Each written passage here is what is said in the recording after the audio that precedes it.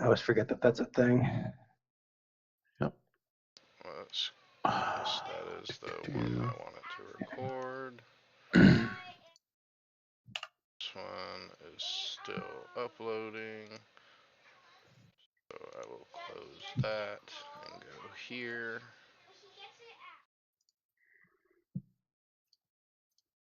We're just going to do this right here and now. It's not going to be as good, but.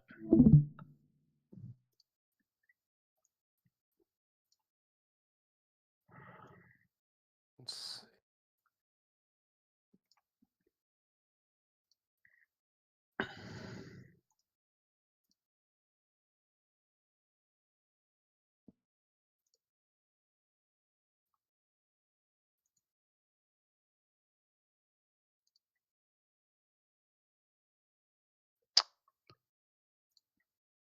All right, Jake, we're recording. All right. Still got a link to Roll20. Yes, I am sending one to you right now. I'm going to have to leave and send you the link again. Give me 1 sec.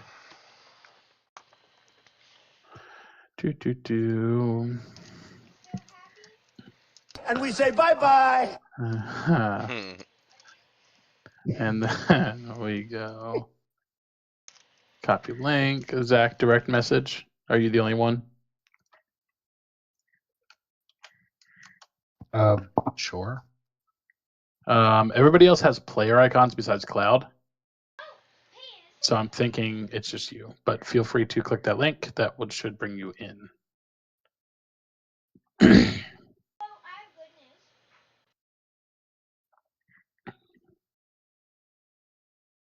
I see you in there, Zach. Are you able to log in? Yeah, I'm in. All right. Welcome back to Benelia, everybody. Where we left off, let me do this as I'm talking. Where we left off is you guys had just defeated skeleton ships that were chasing after you guys on your way to discover where the shadow lies, following the coordinates you found by solving that puzzle back in the Salty Kraken and Broken Mess Bay. As you guys are recovering in your long rest, I didn't get any messages over the week of you guys doing anything super crazy. Was there anything you guys were wanting to do in your long rest before things were starting up? That's the big thing. I just want to make sure everybody has the opportunity for. Nope. I think pretty solid. Everybody leveled up correctly. Nobody's having any big issues. Nope, all level 3. All right. For full party disclosure, I will let you guys know that nope, it should be longer. There we go. That's what she said.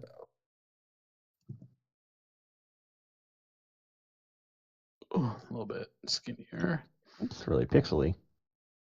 It won't be when I stop moving it. Oh. And send to back. Enhance. Enhance. Here we go. Enhance more. I'm not a big fan of Dwight's nose. I genuinely like every other character though. It's all right. I'll just proceed to go fuck myself. It's fine. But like, it's just your nose. It's literally just your nose in the image. Everything else is like pretty accurate. Kulik definitely got the vibe that you were pretty timid in the fight. Not unhelpful, just like your idea of the fight itself. Yeah, that's a pacifist barbarian right there.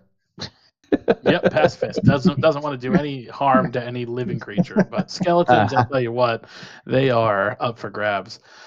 So yeah, for full party above game disclosure, we are not going to have Cloud tonight. He's going to be on autopilot because there's no real way for me to just have him hide below deck the entire time. So his roles, it's going to be like as if he was here, what he would do based on my discretion, yada yada. Okay.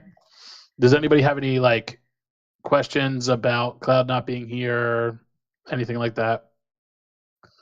I mean, how much autopilot are you giving him? Because I mean, honestly, you just have him He won't Thanos away talk. and be He fine with won't weigh into conversations besides unless you ask him a specific question. Basically, I'm going to try to not be him as much as possible while still making him be an active party member.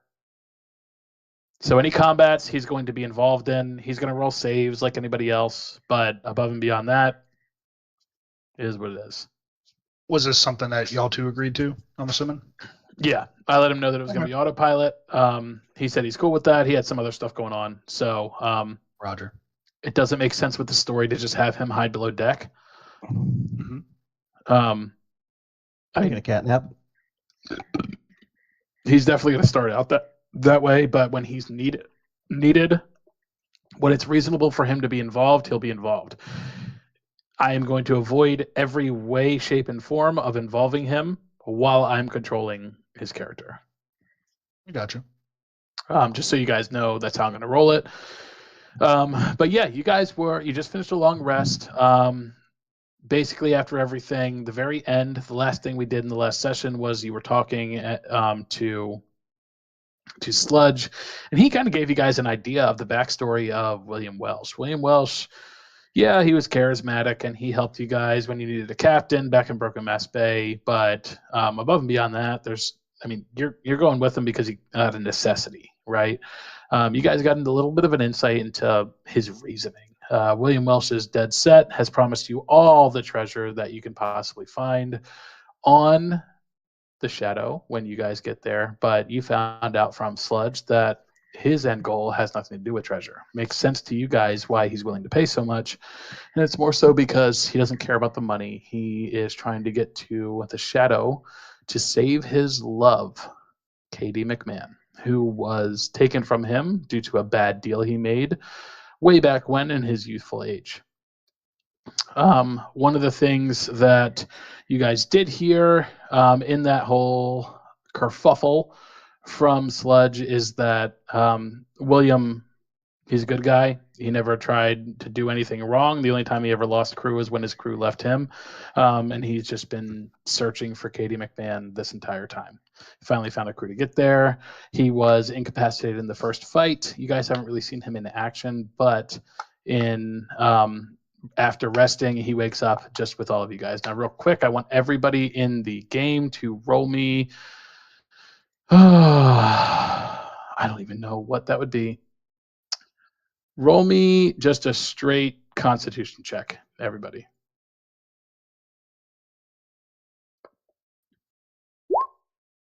You said Constitution check? Mm-hmm. Is that just rolling your Constitution? Yeah. It is. Yeah, just roll straight Constitution. Nothing crazy. We're going to make sure I can pull this up. Let's see, 14, 5, 5, 13. All right, Kulik, you wake up first. You kind of, your eyes wake up, an internal clock, whatever that is, but right when the sun is cresting over the horizon, you wake up, you get out of your hammock, kind of collect yourself after sleeping, and you walk up onto the deck. Everybody else is still kind of like dozing, maybe tossing and turning. You see that Dwight is actually like getting ready to wake up, but he's not there yet. And you walk out onto the deck. Let me do dish. I'm not sure who all was in when I was talking about it, but there's going to be some stuff, depending on what you guys do, that's going to be theater of the mind based on I'm not going to load every eventuality and have visuals for you. But big things are going to be loaded in there, so kind of a blend between those two. But yeah, Kulik, you wake up, you're on the deck. What do you do? Keelik kind of stretches and gets a nice little look around and stuff. He's feeling pretty, still half asleep, but he's waking up and been quite a long day yesterday. He's gonna he's gonna look around, see if there's anyone else up on deck yet, that wasn't downstairs with him. Yeah, you see the captain's quarters. The door to the captain's quarters is half cracked open. In there, you see not a light. You can see there's a lit candle in there just to give lighting inside the room. But you can just tell based off of common sense that William Welsh has been up for some time. All right. Kulik's gonna notice this and he's gonna kind of like creep towards the door, but before like he's gonna kind of get like a foot before the door, more or less, maybe 2 feet. He's gonna like under his breath. "Oh, William, are you awake in there?" Yes, mate. How are you doing? You see William Welsh comes out of the captain's quarters. He is looking like his same charismatic old self that you saw back in Salty Kraken. You see as William Welsh walks out,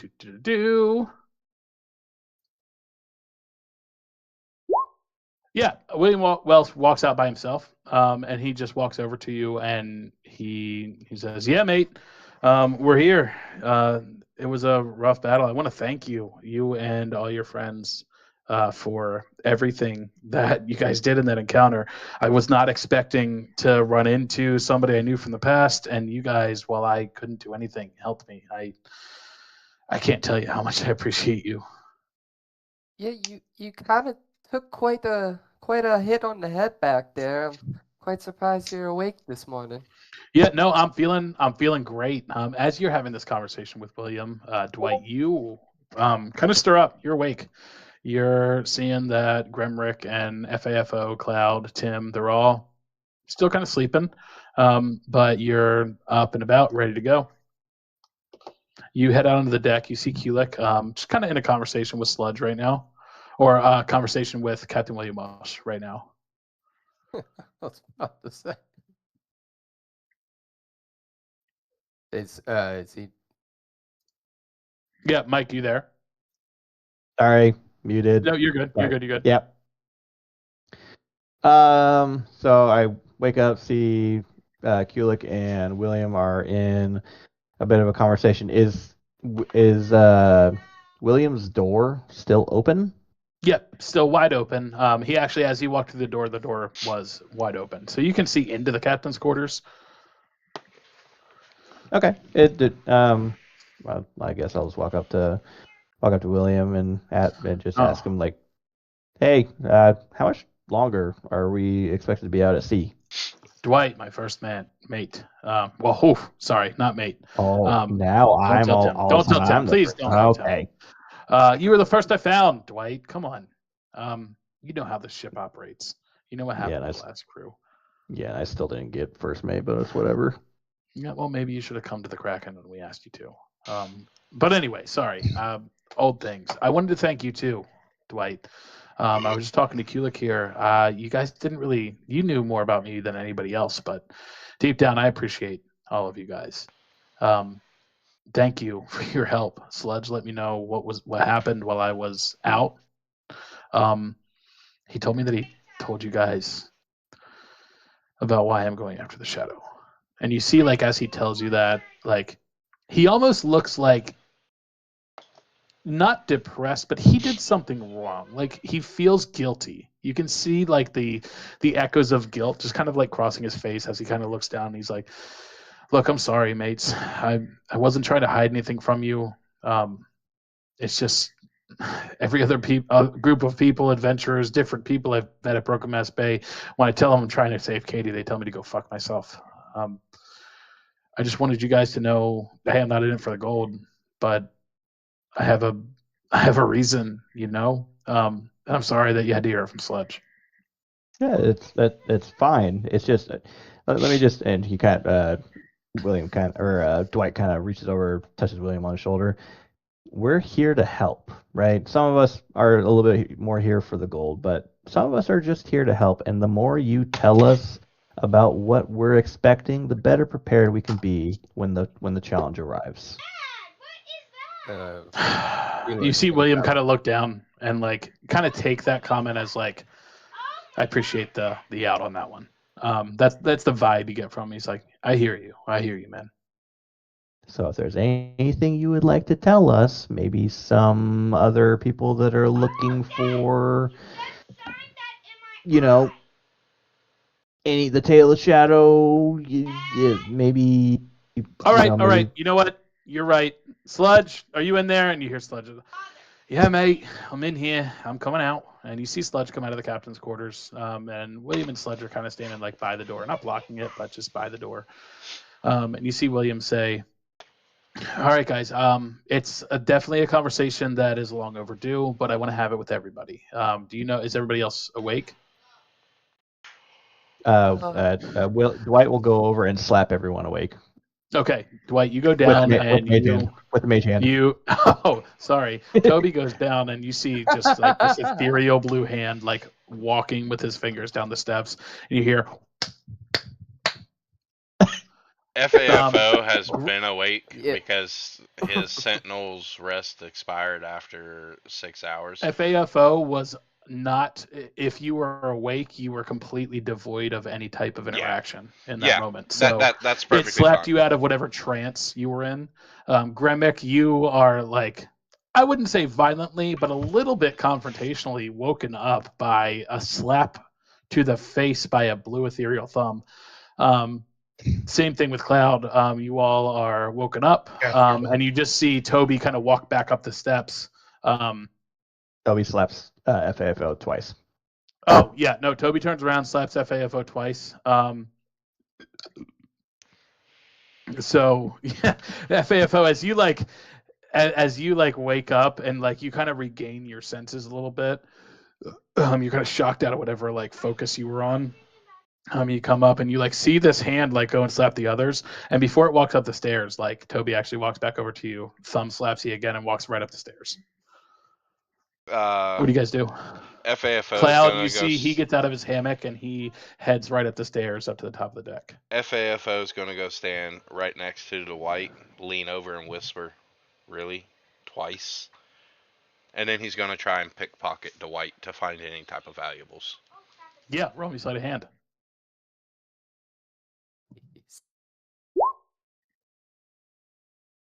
All right. Roll me a perception check, Dwight. Oh, it's opposed. Perception. I am proficient in it. That sucks. Yeah, no, you don't even notice. What you find in his inventory, let me actually roll this real quick. Yeah, you see that there's let's see what's equipped and everything. Backpack. Okay. Yeah, you see like as you're feeling around, you can kind of tell like there's that potion of healing that's also in your inventory. You feel like there's a hammer off to the side of his belt. You see like his water skins in there. He's got a torch tied to the other side of his belt. What are you really going for? Does he have any money? Let's see. Yeah, you can roughly estimate. Roll me investigation.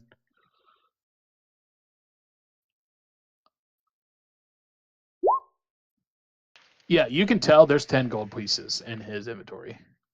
I'm just gonna ever so slightly reach in, grab those 10 gold pieces out, hold them in front of him, and go, "Mate, look what I found on the ground." And I'm gonna slide it into my coin pouch. Dwight, you have no idea that those are your gold pieces. You see them in the hands of FAFO, and it's almost like, why the fuck would he tell me that? All right. Oh, nice. Gremrick, haven't heard it from you yet. Yeah, so I get kind of violently slapped awake by a ethereal hand and kind of just dart my eyes up, looking back and forth to see what was going on, and I stand up and dust myself off from the salt and spray of the ocean, and I start heading upstairs. Awesome. Tim, what are you doing? You've been violently woken violence a strong word. Confrontationally woken up by a thumb slap across the face. What do you do once you wake up? I jump out of bed, I look around, and I start trying to find some ale or some beer to drink. Oh, you're going right for the tap? Yeah. Just go Roll right me for the tap. investigation. Investigation. There we go. You remember that there was ale on the deck, but you don't remember exactly where it is. After looking around, you do see a barrel like off to the side. But it's crazy. There's a barrel to the left and there's a barrel to the right. Both look identical to you. And there's 2 taps. You do see a mug off to the side. It looks kind of crusty, like it's been used, and you see a clean mug, a couple clean mugs behind it.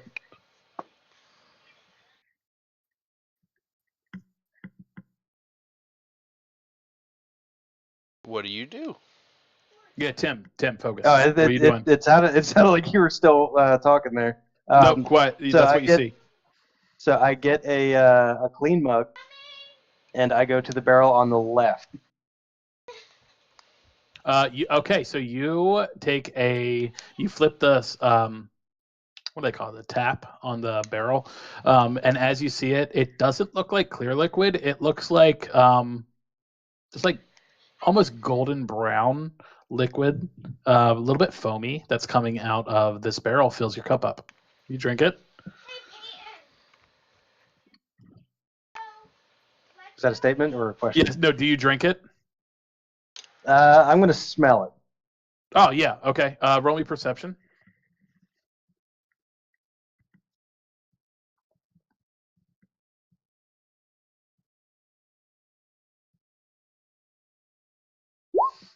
Yeah, you smell this. It smells like any other liquid that you've had in a cup. Honestly, you kind of lose the idea. Like, it looks like water too.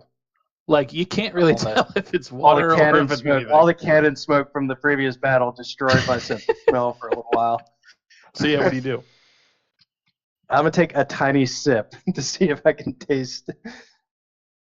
Yeah, with that perception check, the smoke got in your mouth too. It tastes like off, like you can almost tell it's not water. You're not quite sure what it is, but after like a little bit of a sip, it kind of like awakens your senses, makes you feel a little euphoric. Okay, so then I'm just gonna down the rest of the glass. Cool. Yeah, you down the rest of it. Roll me con save A what? or a Constitution save. Constitution. That's in the saving throw, right? Yes, saving throw. Very low DC. God Yeah. damn. Absolutely. Bro, you feel great. Like, you woke up feeling like groggy out of it. The cannon smoke was like fucking with you. Didn't really get enough sleep. After downing this glass of whatever the fuck you just drank, you're like, whew, all right, that solved all my problems. And you head upstairs. So you're back onto the deck of the Eternal Horizon. There's is only nat 20. So yeah, you guys come out to the deck of the Eternal Horizon. Tim, you're a little bit behind everybody over here. But you see, as you walk out onto the deck, you see Gremrick kind of off to your right. Dwight's catching up to the group, but you see Fafo, Tulik, and Cloud all standing around William and Sludge. And you hear William say, Tim, first mate, come on up here, man. We gotta talk, and I need to have a conversation with everybody. Gremrick, Tim, and Dwight, do you guys go over? Yes. Yeah. You guys have seen the deck and everything on the ship, correct? Yes. Awesome. So yeah, you guys gather around William, and you see William say, all right, guys, look, here's the deal. It's not that I was being dishonest. I'm not trying to trick anybody. Any money, valuables, whatever we find on the shadow, split between all of you. I don't want any. Nothing. The only reason I'm going after the shadow, as Sludge told me he told you, and I genuinely feel like I should have told you before, I'm not after money. The shadow is rumored to have wealth beyond imagine, technology, gold, what riches, everything that you could possibly imagine, everything you hear in the sailors' tales. It's on the shadow. It's been a legend for the past 3 or 4 years. What I didn't share with you is that 3 or 4 years ago, and you see he gets a little bit choked up. I was a young man. I ran away from my family. My father was abusive. My mother, God rest her soul, I don't know what happened to her, but I can only assume she didn't make it. My dad let's just say he couldn't control his temper. But I got out. I got out and I ran, and I was found. You guys remember Alara at the Salty Kraken, the one who served you guys your drinks and everything. When I was just a lad, I ran away. I ended up in the Salty Kraken. I met her husband, and her husband told me, hey, this is the life of an adventurer. Everybody has a past, but fix it. Follow the compass inside of your chest. Those were things that, words I clung to as things were hard. But I had fun. I had so much fun. I made a bad deal. There was a bad storm coming up. There was this strange being that tried to warn the crew about the storm, and I didn't buy. Nobody else bought into it, but I talked to him, and I was like, look, I don't want to die. Like, I want to live my life. And I made a deal with him that he would keep me safe through any storm that happened. The rest of the crew died that night. The only reason I survived is because I found the floating debris and I was picked up by another ship. I paid the price for that, though. Later on, I met Katie McMahon. She was gorgeous and adventurous and strong and courageous and everything. She stole my heart. And she and I hit it off. We spent years doing everything you can think of. If it was on a ship and it was an adventure to be had, we were taking it. We found the Fountain of Youth. We found different treasures. We gained everything. But at the end of it, after a lot of years of being out on the shore, we decided we wanted to not be on the ship anymore and just focus on our life together. And everything was great. Everything was great for us until the deal came back. She got sick. She got really sick, and it was an ungodly. And you see, just like his whole demeanor changes. He's describing this thing that is just an inevitable force, but he knows why. And he just says she was taken. She was taken away from me, but she wasn't just taken and put to rest. Her body was gone and her soul was lost because of my actions. Because of the things that I did, she had to pay for it. That's why I'm going after the shadow. She is, like our husband said, the compass that beats inside my chest. Guys, I kid you not. Whatever riches we find on the shadow, they're yours. I don't want them. I just want Katie. And he kind of looks at everybody. He gives like about half-second eye contact with each of you. You see Sludge pipe up. He's like, "Look, Mace. William wasn't honest in the beginning." And you see William like, "Hold on a second, mate. Listen. William wasn't completely honest in the beginning, but he's got a good heart. He's had crews in the past that's gone after the shadow, and every single time there's something that they all give up on him. To be honest with you, mates, I want the treasure. But I respect William enough that after being, and you see Sledge like look directly at Tim, dumped on the fucking deck of a ship against my will, I'm still willing to be on his side. What say you?" You see William, as Sledge says this to everybody, William kind of looks towards Tim. Tim, roll me perception. Rolling perception.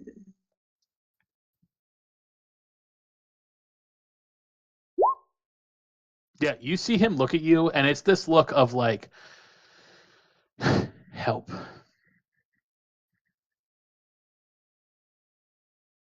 Who does? That was Sludge. Captain William Welsh looks at you after Sludge says that.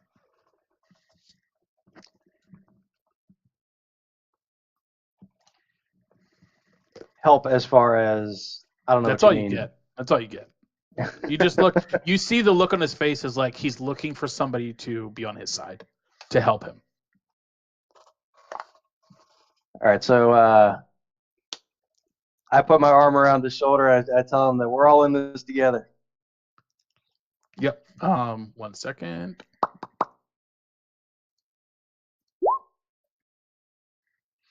Yeah, William is just like, man, you're in chipper mood. All right, yeah, thanks, man. And he looks around to the rest of you guys, and he's like, what say you? You still willing to go on this crazy quest with me to find Katie? It'll be worth your while. From all the legends, it'll be worth your while.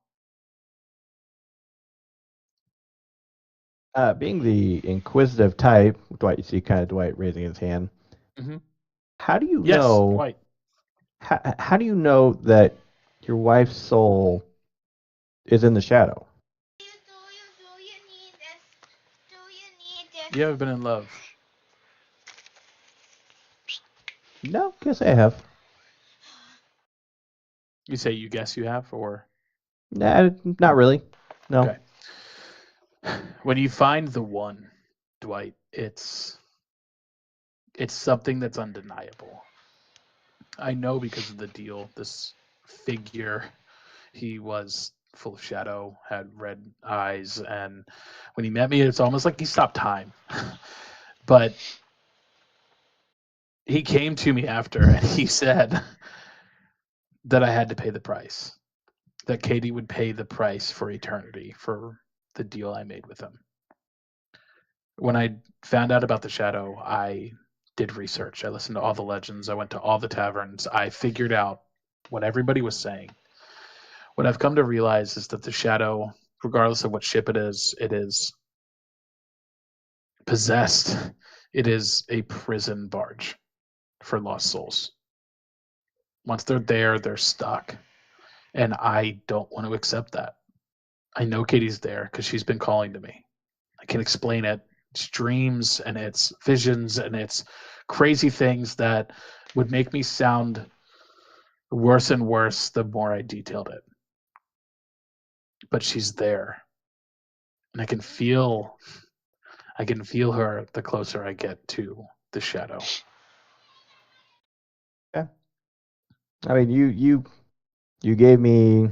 I mean, you found me. You gave me a place to rest my head. You gave me purpose. I'm behind you. I just don't want you to get there and be let down. Is all. It's not on you.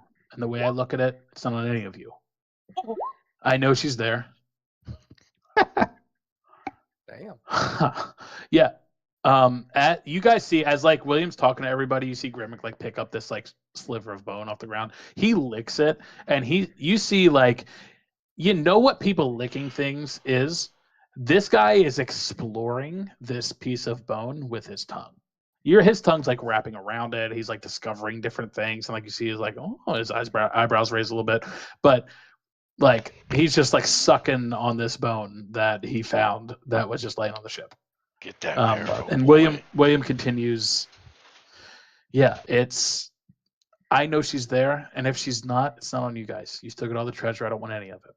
I'll keep looking for her. And if you stay with me, that's great. If you don't, I won't hold you to anything.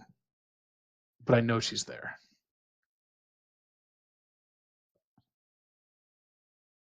Okay. Lead away.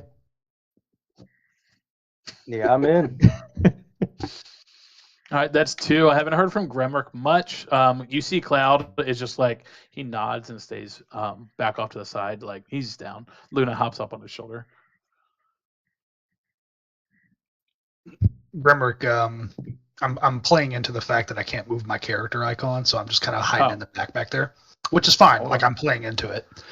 But yeah, he's in the back. He's listening to everything, But yeah, he's got this bone in his mouth. He just kind of looks over when he hears his name. He's like, "Oh, yep, we're good. Yep." And then he goes right back to what he's doing. Okay.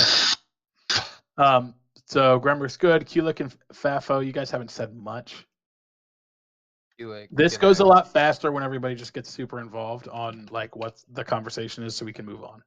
I was letting everyone else say their piece before I said mine. I want to see what everyone else said. Kulik's gonna look at William and he'll be like, "Oh, I think your wife is doing all right. But the question: do you even have a plan or idea of how you're even gonna get her back. You said I'm- her body was lost. Her body was lost. Her soul is not. I'm gonna get her soul. I don't know what it looks like after that. I don't know what anything looks like. I know that we have a true love connection. Past that, it's up to the gods. Well, yeah, I will definitely help you on this journey.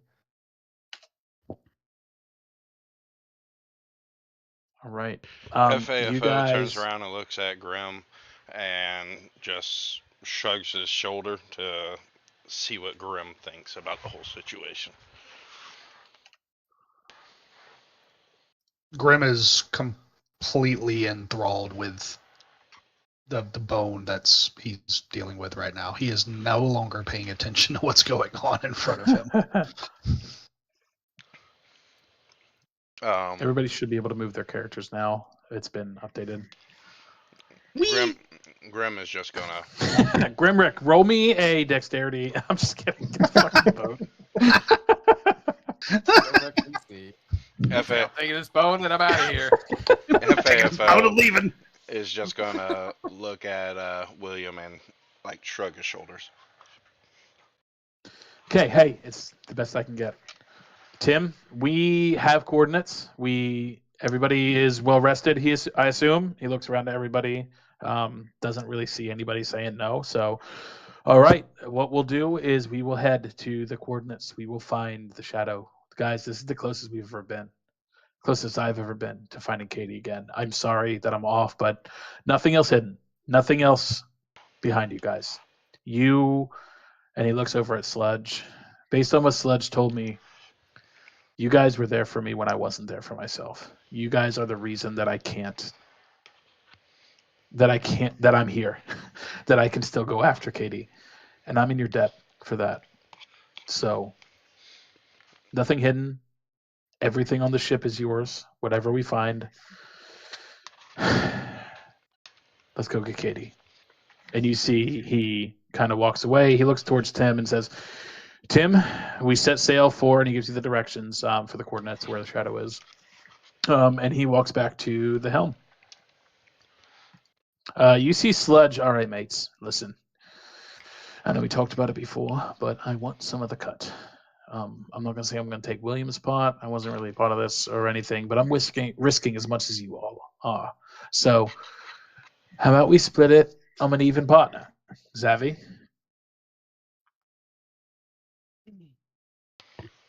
That sounds fair to me.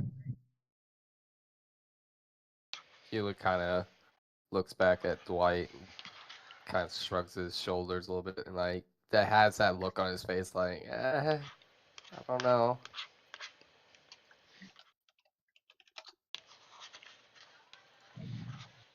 Has that look on his face, or does he say anything? No, you could definitely tell that he's just like, I don't know about this. Sludge doesn't give a fucking shit. He's all right. Keelik's in. Tim's in. Anybody else have any issues? Fair partner in all this? All right, let's go. And you see he walks away, completely ignoring Grimmer, trying to say something, and walks right back up to William, and just kind of stands off to the side. You guys grab your positions on the boat. Tim, I'm assuming, just for sake of saving time, you're instructing everybody the way that you would sail them. You see Cloud go over to man the ropes to the sails, ready to raise, lower, whatever is needed. What are you guys doing on the boat before we set sail? You see William's like... So is William at the helm, or is he just standing by the helm? No, he's at the helm. He's grabbed the steering wheel, I guess, is what you call it, the helm. He's grabbed the helm. Yeah, he's there. He's ready to sail. So he's steering the ship right now. Yes. I was going to have Grimmer continue to do that. Yeah, no, do you say anything about that? Well, yeah. Well, I mean, you've been continuously talking. I didn't want to interrupt. Go ahead.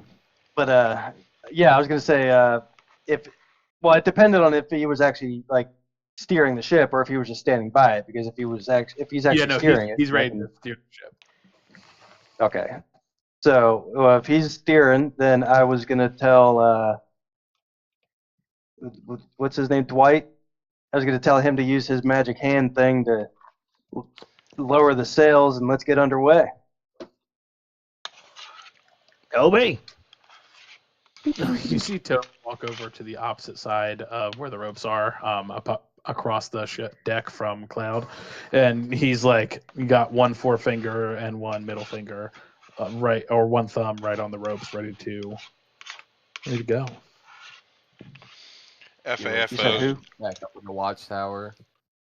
FAFO. Toby is the ethereal hand that walks over. Oh. Yeah. Continue, Grim. FAFO is gonna walk up to Dwight, and he's gonna hold out the 10 gold and look at him and goes, "I might be made of metal, but treat me with a little more respect, or I will rob you blind," and hand him his 10 gold pieces back. Hey.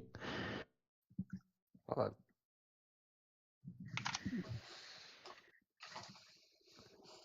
But yeah, Keelik's gonna, once he gets to the top, he's gonna do the same thing. He's gonna tie that little bit of rope back to his waist again and hang out up there. All right, you guys all start sailing. You have William at the helm of the ship. You guys are going to the coordinates. Charted courses have been taken care of. Sludge is kind of hanging out with William, kind of looking around. You guys are all doing the duties on the deck of the ship. You know it's going to take a couple of hours to at least get to where the coordinates are, just based off conversations you've had with William and Sludge about like where the coordinates lead. So yeah, as you guys are sailing, you're sailing through these waters, and there's nothing. You see water everywhere. Clear day. There's not a cloud in the sky. It is open, not overcast. Beautiful day for sailing. Water's not too choppy. And as you guys are sailing along, you see actually roll me perception. Kulik, I'm assuming you went up to the crow's nest. That's where you've been while sailing Yeah. the last couple times. Yeah. Roll me perception. Perception. Okay. Yeah, you see off in the distance like there's islands that are coming up. They look similar to a lot of the small islands you guys have seen in your travels already on this boat.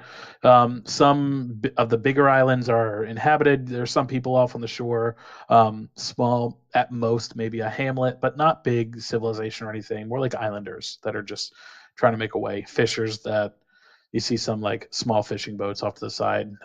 Occasional islands are small enough to where they don't have any inhabitants. Some small ones have some people on it. But as you guys get closer to the islands, that's really what you're seeing. Most are uninhabited. A few different people that are off there. Kulik, that's what you're seeing from your point of advantage, seeing all of that.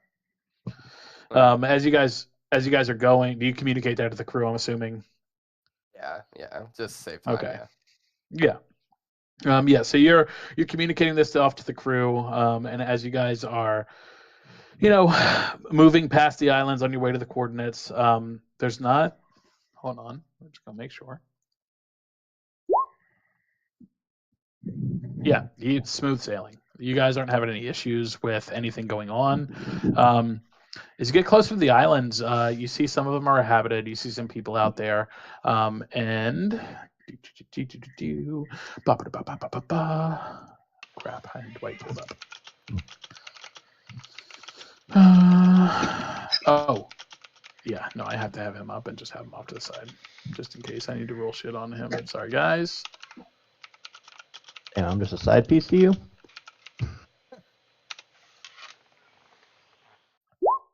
Apparently. Yeah. Off in the distance, Kulik, you can see it from your position. It just looks like other people, like on the islands, but you see like splashes in the water, and Cloud, he yells over to you guys like, I hear some screaming. You guys hear, as you listen in, you hear off in the distance, off one of the islands, there looks like there's 3 people that are kind of swimming, and you hear some, not like screaming like as in oh my god I'm gonna die, but screaming as in like kind of a help me scream. Splashes. when I saw the splashes, was that near us or was that near the island and the people? I'd say it's off. Let me see. From the boat itself, I'd say probably about 100 feet. No, I'd say like 200 feet away. So you can't really make out like who's there, but you can see the splashes. Looks like roll me perception, actually. From your point, it's easier to see. This I'm all to see if Yeah, 100%. You see these three women that are out there. Looks like they're just having fun. They're swimming. Two are back like closer to the shoreline, but one looks like she's out a little bit farther than everybody else. And you see that's the majority of the splashes that you're seeing in the water is the one woman. And as you listen closely, you're hearing like, "Help! Ah! Help!" The whole, all of you guys, like as you're getting closer, you're hearing that as well. I believe there's a woman in the water that needs assistance. Not really sure though. It's hard to tell from this distance. Does she look human? Yes, one like you based roll me perception. I guess it's super easy to see because you guys are getting closer and closer as you're sailing because you're on a mission. But as you guys are getting closer, yeah, meets beats. You guys, you see like it looks like three women that are like two on the shore. You can't really make out like their expressions or anything, but you can definitely tell that they're like trying to like wade out to her, but they kind of can't because the current's like moving, can't get to her, and you see her just kind of moving like farther along the shoreline of this small island. Okay, I'm assuming we're gonna sail past them. When they get like within a reasonable range, since Dwight's sitting on a pile of rope, he's gonna throw that rope out to him. Okay, yeah, no, absolutely. So you guys continue sailing. As you guys continue sailing, everybody's on the deck of the ship right now, right? Yeesh. I'm Yes. still up top, but Yeah. Yeah, How close are we? you guys, you're continuing to sail. Nobody's really said they don't want to sail. So you're like right on the shoreline. That's how close we are. So you see Like, these. to the actual women, like Yeah, you'll see it right now. So as of right now, the boat itself is roughly 45 feet away from her. So Dwight, you want to throw a rope out to the woman who's a little bit out in the water? Yeah.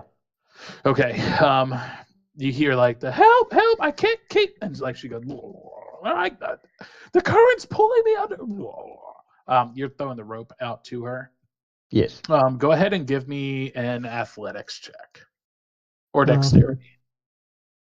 No, athletics because that's based off dex. Well, dexterity I have a yeah. +0, and athletics I have a -1. So Whatever, go with dex because that's going to be your higher one. This is really just so you throw. Yeah, you throw. It's not dead on her, but it definitely is within arm's reach. You throw the rope out to her. Does anybody want to help with that? yeah. So as soon as he throws the rope, everybody just hears a splash as Tim jumps overboard to start swimming. Tim, you are starting to swim to save this girl. Yes. Yeah. Let's roll initiative. Oh no. You jump in the water. I want to see how quickly you can swim to her. We're not in combat, so it's not turn based. Just roll me a generic acrobatics check.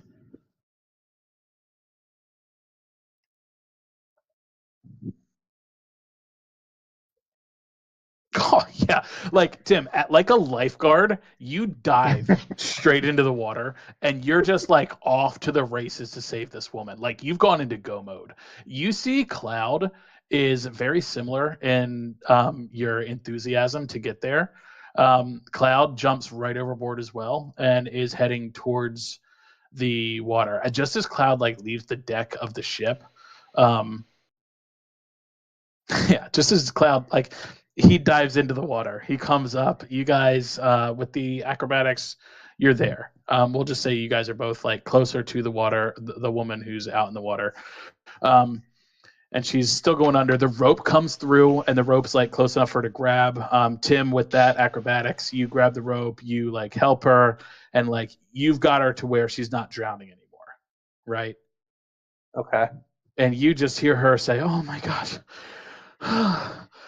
thank you."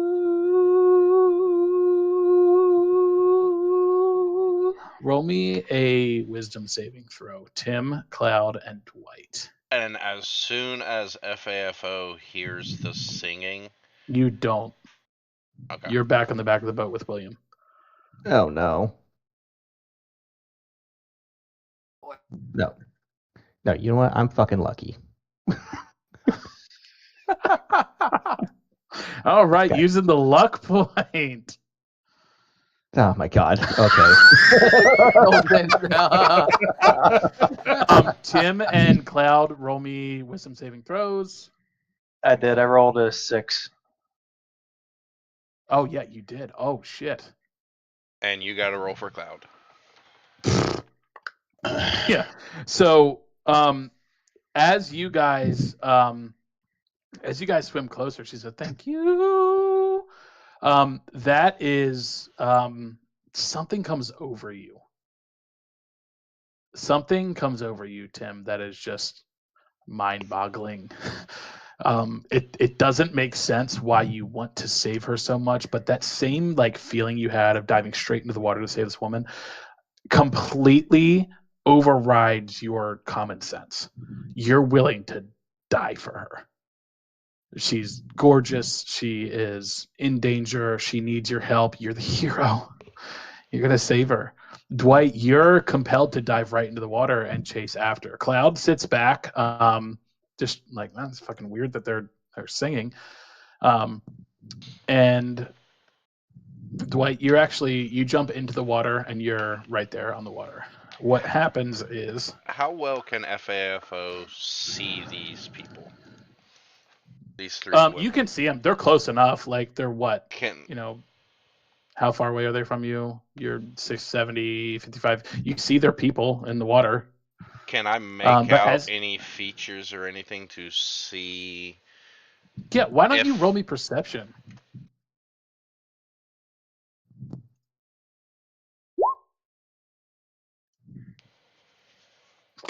Yeah. As you look at these women, what seem to be beautiful, like women who are just out there kind of playing, it almost like you look closer. As you look closer, you see that these women don't just look like women. You see little bits of below their waist as they're bobbing in the water. You see little bits of scale. With how old I am, would FFO know what these creatures are? You don't remember anything from your past like that. You have no fucking clue who these are. Actually, roll me history. We'll do that. That's fair. I don't just say that. Roll me a history check. Yeah, you're like, they look like women that, I mean, I don't know, you've heard some things about mermaids. Maybe they're mermaids. As you guys jump in the water, William like immediately realizes what's going on, and you see William just scream at the top of his lung, "No, don't jump in the water!" And as he screams that, go ahead, Tim and Dwight, roll me wisdom saving throws again. Above game, this is going to give you guys an extra opportunity. Yep, Dwight and Tim, go ahead and roll it. You guys are on the deck of a ship. You're paying attention while you're going. All of you see this happening. Okay. Like, just so you guys know, like, if you can Said see you somebody, you want me to roll a wisdom saving throw too? roll another wisdom saving throw. You hear like the voice of William, just no, don't jump in the water. Tim, you're so focused on saving her, you don't even realize what's going on. You're still swimming. Dwight, the sheer like tone in William's voice immediately like triggers, holy shit, what's going on? What's going on with me? And you are no longer charmed by the woman who was singing. What I need you guys to do is I need you guys to roll initiative. Woohoo!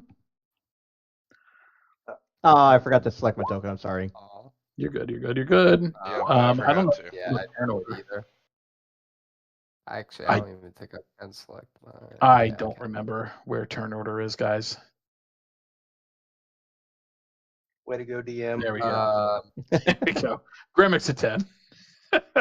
Everybody roll again. I'll adjust your values.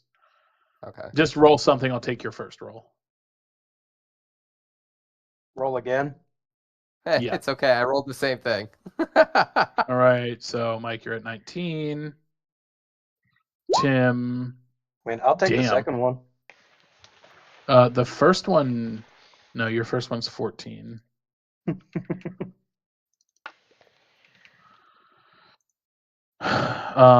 William is going to roll for that. He's got 16.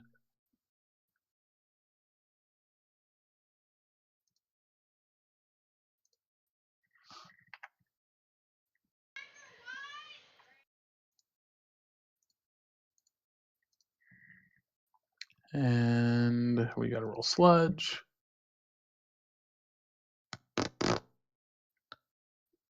Oh yeah, sludge is right there.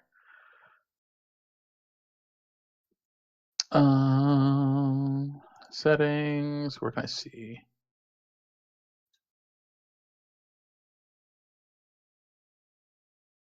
Here, we're gonna do this one more time. So sorry, guys. We're gonna go for your rolls. Just click your token and roll it.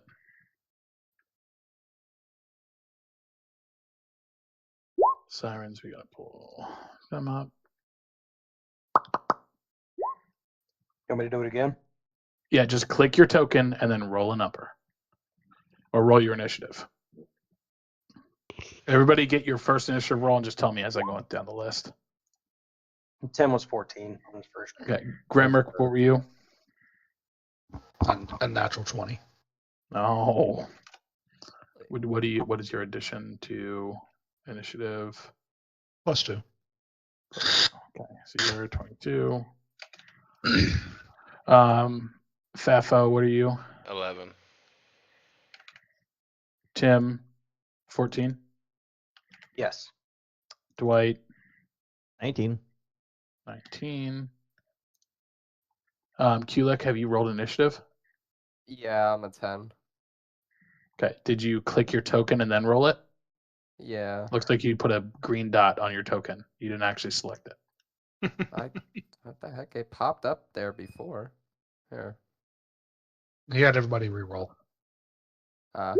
Yeah, because I cleared it because it was being wonky. It was a 10. You had a 10. Yeah. Okay. And the white was a Let me 19. see. It still shows him as an 8.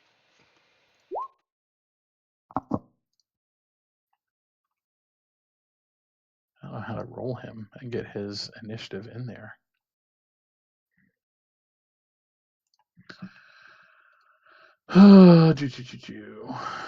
I'm trying, guys. Sludge had a 20. Dwight had a 19.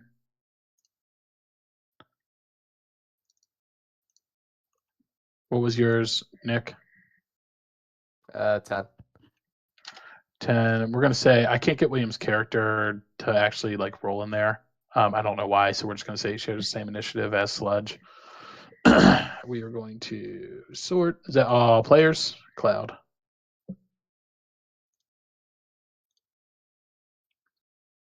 Cloud's original roll was. No, he's not here. Fuck that. He's getting a 7 or a 10. Okay. We're gonna sort. All right, Gremrick, you are up first in turn order. Basically, what has happened, guys, is you guys see these women. As you guys get closer, you realize that these women are sirens. Tim, you are charmed by the sirens right now, so your only thing that you can do is just go towards them. You'll do another wisdom saving throw at the, let's double check, beginning of your turn, I believe.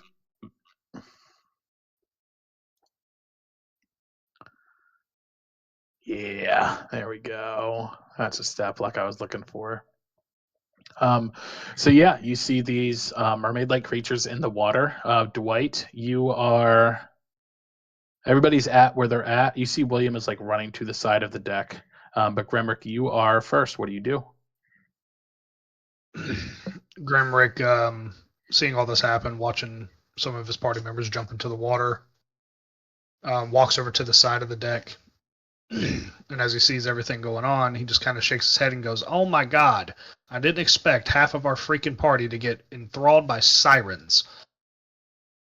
And then he reaches into his chest pocket, and from everyone else who can see it, it looks like all he does is pull out this L-shaped stick with a hole at the end of it. And he points it at the closest siren to him, which will be the one at the top. And he pulls a trigger, and everybody hears a loud sound. Awesome. Roll to hit.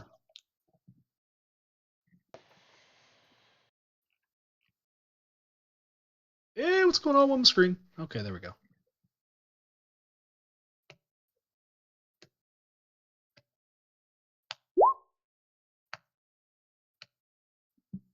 Oh, 15. Yeah, you hit. Roll damage. 11. Yeah, you see this loud noise from Grimrick, but you see as the noise goes off, you see the siren up top, closest to Dwight. She's going to say, and you see her kind of retreat as her like shoulder. You see blood just oozing out of her shoulder, slowing her down a little bit after her chasing Dwight. Grimrick, do you have a bonus action? No, that'll end my turn.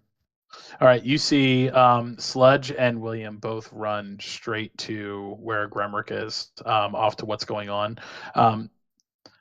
Sludge looks over to William and is like, "Captain, they've got him." And William says, "I know, don't worry." And you see William pull up the rope, and he uses it as a lasso. You see him swinging around like an old-time cowboy, and he chucks that lasso towards Tim. He gets yeah, he does. Tim, you can't really see what's going on, but as the lasso like goes around, it wraps around where you're at, swimming towards the siren, and then tightens real quick, and it's pulling you away from this woman you're just trying to save. Like you're trying to get her to safety, and all she's doing is like looking at you with these loving eyes. Sludge sees what's going on and runs up by Grimrick. And he says, "Mate, we got to get them out of the water." And Sludge looks down, and yeah, he doesn't really have a whole lot of things he can do. What he's gonna do? Are you shaping water?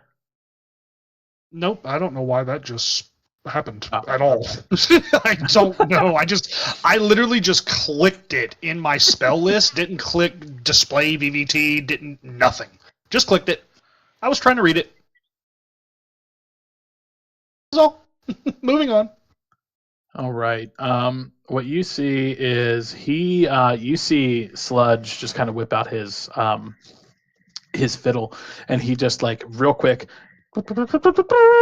And as that happens, you see these like magical music notes kind of go off of the end of the bow and follow around Grimrick.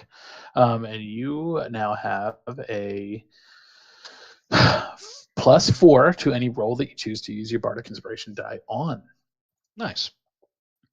So you have that. That is going to be the action. That's going to move on. You see Captain William Welsh go ahead and try to pull the rope with his action. Tim, no matter how hard, actually, Tim, roll me a strength check.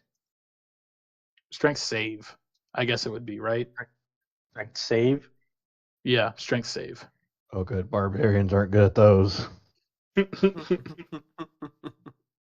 And the better you are, the worse it's going to be for you. Oh, yeah. Your strength has always been the thing you rely on, but you're so focused on this woman that you're not trying to fight against anything. Because of that, you're actually dragged back 10 feet in the water, being pulled closer to the boat. More, but for you, you're being pulled farther away from that woman who's just trying to help you. All right, that moves to Dwight. Dwight, what do you do? Quick question: how deep is the water that the sirens are in right now? It looks like they're Let's see. just offshore.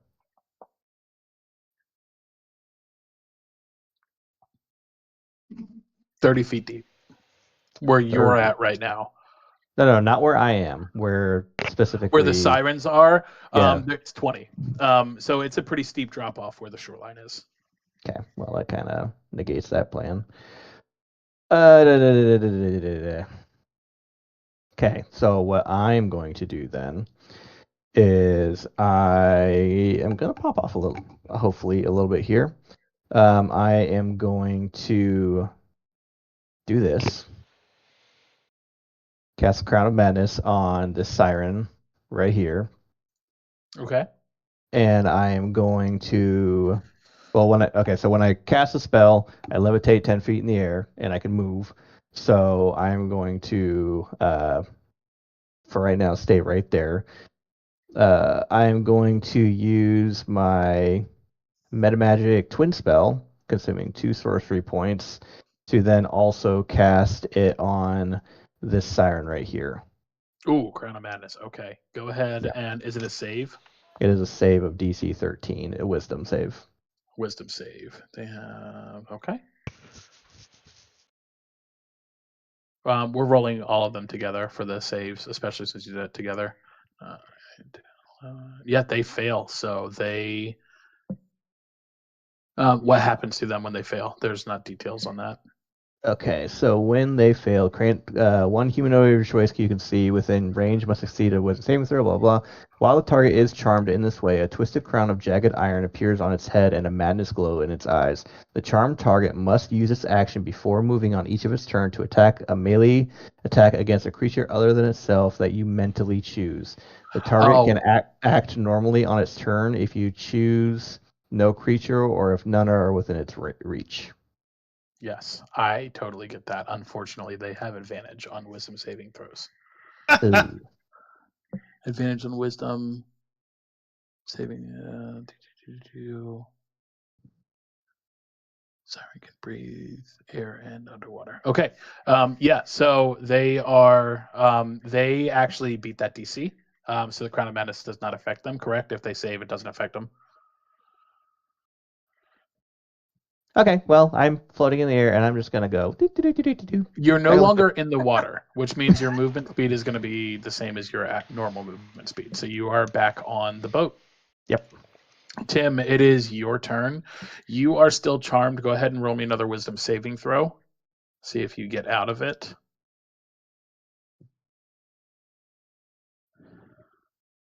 Yeah, you actually do beat the wisdom save. So like something happens and you snap out of it. It's like, holy shit, what was I doing? These things have jagged teeth. They are swimming close to you. They look more like a snake than they do a woman now to you. And you're still being kind of pulled back towards the boat on the rope that William is pulling you.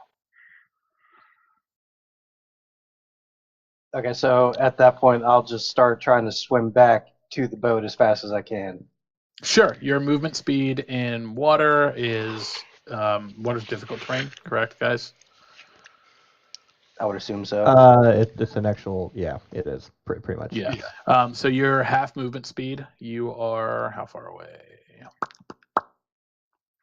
You're 20 feet. Because William's pulling you on the rope, you do get pulled back onto the deck itself, and pulled back on the boat. That is all your movement, though. Action, bonus action. Are the cannons available? Cannons are still right there, just like they are in the picture. So I am going to try to You fire a can't. cannon. You can't fire a cannon from 20 feet away. Oh, so I'd have to. Okay, never mind. You can dash and get there sooner. You could dash and get there and be at the cannon by the start of your next turn. But that does Okay, consume let me your do action. Okay, so you're Let going me to dash.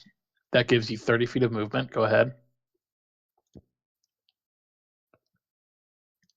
And then as far as bonus actions, the only thing you can really do is go into a rage. I don't think I'm at rage point yet. Okay. So that's the end of your turn. Yeah, that'll be the end of my. Fafo, what do you do? Fuck you, Tim, because I was going to do it too. We have 2 cannons.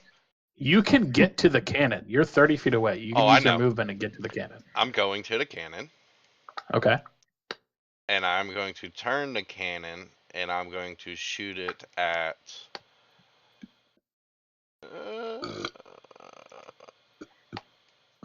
That one. The one in the middle. Which one? The one in the middle? Yep. Right here? Yes. Okay, yeah, go ahead and fire the cannon with disadvantage. It's a very small target for a cannon. What are we rolling on that again? Just roll a d20. It's your intelligence, so whatever modifier you have to your intelligence.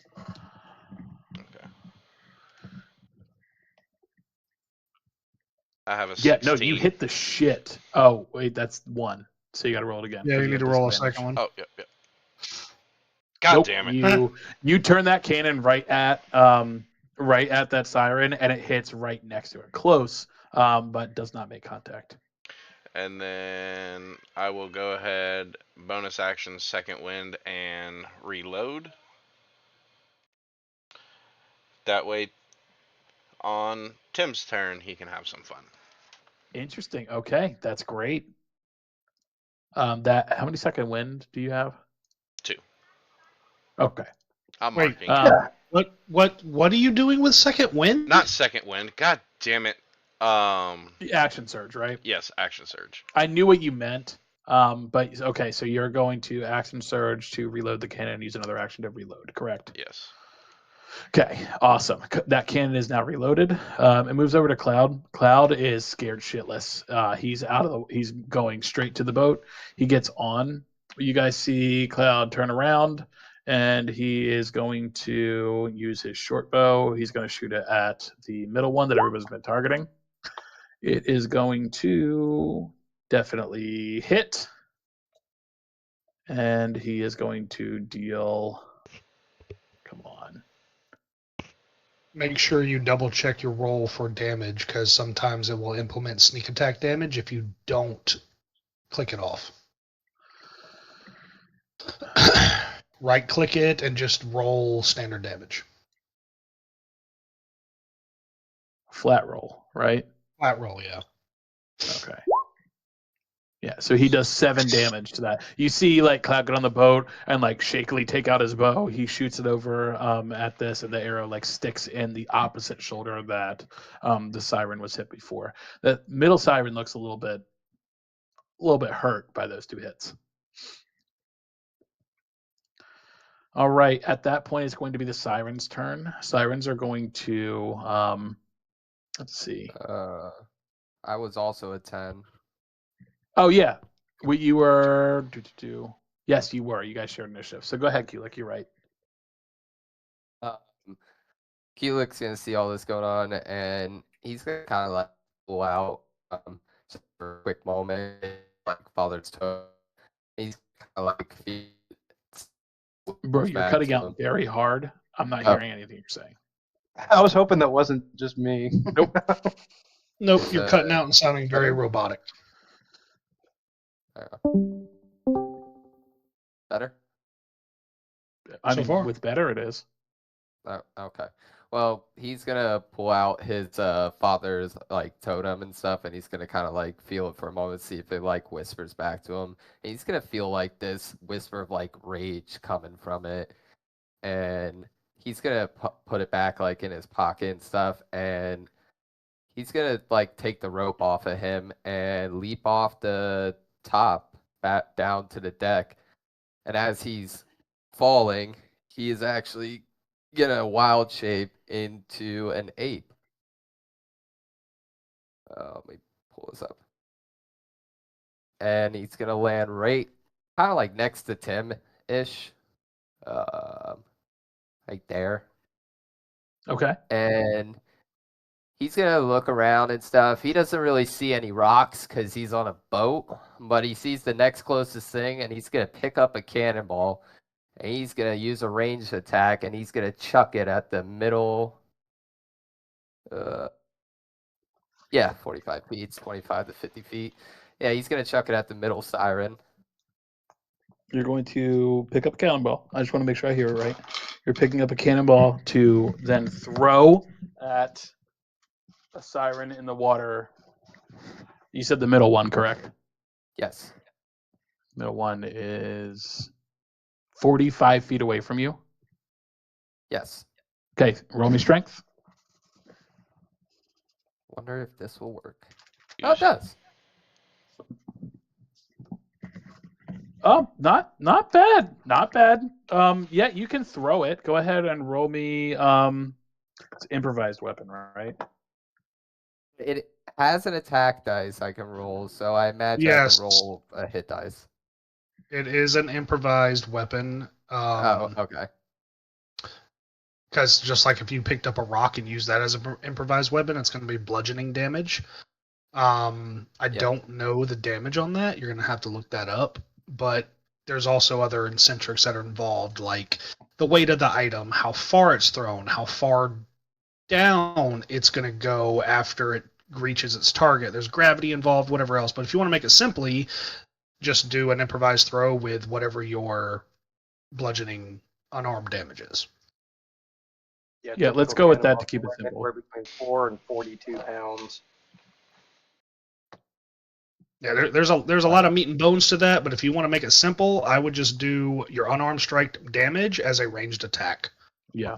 So basically, you're throwing a cannonball. It's not being fired out of a cannon, so it's not like high velocity or anything. Yeah. You're trying to bonk it on the head with a cannonball.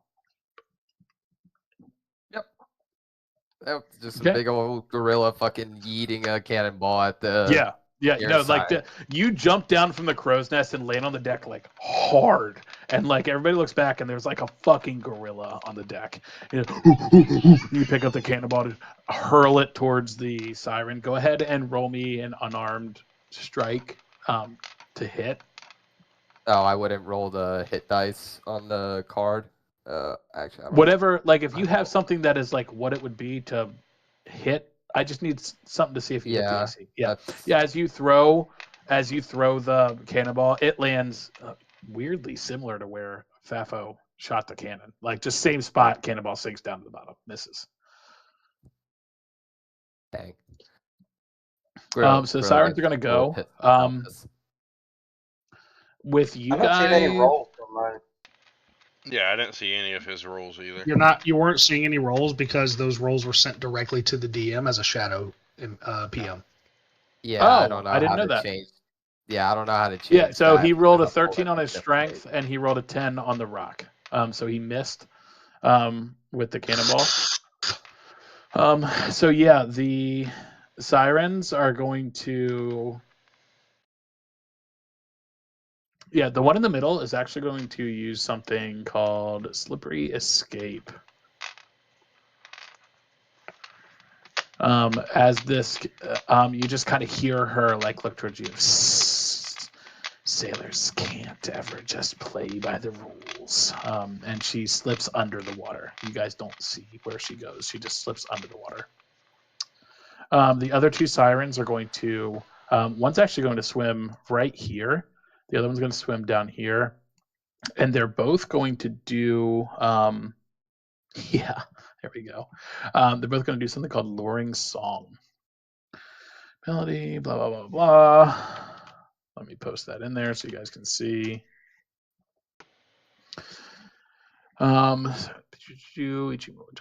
300 feet that can hear the song must succeed on DC 13 wisdom saving throw or be charmed until the song ends. So go ahead and roll me wisdom saving throws, guys.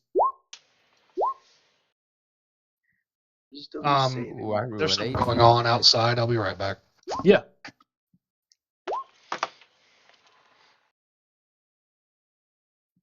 That's a blop and a blop. Zach is going to be back. Let's see. Who beat the 13? 1. Gremrick fails. and Dwight fails. Dwight, I'll wait till Zach gets back. Hopefully, he'll be back pretty quick. Let me do this while we're waiting.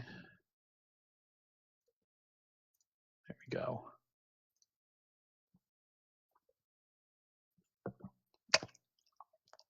It's gonna be So while we're waiting on Zach, who expected them to be sirens? Raise your hand. Me. me. I did, I but was Dwight half- fucking didn't. I was half tempted. to That's take the right water. answer. You know what? I knew Fucking- exactly what it was once you started like being weird about it, but up until then, I had no suspicion. Okay, that's what I like to hear. Let's see, Dwight. Yeah, Dwight, you get inspiration for that. I think. Yeah, he grew up in Yeah. a fucking forest, dude. There's no way he knows what a fucking He has siren no is. fucking clue what the siren is. I appreciate you playing your character instead of playing yourself. Oh, you're that's I gonna play navigate. myself every night. Thank you very much. Kulik, when did you learn about sirens? I imagine his fathom with animals, creatures, and stuff. He's probably come across it in a book while he's in town. But you lived 'Cause in that's the all woods, he did. right? Yeah, but he's visited towns from time to time. How do you think he ended up at the Salty Kraken? Interesting. Are you asking like in game or above game? Above game right now. We're waiting on Zach to get back. I Like, really, yeah, really growing up wish. in the woods and everything. Like, yeah, 'Cause- that's why he's not really accustomed with people and stuff like that. Yeah, but I've never seen a siren in the woods. It's the only reason I'm asking. No, I'm saying I imagine he probably read it in a book. Because we're in like a Yes. pirate themed like Yeah. world, so I imagine these Yeah. aren't something that Tim- aren't uncommon. Tim still has no idea what the fuck is going on. Let me rephrase that, and this might help you guys out a little bit. You are on a pirate themed adventure. You are not in a pirate themed world. Okay, I was totally misled by that. I really Well, wish if that that's the case, then I that the- imagine he wouldn't know a siren. Then I was under the assumption. I'm that asking. we're I'm in a just pirate asking themed you. world. You saw them turn before you really did anything. You saw them turn into I'm back. like you saw they weren't just normal women. So like you would have known regardless. But yeah, Grimrick and Dwight, you guys are charmed. Based on the verbiage, charmed creature regards the siren as a trusted friend and moves towards it by the safest available route. Ignoring difficult terrain, a charmed target can repeat the save if it takes damage or if another creature uses an action to shake it free. And if the charmed target is more than 30 feet from the siren, when the song ends, it is no longer charmed. Both of you guys are within range of that, so you're both like something comes over you, and you're like, "Oh no, these they're not bad. They're just women swimming." Dwight, look at you those lean tits. over the side of the boat. Gremrick, you move and lean over the side of the boat. Like, I'm such an idiot. I should have thought about this. They're just women. I was being paranoid. And as you guys lean over to lean over the side of the boat and jump in the water, there is a legendary action that takes place at the end of the siren's turn. You hear this loud voice say, "No, not again," coming from the captain. "Get to your posts." And you see William movement of, let me see. No, that's too far. You see William just dash straight towards the back of the helm. "Get to your post" is the order that comes through, almost as if you fell into a fog and it immediately cleared. Dwight and Gremrick, you guys are no longer charmed by these sirens. You snap out of it, and it's from the echoing clarity of the words coming from your captain. Well, that's impressive. Gremrick, is your turn.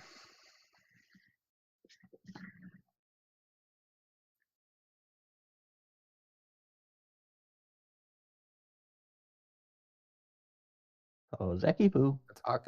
I'm sorry, my bad. You're good. So yep, yep. So as Grimrick's, he immediately got charmed.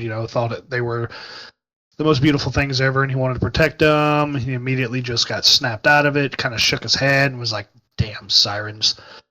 And he's going to repeat the same action he did before, and he's going to hoist the item in his hand. He's going to point at the siren to his left, and he's going to again pull the trigger. Awesome. You get advantage on this attack roll. Ooh.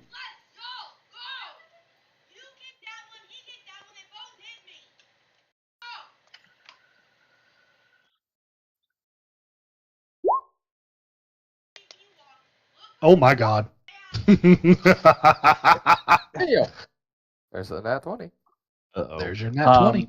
Roll damage. We will double it, and then we will roll on the crit table.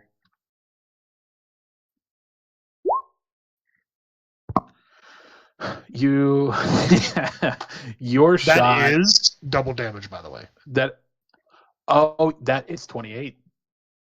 No. The 4d6 plus the 2 is already 46 doubled is because already I rolled. double. Yes. Okay. It doubled it for me. Okay, fantastic. So yeah, you do 14. You see the bullet rip through not just the shoulder this time, but like it clips the clavicle, and there's like a profuse amount of blood coming out. Go ahead and roll me a D100. And I gotta find that table. It's in the chat somewhere. I know.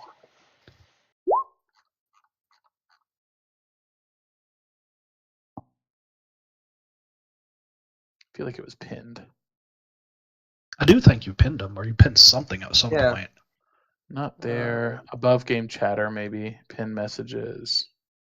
Yeah, critical hit table. Sweet. What would you get on the D100? 46. 46. Absolutely stunning. Your shot hits something just right and caused the target to feel oh so wrong. The target becomes stunned until the end of your next turn. Oh, nice. So yeah, you see this bullet rip through the clavicle, and this siren like gasps deeply, and her song immediately cuts off. She's very much wounded, and very much hurt. You see Sludge run over to. Did you not fucking hear him, mates? Get to your fucking posts! And he runs back over to start pulling up the rigging on the other side of the boat. That is you, Dwight. Let me see. So what needs to happen for us to sail out of this situation? Do I know this? The only thing that needs to happen, think similar to the chase scene. William has to roll an intelligence save to get the boat away from the shoreline. Gotcha. What he's going to do is anything you guys do until his next turn is going to help him with that sailing action. Now you guys can streamline. Everybody goes to their post is going to give him just a base +5 to his roll. I'll roll for him, and we'll see if you guys get out of it because the sirens are going to take a turn until everybody's done. It just kind of depends what everybody's doing. Yeah, I'll adjust the sails. You'll adjust the sails. Okay, you're going to give him, in addition to that, that's your action. Tim, what are you doing? So Tim is he's not really sure as to why we are now attacking these women, but he does know that that's what we're doing now. So he is going to, in hopes that he can pretend well enough that he is still charmed, is going to throw a rope to the nearest siren. Your right charm here. was broken.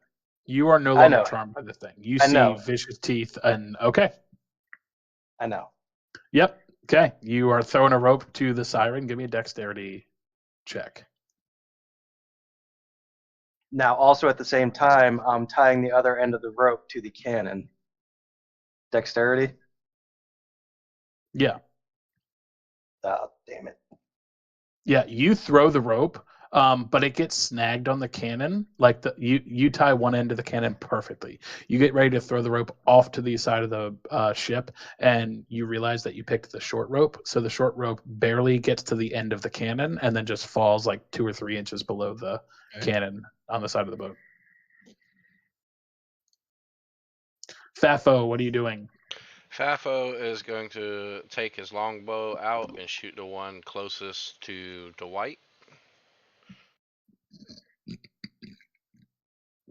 You guys know talking is a free action, right? Yes. Okay, Yeah. roll for attack. God damn it, it's doing it again. No. 10. Yeah, your longbow, you pull it back, you aim it right down. It just barely grazes past and misses this siren. And with that, FAFO is going to go ahead and use his movement to move. Let me see. Just in case this siren decides to be a sneaky little fucking shit. Above game, all of you heard your captain tell you to get to your posts. Well, I didn't None of have you are a post. charmed. I didn't have a post. You've been sailing for the past like multiple hours, and you sailed out to before the ghost got to you. You guys already have a signed post. That's an assumed thing. I was tied to a post, and I cooked. Okay. Okay. But with that being said, he is going to run back towards Captain William, not knowing where the other siren went besides under, and there's one close to him. He is going to go back to Captain William. Okay. William looks over and just like, what are you doing? Can I help you?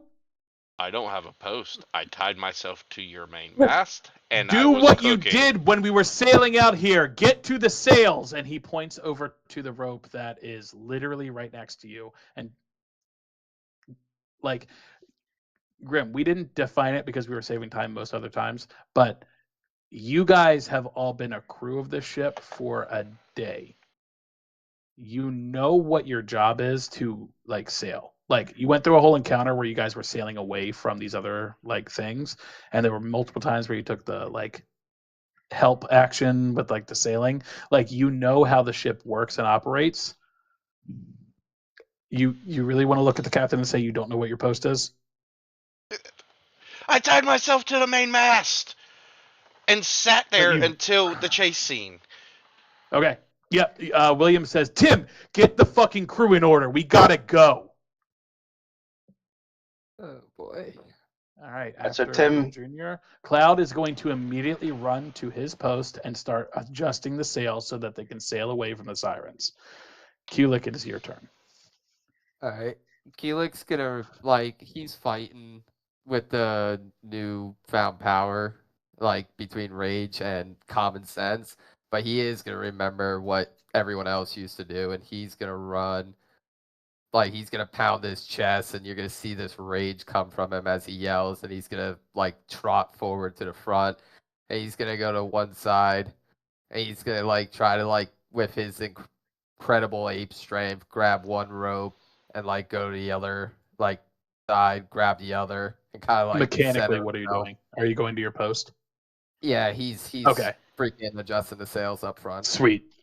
3 people doing it. You guys give a +5 to Captain William Well when he does his sail action. Do you say anything as you do that, Kulik? Roar. All right, you guys, you just say, and he like runs over to like grab the rope and just, and like starts pulling on the rope to adjust the sails. Gremrick, it is Like your that. turn. Grimmer finally, from the heat of the battle, realizing exactly what he does, and he runs. He's doing that sail, that one. Yep, he's going to run to the far right side.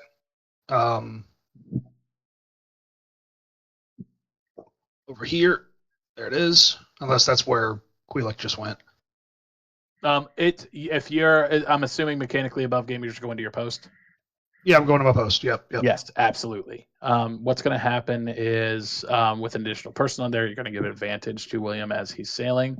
That does move to William and Sludge's initiative order. William is going to roll 1, roll 2. Yeah. Wow. You guys. See, it's weird because I don't get the actual like pluses on it, but he gets a 12. You guys meet the DC and you sail away from the sirens faster than they can keep up with you. You guys in the background hear hisses and like, wait for the next one, as the sirens slowly retreat back under the water with the other two. So just to make it more immersive a little bit, we're going to hide. Good gravy. We're gonna hide this part of it.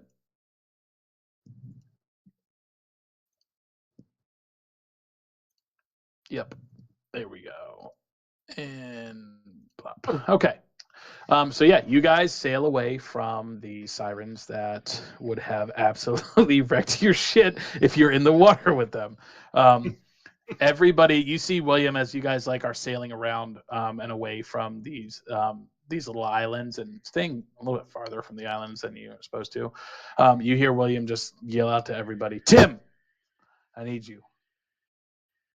And he also says, "Sludge, you too." And Tim, so you see Sludge just go immediately over to William. You see William kind of look off, like look at Tim, look at Sludge, and all right, well, and he like pauses for a second. He looks over to Fafo, and he's like,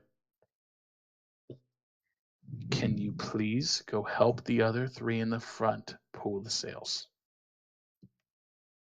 And Fafo obliges and goes up front and grabs the rope on the right-hand side of Queelan. Tim, you see as Fafo walks away, William looks at you and is like, "What the fuck is with that guy? Like, is he just is his brain metal? Like, Tim, get the crew in order. This is why you're the first mate. Do I need to make any adjustments?" No, sir, I got it. Okay. Keep an eye on Fafo. Come on, we got to get out of here. We're close to the shadow. We're about an hour away. Willing to take over at any point, Captain. You see, William like looks at Tim and looks over at Dwight. Roll me investigation, Tim. Toby's just hanging out on the railing over there with like pretends like he's got an ear cupped to or a hand cupped to his extra hand. He's just like, Yeah, no, you don't notice that there's a different look on William's face. You're just like, okay, cool, you told me what to do, let's go. And yeah, the ship continues to sail towards the coordinates that you guys were at.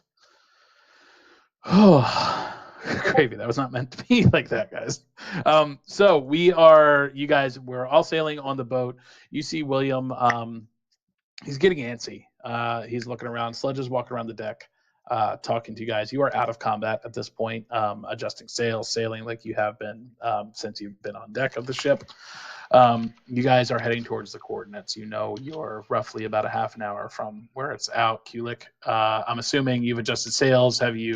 What is your wild shape time limit? I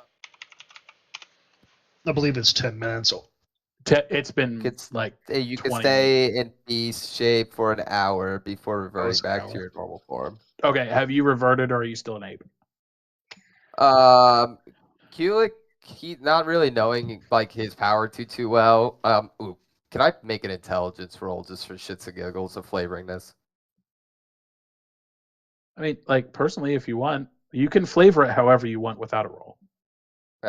Kulik doesn't really understand this newfound power, and he's caught in the rage of like the ape form, and the ape form kind of takes over, and you just see Kulik like let go of the ropes, and he starts pounding his head really, really hard, as he's trying to revert back, but like he can't. If you want me to take damage, like he's hitting himself in the head. So like you've completely it's flavor, so you're not gonna take damage from it, but you're just monkey at this point. Yeah, like Kulik is Okay. actually like ape form right now. You see, William kind of looks over to Sludge and is just like, "Do you know how to speak?" Kulik, can you hear us? William just kind of like echoes across the deck. Keelik hears the voice.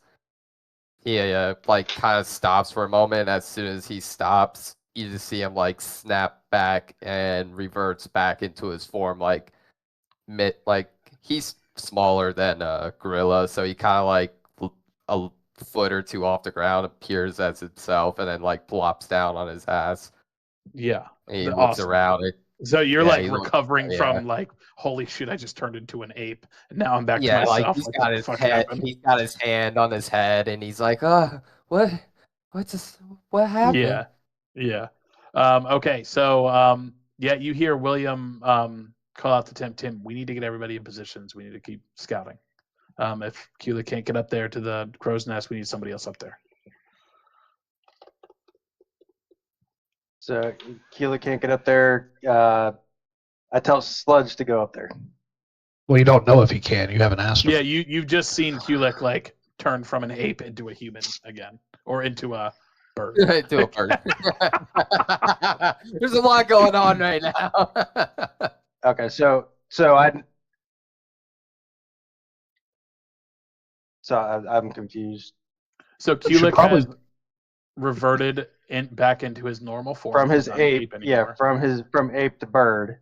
Yes, as a first mate, you know that the crow's nest is unmanned right now, and we need Okay. somebody in the crow's nest.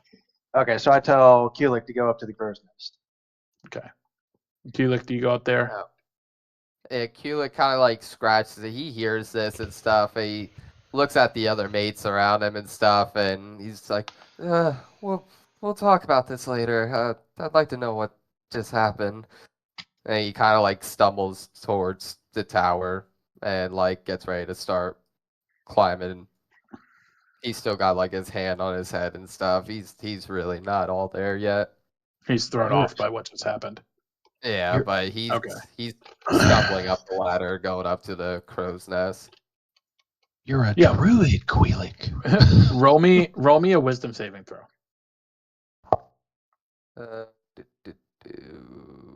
Wisdom save. Oh yeah, no, you're in control of your faculties to climb up like your normal self. You get up to the crow's nest. In the crow's nest, like you have better visibility than everybody else. You got you're getting closer to the coordinates of the shadow. Go ahead and roll me perception. Hey, come on, need a good roll. Not bad. Yeah, you definitely see where, like, in contrast to before you guys started seeing the islands and everything, the islands kind of fade off in the distance back behind you as the ship continues on its course, and you see off in front of the ship, where most of the sky has been like very, very clear, beautiful day. There are these dark storm clouds forming, kind of directly where the ship is headed. With that perception check, you can't really tell if there's anything on the water. You just know that, like, you can definitely see the darker clouds that are gathering in that area. Like And hurricane I or meant like that small towards the storm. front of the ship. It's not crazy, but it's threatening, if that makes sense. Towards the front of the so it's ship, like a where we're sailing. menacing storm that we're headed at. Yes. Are you using your Eldritch Cannon, Zach? What? Why is that happening? I don't know. Well, anyways, Keelik, just for sake of saving time, Keelik does relay this to everyone, but he stresses it to William that he sees like a pretty heavy storm up ahead. Yeah, as you explain that to the crew, William kind of like comes across to everybody. That's it. That's where she is. I know it. And you see he reaches into his coat pocket and he pulls out this compass and he looks down at the compass, and it starts pulsating a little bit. You can't really like tell what's going on. You just see him look down to his compass, and he yells out to you guys, "The one I made the deal with, he gave me the compass to find Katie. It wouldn't unlock until we got the coordinates, but the coordinates are magically tied to this compass. This is where we need to go, boys. Get ready." You guys continue heading towards the shadows of the clouds that are starting to gather in this area. About 15 very unsettling minutes go by as you guys are traveling towards this. The waves start getting rougher. The storm starts raging, and the clouds where they were menacing before, you guys start seeing like lightning, like blue streaked lightning, just like echo across, not coming down onto the water, but going across the dark, dark clouds. As you guys get closer and closer to where you know the shadow to be, the beautiful day turns darker and darker, almost as if the sun is losing its brightness. As you guys approach the location throughout these 15 minutes, you guys smell the salty sea, crisp air starts to have this faint decay odor to it. And you're hearing the wind whipping across the bow. The sails are catching more of it. The boat's rocking a little bit more. As you guys enter into, again, this is more of the theater of mind type strategy part of it. But you guys are approaching the shadow. You are seeing off in the distance this ship's a little bit bigger than yours. Nothing really on deck, nothing really else besides the two sails that are coming out of the water. It's almost as if the ship itself has this blue faint glow to it. You guys are, anticipation is building.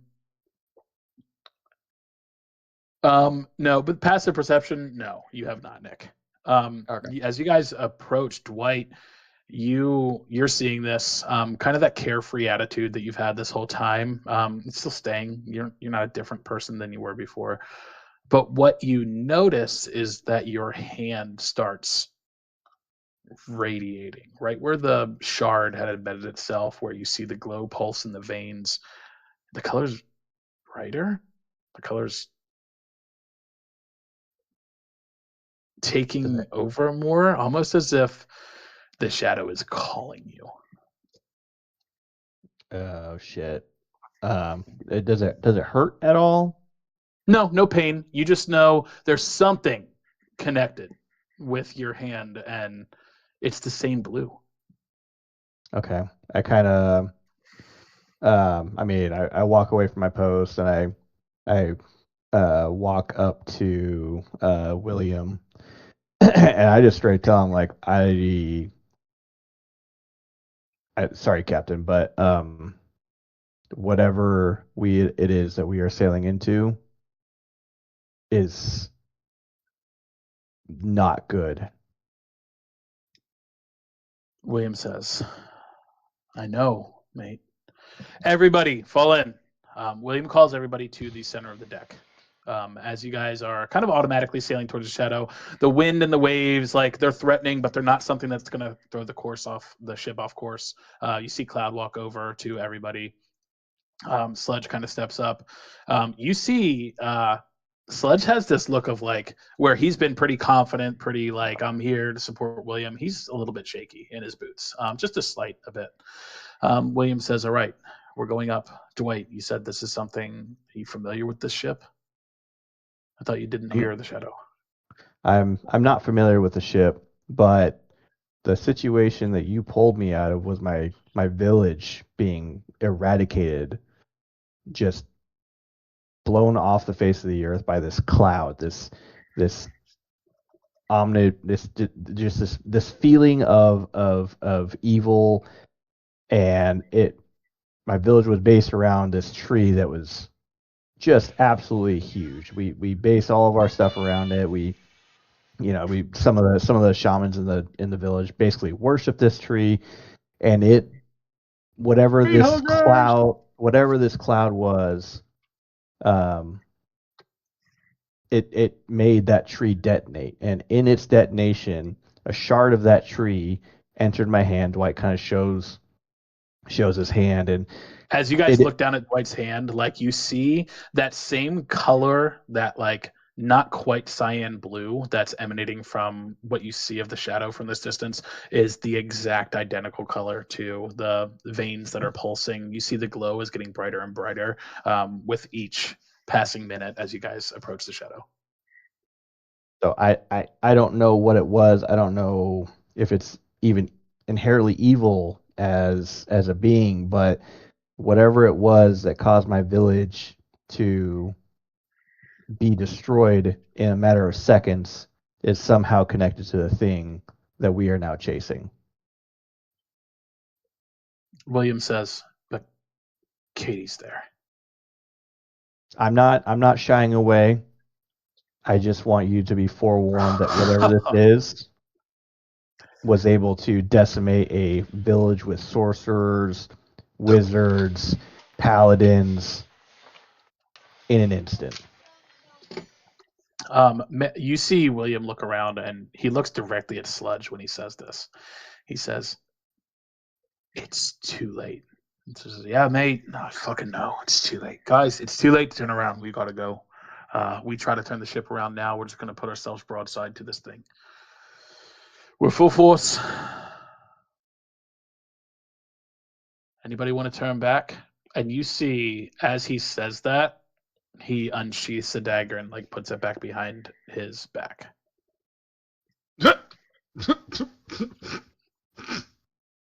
He looks kind of like dangling from the watchtower of his Yeah, I imagine.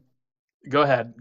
Imagine he's like, you know how someone like climbs down a mountain when they put rope in the side of it, and they're trying to climb like rock climb or whatever, and they push off with their feet and they go down and then they do it again. That's kind of like what he did coming down the tower. Like so repelling from the he repelled down and stuff. So he's a little off from the ground, like I'd say 5-6 feet up in the air, like high enough that he could still hear, but like still like kind of see around.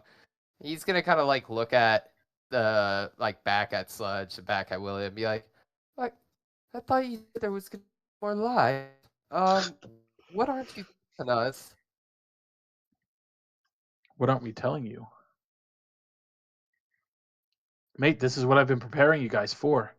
We're going to the shadow. You get everything on board. I just want Katie's soul. FAFO. Well, yeah, but it seems like you know more about this shadow than you're giving us info on. I know it has Katie. And you see Sludge kind of like grab Kulik and be like, mate, listen, he doesn't know any more about the shadow than we do. He just knows Katie's there, and come hell or high water, nothing's stopping him. We're going. How tall is Sludge? Gee, like 6 feet off the ground. Oh no, he's a fucking gnome. He is just barely touching the top of your shoulder with his middle finger. Almost as if he's not touching your shoulder. He's more just trying to pull your attention to your shoulder. Keela kind of just nods at Sludge and basically says, well, is there anything else we need to know about this before we get into this ready to fight? Because it seems like we're going to be up against some kind of major danger from what Dwight's saying. The only thing of the legend, and William doesn't know, I walked the streets of Broken Mass Bay for years. The legend says that there is untold riches, knowledge beyond our reasoning, wealth, and no captain. William knows that Katie's there from some god-awful compass he holds, and William's like, hey! Like, fuck it, mate. You're here for your lady. We're not. But he knows that that's where she's at. That's all William's been telling me. I'm here for the wealth, for the knowledge, for something I can bring back that's going to make this trip worth it. You know what I mean? We work together, guys. Tim, you on my side? And Sledge kind of looks over to Tim. You're asking if I'm on your side? Yeah, like, mate, are you in? Like, we're in. you're the first fucking mate of this ship. Are we all in or not? And you see William kind of look at Sludge. Okay. Let's go then. Is there any way to protect ourselves from this foresight encounter? something to protect us from something that all I know is just a cloud that blows up trees and leaves glowing veins in my head. No, I don't fucking think so. Well, you read a lot of books. I figured you might have read up on something like this. And I Bro, it's all, guess bro, it's no all reading hentai. for nothing. It's all Yeah, I think we all need to take a drink and toast our captain. FAFO's gonna look at Cap and go, "What's with the dagger?" Look at who? The captain and ask him. Captain. Sludge pulled the dagger, not William. Okay, then at Sludge and what's with the dagger? Well, mates, and you see him pull the dagger out, flip it around. Doesn't matter anymore because everybody's all bored. But you know, let's be real. I'm not going into a crew with somebody who's a pissant. Just throw your ass overboard. You want to throw my ass overboard? You're small enough. I could probably pick you up and do it. You No, see Like Sludge you. start walking straight over to FAFO. I'm not here for the crew, mate. I was brought against my fucking will, and I'm here for the treasure. We're splitting it down the middle, and I'm getting the fuck out of Dodge. That's the deal. That's the plan. William can find Katie or not. I'm going for this. We've already arranged that. That's fine, He but looks no starts need to slowly threaten pull people. himself up the tower. It's not a Tim threat. walks I'm just over. not risking my life for people that are not man enough to go through with it. Tim walks over and says, "Yeah, this little guy's under my protection." And FAFO just looks at Tim and nods. All right. Grimmick goes to walk by, just looks over at FAO and goes, "You really need to work on your bedside manners." And he just keeps walking. As soon as he starts walking, everybody roll me a dexterity save. You see this rogue wave come out of nowhere and rock the side of the fucking boat. The boat rocks really hard to the right-hand side. Everybody grabs their footing really fucking well. Nobody slips and falls. Hold on. Nobody slips and falls. And William just says, "Boys, it's go time. We just got to get to the shadow. We just got to get there." And you guys see some of the roughest waves you've seen in a while. Oddly enough, as you look at the shadow, it is completely flat, calm ocean in a 30-foot radius around the boat itself. It is slowly moving. The clouds darken over top of you guys, and your ship, you're getting closer and closer. You guys are roughly about 200 feet away from the shadow. Basically, what this is going to be is it's not going to be a gauntlet. It's not going to be anything crazy. Is everybody at their posts? Yep. Yes. Okay. It's just going to be a sail action to get through the harsh water. Everybody goes to the post. You see Sludge post up. Is anybody doing anything besides like getting to the shadow? Anything you guys are trying to do on the boat or anything like that? How long do we have? You have roughly like 5 minutes of sailing to get to. Like you're coming up on it pretty quick. Gotcha. Nope. All right. Keelik's just gonna take a quick look to make sure there's no like spiky rocks or anything odd about the area, like it's coming up on us. I know Yeah, you said roll the me area's perception. right. Rolling perception. You have it the sight from the crow's nest because I'm assuming you went back up there. Yeah. Cool. Yeah, you're looking around. You guys passed the islands a while ago. Doesn't look like anything's jutting up from the water. Doesn't look like any like big things are under the water from your perspective. The sun has pretty much been blocked out by these clouds. The only thing you can't really tell if there are shadows like deep under the water because the sea has turned darker and darker. But as far as like terrain difficulties, you see nothing besides the waves themselves. Yeah, after Keelik sees that like the coast is clear, he's gonna kind of start to like shimmy his way back down so he can eventually like help everyone with the sails and stuff. Okay. You guys are going to the shadow. Basically, what I'm going to do is I'm going to roll an intelligence check. Depending on how well William does on the intelligence check is going to be how much you guys are going to have to help get the shadow to where it needs to be. Instead of trying to hop off and board a side vessel to go to the shadow to climb on board and do all that bullshit, if you succeed on getting to the shadow, you guys are going to be able to get onto the deck of the shadow. Okay. So yeah, as you guys go, you are sailing towards the shadow. The intelligence roll is going to be above board. You're going to see that it is. Jesus Fuck. Christ, that just happened. Fuck So we're on the deck. me. We're on the deck, boys. Congratulations. Oh boy. Okay. Did we just see a thieves park that shit? Yes, we did. You guys go to your positions. You know what it is like to sail, but none of you have seen seas like this. It is violent. You see waves crashing on the side of the deck. As you're doing what you know to be the right thing in sailing, you're pulling on the sails, you're trying to angle them, you're helping the ship get to where it needs to be. Each of you, at some point in time over the 5 minutes, the craziness is happening. Lightning is striking the water roughly 20 feet away from the boat. You guys look back, you see Tim holding on to the side panel by the post, but he's more just supporting and like helping direct the crew as you guys have as you've been sailing. But as you see William, it's almost like a superhero movie. Nothing is stopping him. We'll call it love, call it the compass that beats in his chest. He is not going to take no for an answer. Cragthar be damned. He owns the ocean. You guys maneuver through the waves. William expertly pilots the Eternal Horizon right up to the side, and you guys are able to jump over to. Let me just make sure everything is good. You guys are able to jump over to the deck of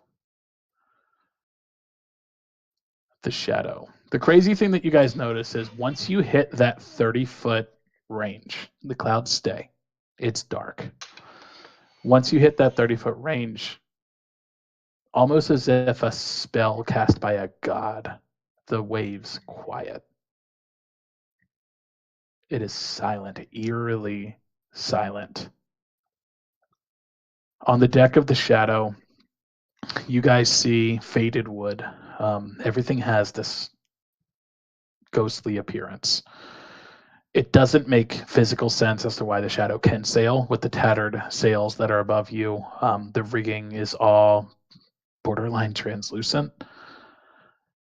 And you guys get onto the deck of the Shadow. You see William walk onto the deck and look around, and you hear these like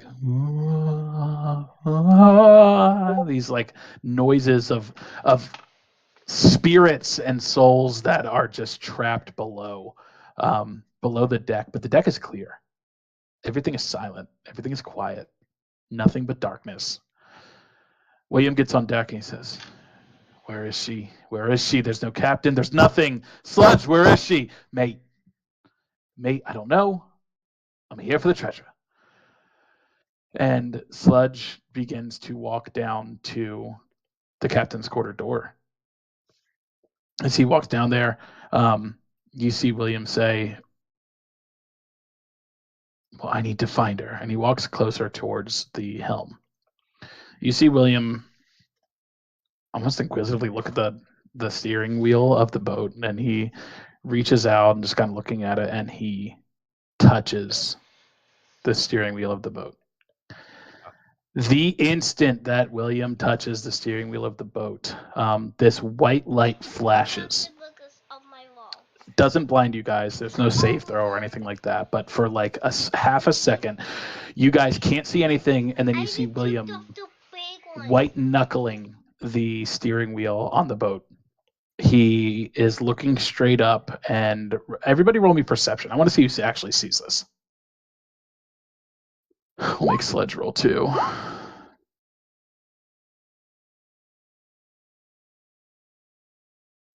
Oh no. Perception. I'm so happy right now. Oh my God, Sledge doesn't see shit. Yeah, no, Dwight, you look over and you see William is looking straight up in the eye. There's almost like this white glow that's like shooting out of his eyes. And you can, like, squinting your eyes a little bit, you can see slowly there's like this blue energy that's coming out from the outsides of his eyeballs, moving closer and closer to his iris and the center of his eyes. As soon as that happens, you guys hear rigging drop down from the mast that you're all standing below. Tim, Gremrick, Cloud, and Kulik, I need you guys to roll me dexterity saving throws.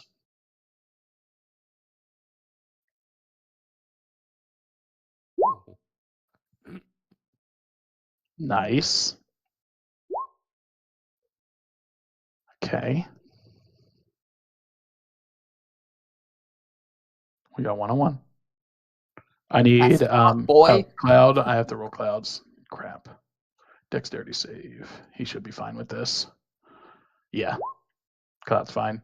And Gremrick, you rolled yours, right? Gremrick. Sorry, I haven't yet. I'm dealing with something right now. Hold on a second. Yeah, you're good. You're good.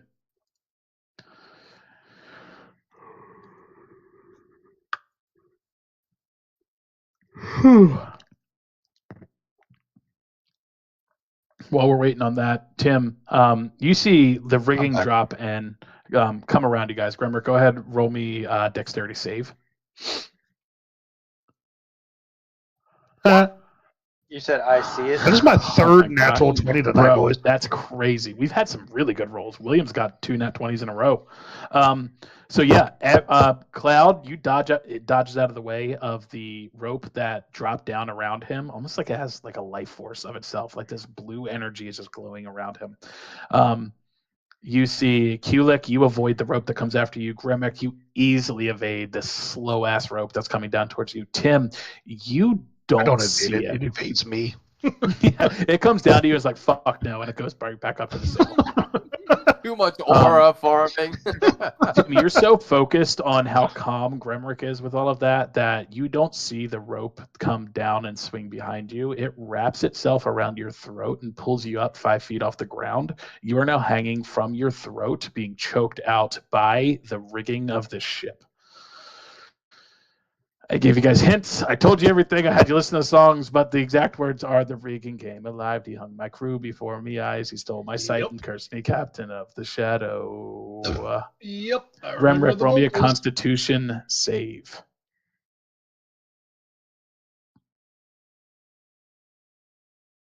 Oh my God! It was almost another nat 20, dude. I kid you not. It literally like held on to the corner and Sorry. fell over.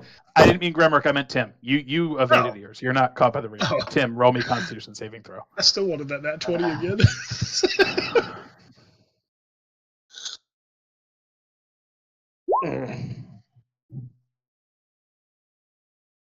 Yeah. Tim, as you're being like hung in front of everybody that you've been working with, you are going to take 4 damage from being Sounds so choked out. displeased, yeah. I know. You're going to take 4 damage from being choked out by this rigging. You will be able to roll a strength check at the beginning of your turn. I need everybody to click their character, their token, and then roll initiative. All right, so roll initiative. All right.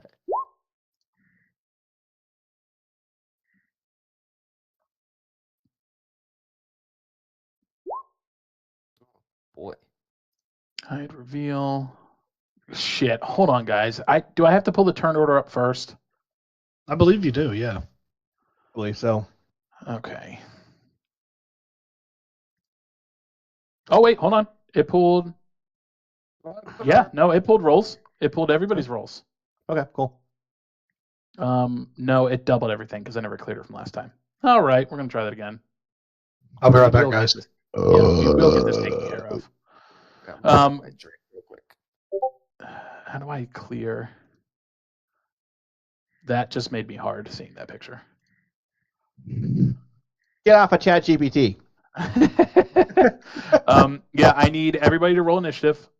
Everybody just click their tokens, roll it again. It should pop in the thing, and then we'll go through like we did before. I'll put your initiative in there. But what if I want that one? Nope, your original. Hmm. All right. Fafo, what was your original? 23, right? Tim's was 10. Okay, Fafo is 23. Dwight, your original was 10. 10. Tim, your original was 10. Yep. Cloud, his initiative is Alright.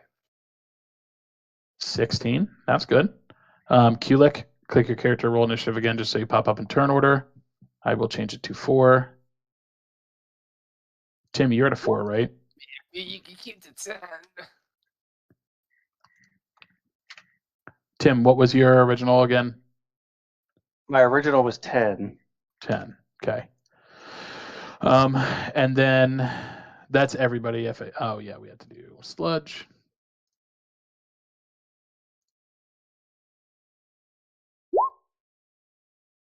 Mine still says 4 on the turn order.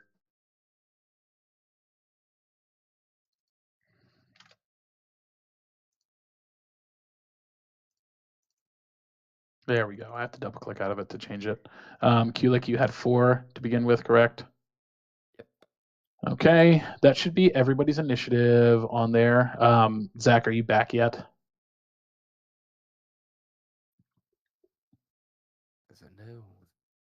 No. All right. I'm So yeah, basically, Tim, you took 4 damage. Did you correct that on your character sheet? 4 damage. Yeah, I did 4 Took damage. 4 damage. Yep, I'm at Fantastic. 31 out of 35. Yep. Sludge is a 13. I'm just going to put his stuff in there real quick so I don't have to worry about it. Controlled by me. All right. I heard Ness in the background. I don't know if Zach is here. Yeah, I'm here. We just almost burnt the house down. That's all. Oh, I would not advise that. No, it's ill-advised. Ill-advised. You good? Yeah, we're good. She was making an apple crisp, and I guess some of the juices were dripping down in the oven and on the coils, and it started smoking Ooh. like crazy. Ooh, okay. Yeah, So we're good. as you guys, Tim has been wrapped up in the rigging. Everybody else dodged the rigging. Dwight, as you are seeing all of your compatriots like deal with like ropes that are coming down trying to choke them, and sludge turns around from going into the captain's quarters, you look back across the deck. You see these faces, almost you're catching them a little bit, but they're disappearing, coming from the open part on the bottom that has the cross beams, like a jail cell. And across the deck, you see something starting to form. The darkness has only been illuminated by the lightning, but you're just now noticing that the lightning stopped. And instead of lightning, there's this blue fog that is kind of encompassing the entire deck of the Shadow, surrounding, making things harder to see for everybody. As you look across the deck, what you notice is this thing that's starting to form. Almost looks like a tornado, like some tornado that's like starting on the deck, but it's almost more tangible than that. Not as see-through or translucent as a tornado, but whipping around like a tornado would. As it starts to form, these blue shards start populating inside of the tornado, spinning around, giving it almost like, you know, when they move LED street lights in like those time pictures, and there's like these streaks that are coming across. It almost looks like that. And as those things start to form, they form what appears to be some face in the tornado. And you are the first person to notice. Let me see. Come on, you son of a bitch. There. Why is it not doing this, guys? Doing what? What are you trying to Am do? I on the right layer? I'm trying to move this thing. There we go. Change layer. 2 tokens. Blop. Oh. You see a Chaos Blight Wraith spawn on the deck of the ship. As you look into the eyes of this thing, devoid of all compassion, hope, love, decency, this just looks like something that is here to destroy, cause chaos, and wreck. The Blight What is Wraith it? A appears. chaos blight wraith? A Chaos Blight Wraith. This thing forms and it like looks towards all of you guys and it's gonna go ahead and roll initiative as Can you make that well. sound again?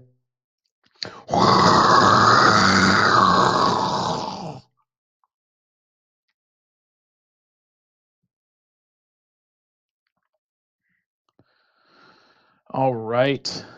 With everybody's rolls. Zach needs to roll initiative. He's not in the turn order. Okay, good call. Click Oh, your you're right, I'm token, not. Grimrick, I and did roll roll that. over I'll there. go with your first roll. Yeah, it Which was you got a 7. 7? Yeah. No, give me that 20. Grimrick, you get your 7. We hit enter. Put that in there. We will sort again. And FAFO. It is your turn. Right now, the rest of your party seems okay. Tim is hanging 5 feet off the air, being hung by the rigging. Captain William Welsh is stuck to the deck, his eyes slowly turning white, and this Chaos Blight Wraith just spawned across the deck. What do you do? Can I tell whether that rope is corporeal or does it have a physical form? It is tangible enough to be treated like a normal rope. Okay, I'm going to take aim at the rope with my longbow and take a shot at it. With an arrow. Yes. Okay. Why did that roll initiative? I clicked. Jesus Christ. Natural All 20. right. Wow. This dude just did a nat on a hit. On a rope. Bro. On the rope. It was like you could have gone up and just cut it. I don't have a sword But- anymore. Oh, okay. Yeah, I guess you don't have a sword anymore. He like brute ninja'd you it with his bow. Like his Could have, bow like, expertise. asked any of the other like 7 people around you, hey, throw me a dagger. Let me cut him off from the rope. But no, Fafo, in true fuck around and find out fashion, you aim your bow perfectly. It slices through the rope that's holding Tim, drops him to the floor. He just and Tim, you are no longer being hung by the rope that grabbed you. Fafo, do you have a bonus action that you'd like to do? I'd like to use my movement and move back towards the captain. Yeah. And then I don't know if you need a D100, but I rolled the D100. It's not, you didn't attack an enemy. So, Yep. like, okay, you did a 23. So you. Well, I mean, his role You've does allow got him Moxie, to kid. move. Your words are as Yeah. motivating as your shot. As a free action, you may inspire the nearest friendly combatant to your location to advance towards the target of this attack. If they decide to do so, they may move up to half their movement speed without provoking an attack of opportunity. So you can inspire any of the crew to make half their movement speed towards the rope that was strangling Tim. Let's finish it off for good measure. Can I do that on Tim, this rope. please? Or not Tim, on the captain, please? To try and get him to break away from that steering wheel to see if there's any change in his demeanor, his eyes, or anything like that. So Is it you want to fourth try and roll? inspire him? To move Go up- ahead and roll me persuasion, and I'm going to tell you it's a very difficult check. Well, with a -1, let's see how this lands. Negative. Yeah, you try to inspire Captain William Welsh. He can't hear you, see you. He just starts and just like starts like lowly screaming. I think your voice would give him a hard on. All right, bonus action.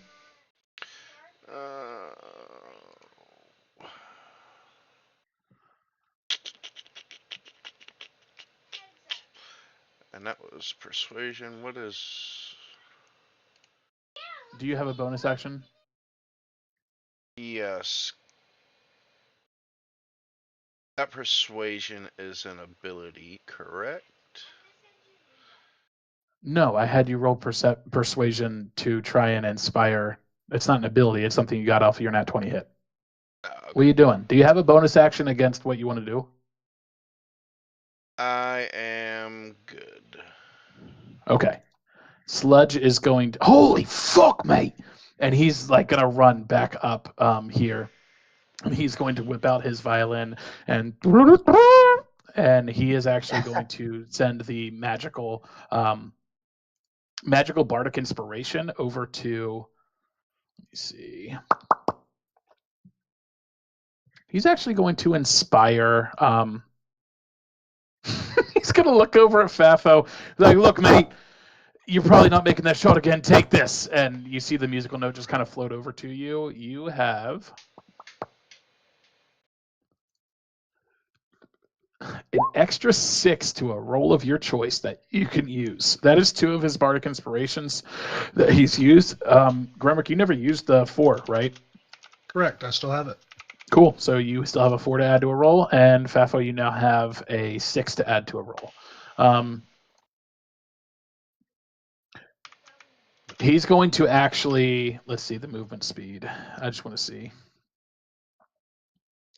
10, 20. Yeah, he's going to run right over to Welsh with the rest of his stuff. He's actually going to use a dash action and then free action to look at you, Fafo, and be like, look, mate, I'll trade you. Let me borrow your bow, and you can take this dagger. You wouldn't happen to have a great sword hidden on Yeah. you anywhere, would you? What the fuck? I have a rapier. You can have that, too. Yeah, this little short man's carrying around a Can- weapon can 3 I times have- his size. Can I have my bow back after we are done? Absolutely, I'll give it back. I just don't want to get anywhere near that fucking thing. And I will take the bow off of my back and hand it to him. I hope you can pull it Sweet. and take both the rapier and the dagger.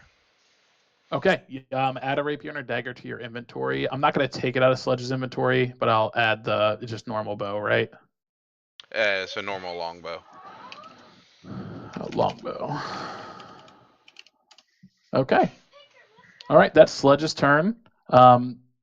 Dwight, you're up. As much as I would love to take my turn right now, I rolled a 10 out of 19. I have to hit enter for it to save. Sort. Do I need to FAFO take? went. Do I need to went. use an action or anything to equip those, or since we're No, trading? you have them. You have them. Longbow, we're gonna add to equipment, so he has it on there, just so I can do that. Stand- you're so honest. Oh, I love you so much. I appreciate you saying that. You just gotta wait 2 more turns. Oh, it's after the Chaos Blight. Yeah, Cloud is going to look over at this Chaos Blight. He is going to get the best vantage point on this thing, and golly, Where's Lucy? yeah, he's in gonna this whole mess? Luna. Or Luna, yeah. Yeah, Luna's hiding in Cloud Shadow. Basically, Luna actually like hopped up on the side rail and like hopped onto his shoulder, and is kind of like mewing into his ear to help him aim the shot. He's going to shoot at the Chaos Blight Wraith. I need to pull up its character sheet. Hold on.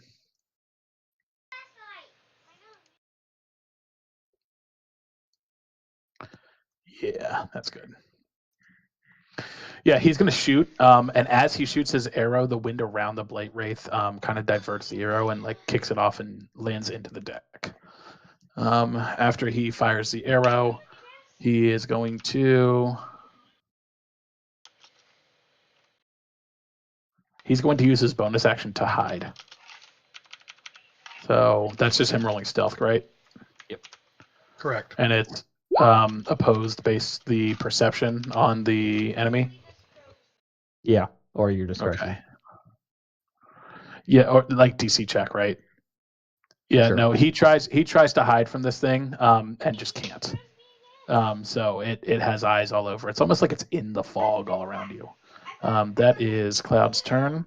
The Chaos Blight, as it sees you guys, it the face of the tornado almost like gets closer to the deck of the ship, and it just goes and starts breathing this corrupting fog across. So the Blight Wraith is enveloped in a 10-foot radius miasma. Let me get this so you guys can see it.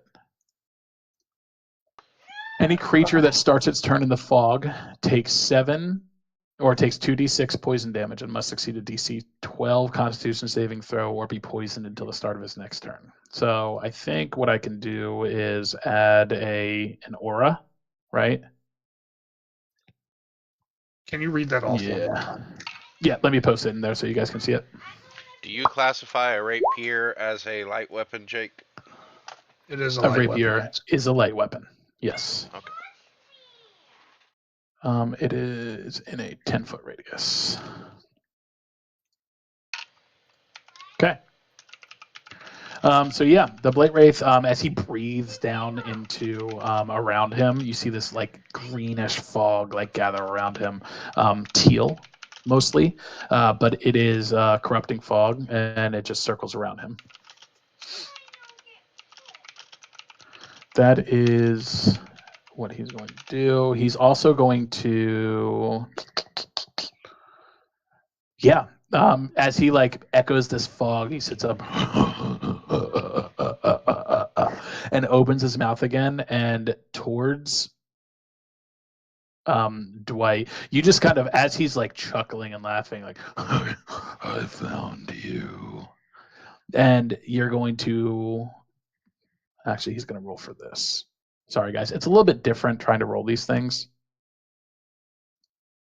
Good thing I wore my brown pants. Tomorrow, if you have time, Jake, I can actually show you a way to make it to where you can have all of that information on the actual NPCs, on any creature. The character sheet's monster. tied to him right now. It just doesn't let me roll straight from there. So I just have to do the rolls manually here. So he's going That's to. super weird. You should be able to roll right from the character sheet. Yeah, no, he completely misses. It's a ranged attack. So what we'll do is we will go to. The only thing I can think of is if you don't have the character sheet actually synchronized with the character that you're clicking it with. It is synced to the token, but there's no option to click. I had to like add the attacks and everything manually. That's weird. It's homebrewed because, I mean, you can ask Mike about it later, but. Gotcha. Understood. Okay, yeah, so he definitely does not hit with that. He's One. so focused and like excited to see that you're there that corrupting blast just like shoots way over top of you guys. What happens is maybe it's because it missed, maybe it's personal. Regardless, oh my gosh, this fits so well. You're sighted in on a single target. For the next 1d4 rounds, you must make all your attacks against the target of this fumble at disadvantage. Oh. Oh, Nice. thank God. Oh, thank God. Disadvantage. Yeah, the disadvantage was the kicker. The next Well, two turns. Okay. That is the Blight Wraith's turn. It is going to go to Tiny Tim. You have been dropped from the rigging. You are no longer choking. What do you do? All right. So is the captain? He's still holding on to the helm, right?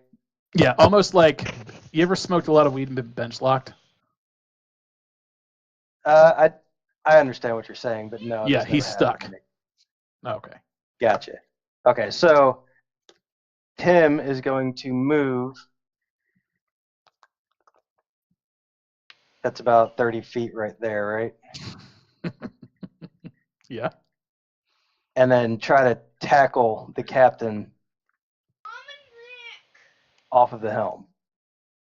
Oh, good. We don't have a front line against the chaos. Okay. Oh, so you're genuinely trying to like not like tackle him and Yeah, like just, yank him like- off of this. Yeah, like just like football, like getting hit by a Coke machine. Just tackle his ass. Okay. Try to. Yeah, as you charge towards Captain William Welsh to like rip him away from that, your shoulder makes contact with his body. The second it makes contact with his body, go ahead and roll me a Constitution saving throw. No, I just roll Constitution. That's not. Mhm. Let me. Constitution save. Yeah. I'm Yeah. gonna do that. As you make contact with him, the No, second this your is shoulder this is the touch- save. This is Oh, 10. okay. save. Okay. You make contact with him. He doesn't move, almost as if he's made of stone. You feel this energy coming through like your shoulder and like branching through your chest and like up to your face and like getting close to your eyes. But this thing that's just around like your base health pushes this thing out of you and you're able to regain your composure. Knowing that like you, by touching him, you were inviting that same curse onto yourself. So you're telling us he's immovable? You can try. Okay. Just That's it. Chucking the a way you cannonball at him. described it was like he was. He was Basically, made out of stone. as soon as you made contact, you stopped because there was something that stopped you, and it went into your shoulder where you made contact, went right up to your Gotcha, eyes, but gotcha, you had gotcha. enough constitution to push it away from you. Do you have a bonus So action? I was unable to move him, but I was all in all kind of unaffected by it. Well, you know what? No, roll me strength because I want to see how hard you hit him. You're a barbarian. Yeah, if you just like shoulder check this dude. Yeah, I mean, Welsh is a captain. He's a big dude, but he's not that big. Oh Wow. my god, he just nat 20 to fucking strength check. Yeah. Holy you- shit. You dive right. into him. You knock him back like 5 feet. You're right there. You're not touching the helm. I'm just putting you there for like to visualize a little bit better. But you knock him and you like pull him away. It almost feels as if you could hear like the snapping of his finger bones as you do it. But you effectively remove him from his grip on the helm. He hits the ground. You see the white in his or the blue in his eyes that was going towards his iris stays where it's at and slowly starts to fade back away. But it's taking time to do that. But you have removed William Welsh from his death grip on the helm. All right. Bonus action? Let me see what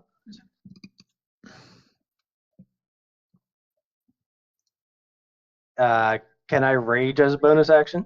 Yes, you I absolutely believe can. you can, yeah. All right, so I'm going to Technically, rage. you could have raged beforehand and had advantage on those checks, but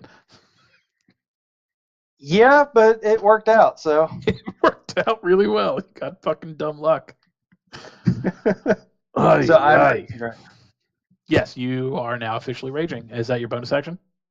Yes. Okay. Dwight, it is you. 10 initiative. Yeah, well, thank you so much for remembering. Yeah, so I'm going to cast Fog Cloud. Ta-da. Okay. It creates a 20-foot radius. It's going to be centered at this point. So 20 feet from that. And I'm going to move 5 feet to in a lateral movement in case because the fog cloud obscures me, so he can't see me anymore unless it has like magical vision or whatever. Mhm. And just in case it tries to blind fire where I was from last round, and I'm gonna turn back and yell with absolute frustration and desperation. Why are none of our big guys in between me and the big scary monster? So it's this radius. That's the center point of it?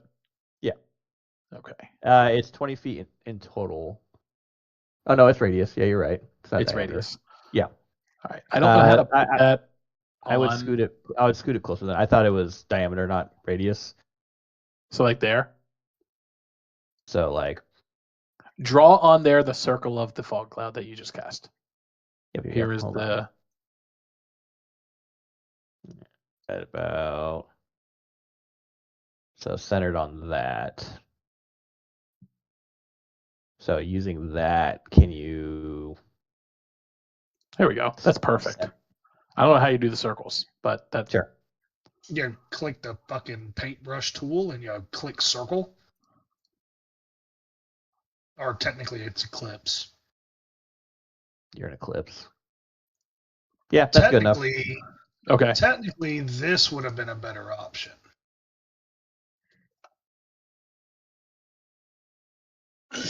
It's not a square. It's a circle. I know, but it's easier to do 20-foot squares versus 20-foot circles.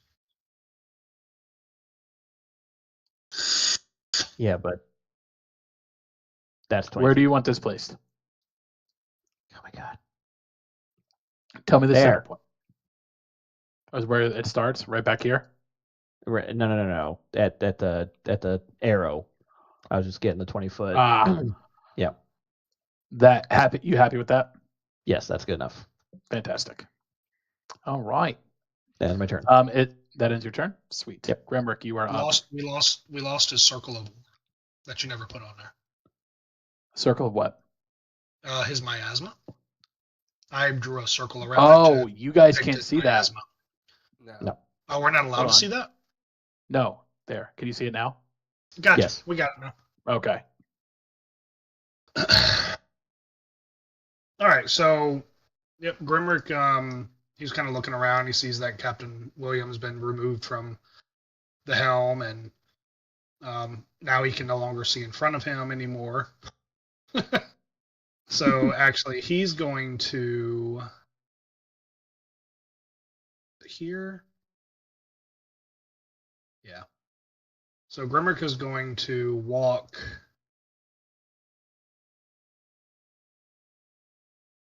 here. Gonna strut his stuff. Yep. And for anybody that's looking at him, you just kind of see him walk over there, and then he just kind of looks around. He goes, "Well, can't see the big bad over there anymore. So I guess I'll just do something different." And you see him lift his hand up, and he's kind of got a little smirk on his hand. He goes, "Man, I've been waiting to use this." And oh no, I missed the screen. There we go. And he's going to snap his fingers. And when he snaps his fingers, everybody that's within visual range of him sees something spark right in front of him. And what occurs is y'all see this tiny little, kind of looks like a little four-legged, I don't know, trying to describe how I want to say this. Kind of looks like a four-legged object that has some blue little tentacles sticking off of it. They just kind of twitch back and forth. Think of it like a what you depict in the anatomy of like a lobster would look like. You know how its tentacles and everything, it kind of just sits on the floor. It's not a lobster, just visual. But basically what I'm casting is my Eldritch Cannon Force Ballista. And when I snap my fingers, it cast. Not Force Ballista. I am so sorry. This one. My Protector. Mm-hmm. And what this does is when I did this as an action, it magically incorporated it onto the field. And I am going to place it here. Does it stay, or do you move it? It stays. It can move. It can do whatever it wants to do. It can only be anything that it wants to do is done as a bonus action on my turn.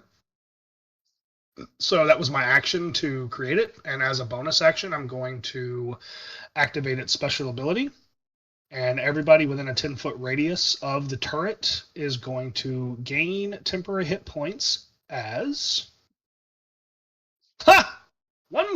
3 hit points. Hey, let's go. Everybody gets 3 extra temporary hit points. That is going to be Queelik, myself, and Dwight. And that yellow circle is where it's at. The yellow circle is where it's at, yes. Okay, plus 3.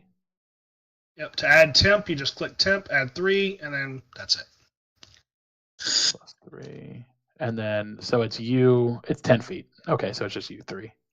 Yep. Anybody that gets within the circle, it'll have to wait for another turn, but us 3 currently have 3 extra temp. 3 extra When hit we leave points. the circle, do we lose it? It doesn't depict that. It states grants 1d8 plus 2 temporary hit points to each creature of your choice within 10 feet of the turret. Cannot walk, or cannon can walk or climb 15 feet as part of its bonus action. Okay. So I'm not going to have it do anything. It is a small device that's sitting there on the ground. And Do we it's want to treat it currently- as in if you start your turn, or if you end your turn within that radius of the No, because its wordage is dependent on the fact that every single time I do a bonus action, I can continue to add temporary HP. Okay. So I am done with my turn.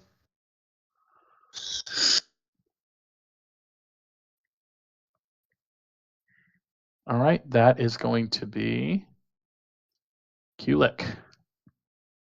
Round us out. What is that circle again around him? Miasma, The poison. enemy? No, yeah. Yeah, it's poison. It is it is 10-foot my radius of miasma that you take 7 2d6 poison damage and must succeed a DC 12 con save or be poisoned until the next start of your next turn. So it's pretty hefty. Keelik's gonna look at Dwight. Hold on a second, guys.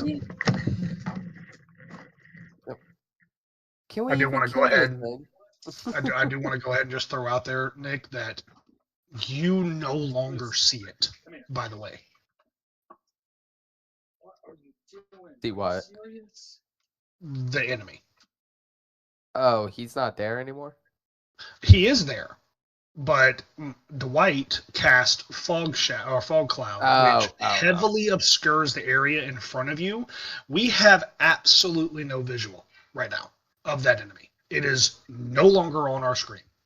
Technically, it also has no visualization of us, which is Correct. allowing us to set up. And it's a concentration spell, so I can dismiss it at any point. But yeah, just in case you were about to do something that might have wasted your time, you physically cannot see this enemy. I was just You know where it was, but that's it. charge in there. Okay. Charge into the heavily obscured fog cloud to where you have absolutely no vision whatsoever. Please do. Well, What's up, baby? I have enough speed to go through it and to the other side. Wouldn't I be able to see him again? Yeah, if you make it through the entire fog cloud, yeah. But then we can't see you either. So if you go down, I mean, let's be honest. If you run through it, I'm taking the fucking fog cloud down. I'm not gonna let you sit over there with no backup. But I'm just like, I'm over here thinking I can hit this thing hard, but I can't do shit from range. So like, my fingers are kind of tied here. I don't want to waste a turn. Let No. let somebody grab attention before you go in there. Preferably me. I'm pretty sure once I get in there, the attention's gonna immediately go on my ass. Nope. no, He is. no, He is he is stuck forced on to my. attack me. He is forced to attack me Oh. for 2 rounds. But Gotcha. Ooh, wait, that helps actually then. I am actually going to end up pissing this thing off because, yeah. I mean, that kind of works because if he's forcefully going after Dwight, then he's not gonna mess with me. I might just have to worry about the poison unless he moves. Yeah, that miasma That'd is be no fine. joke. It could almost. Did you listen to what I read when I read that miasma? It could one-shot almost half of us. You better be fucking careful. It's just a 2d6, you said. No, I did not. No, it is 7 for base damage if you choose to go that way, or it is a 2d6. It is not 7 2d6. No, it is 7 damage plus 2d6. That's how it's supposed to be read. You will take 7 damage plus 2d6. It does not have the plus in there. Yeah, no, but you do remember that in my forms and stuff, I have that health pool, and then once that's gone, I revert back to myself of my health pool. I completely agree, Nick. I just want to make sure that everybody's well aware that the handlebar, the kitty wheels are taken off. Zach, look at your messages. I can't do anything about that until a long rest. It cannot happen. No, All right, we already had a so long is it rest. recommended I hang back We for had a a round long- and see? We had Go a ahead. long rest, yes, but I was not able to utilize those things because of how Jake pushed forward the campaign. So I was not capable of activating any of those things that I got at level 3. Ah, There you are. Yeah, everything In you got at order- level. Yes, Everything you you are got at level. 100% right. Yeah. But for 3 of the items that I picked as my infusion, they require time. And in that long rest Oh. time, I did not get the opportunity to do it because of how he worded his story as he progressed the campaign. We were forcibly woken up by your fucking hand, so I was not capable of waking up earlier within an hour or two to be able to conduct these things that I needed to do. So those things are off of the fucking table. but you see one of the other things I sent you, right? The Probably last one. It's right underneath it. So I'm sorry. Oh yeah, I guys. see that. Yeah, you're Lucy's good. shit on the floor. hang back Ew. and wait for this thing to push Fun. forward. She's been dealing with diarrhea, and it's not really her fault. She rolled a Fuck. nat 1 on our Constitution saving throw. Yeah, like pretty hard. And it smelled. I rolled a nat 1 on my Constitution saving throw. It almost made me fucking gag. Jeez. I smelled it from the other room. Okay, so Keelik, it is your turn, correct? I'm assuming you've had plenty of time to figure out what you want to do. All right, so Keelik's gonna see the situation, and with the big cloud in front, he's gonna look at Dwight and be like, Dwight, can we even kill this thing?" Fuck if I know. I'll give it our damnedest. What is its intentions with you? It seems fascinated with you. It's a big scary tornado Chicken babies! whiskey thing. I don't think it cares. I don't know. Great question. Okay, sounds like a good story for when we're done with this. It Sure. sounds Yeah. like you owe us an explanation. I'm gonna go ahead and, as I say that, I'm gonna pop guidance on. I'm gonna pop guidance on Dwight and be like, "Here, this should help you in your little fight with this, whatever you want to call it." And he's It's- gonna wave his hand and. You He's say gonna, well, he's Keelik not- says this will help you in your fight with this. Yeah, Dwight Yeah, just kind of looks at him like, me alone? Yeah. All right, so you cast Keelik guidance. Well, yeah, it's actually touch. So Keelik walks over as he's saying this, and he like puts his hand on Dwight's shoulder and like pats him a little bit, and be like, "You got this in your fight with whatever you want to call that." And as he does it, Dwight feels like a power coursing through him, and he gets guidance. Just for everyone's reference. Yeah, what does guidance do? Just break it down for us. Yeah, I Yeah, popped D4. Sure. Like Okay. a weaker How long does version that of Bardic last? Inspiration. It's an ability check. It's not just Bardic oh, Inspiration. It's not okay. Bardic Inspiration. Yeah. So it's a Yeah. weaker version of Bardic Inspiration. Yeah, pretty much. Okay. And as he does that for a bonus action, he's gonna turn around and he's also gonna like look over his shoulder and be like, "But don't worry, you're not in this fight alone." He's also gonna kind of like look at him sternly, be like, "I don't know what happened to me before, but make sure I don't lose touch with reality again." And he's gonna kind of look forward and he's gonna you're gonna see him start to get really big and fluffy, and he's gonna start to shape a little, and he's gonna turn into a big brown bear. Oh, you're wild And- shaping into a bear. Yep. And Alright. as he comes into form and stuff, he's gonna look towards the cloud and just let out a vicious. And he's gonna kind of like start to stomp his feet, like he's ready for this thing to come through the cloud. Okay, what are your new hit points while shaping into a bear? 34. You still get the +4. Is that including the +4? Hit points 34, but it's a 40-10 plus 12. I guess I roll. I'm for not hit worried about points, that. but You 34 points for the bear, but you get a +4 from the turret, right? +3. Yeah. +3. Or no, it was +3. Yeah. So 37 total, right? Yeah. Yep. Okay. I'll write that down real quick. 37 hit points. I just know.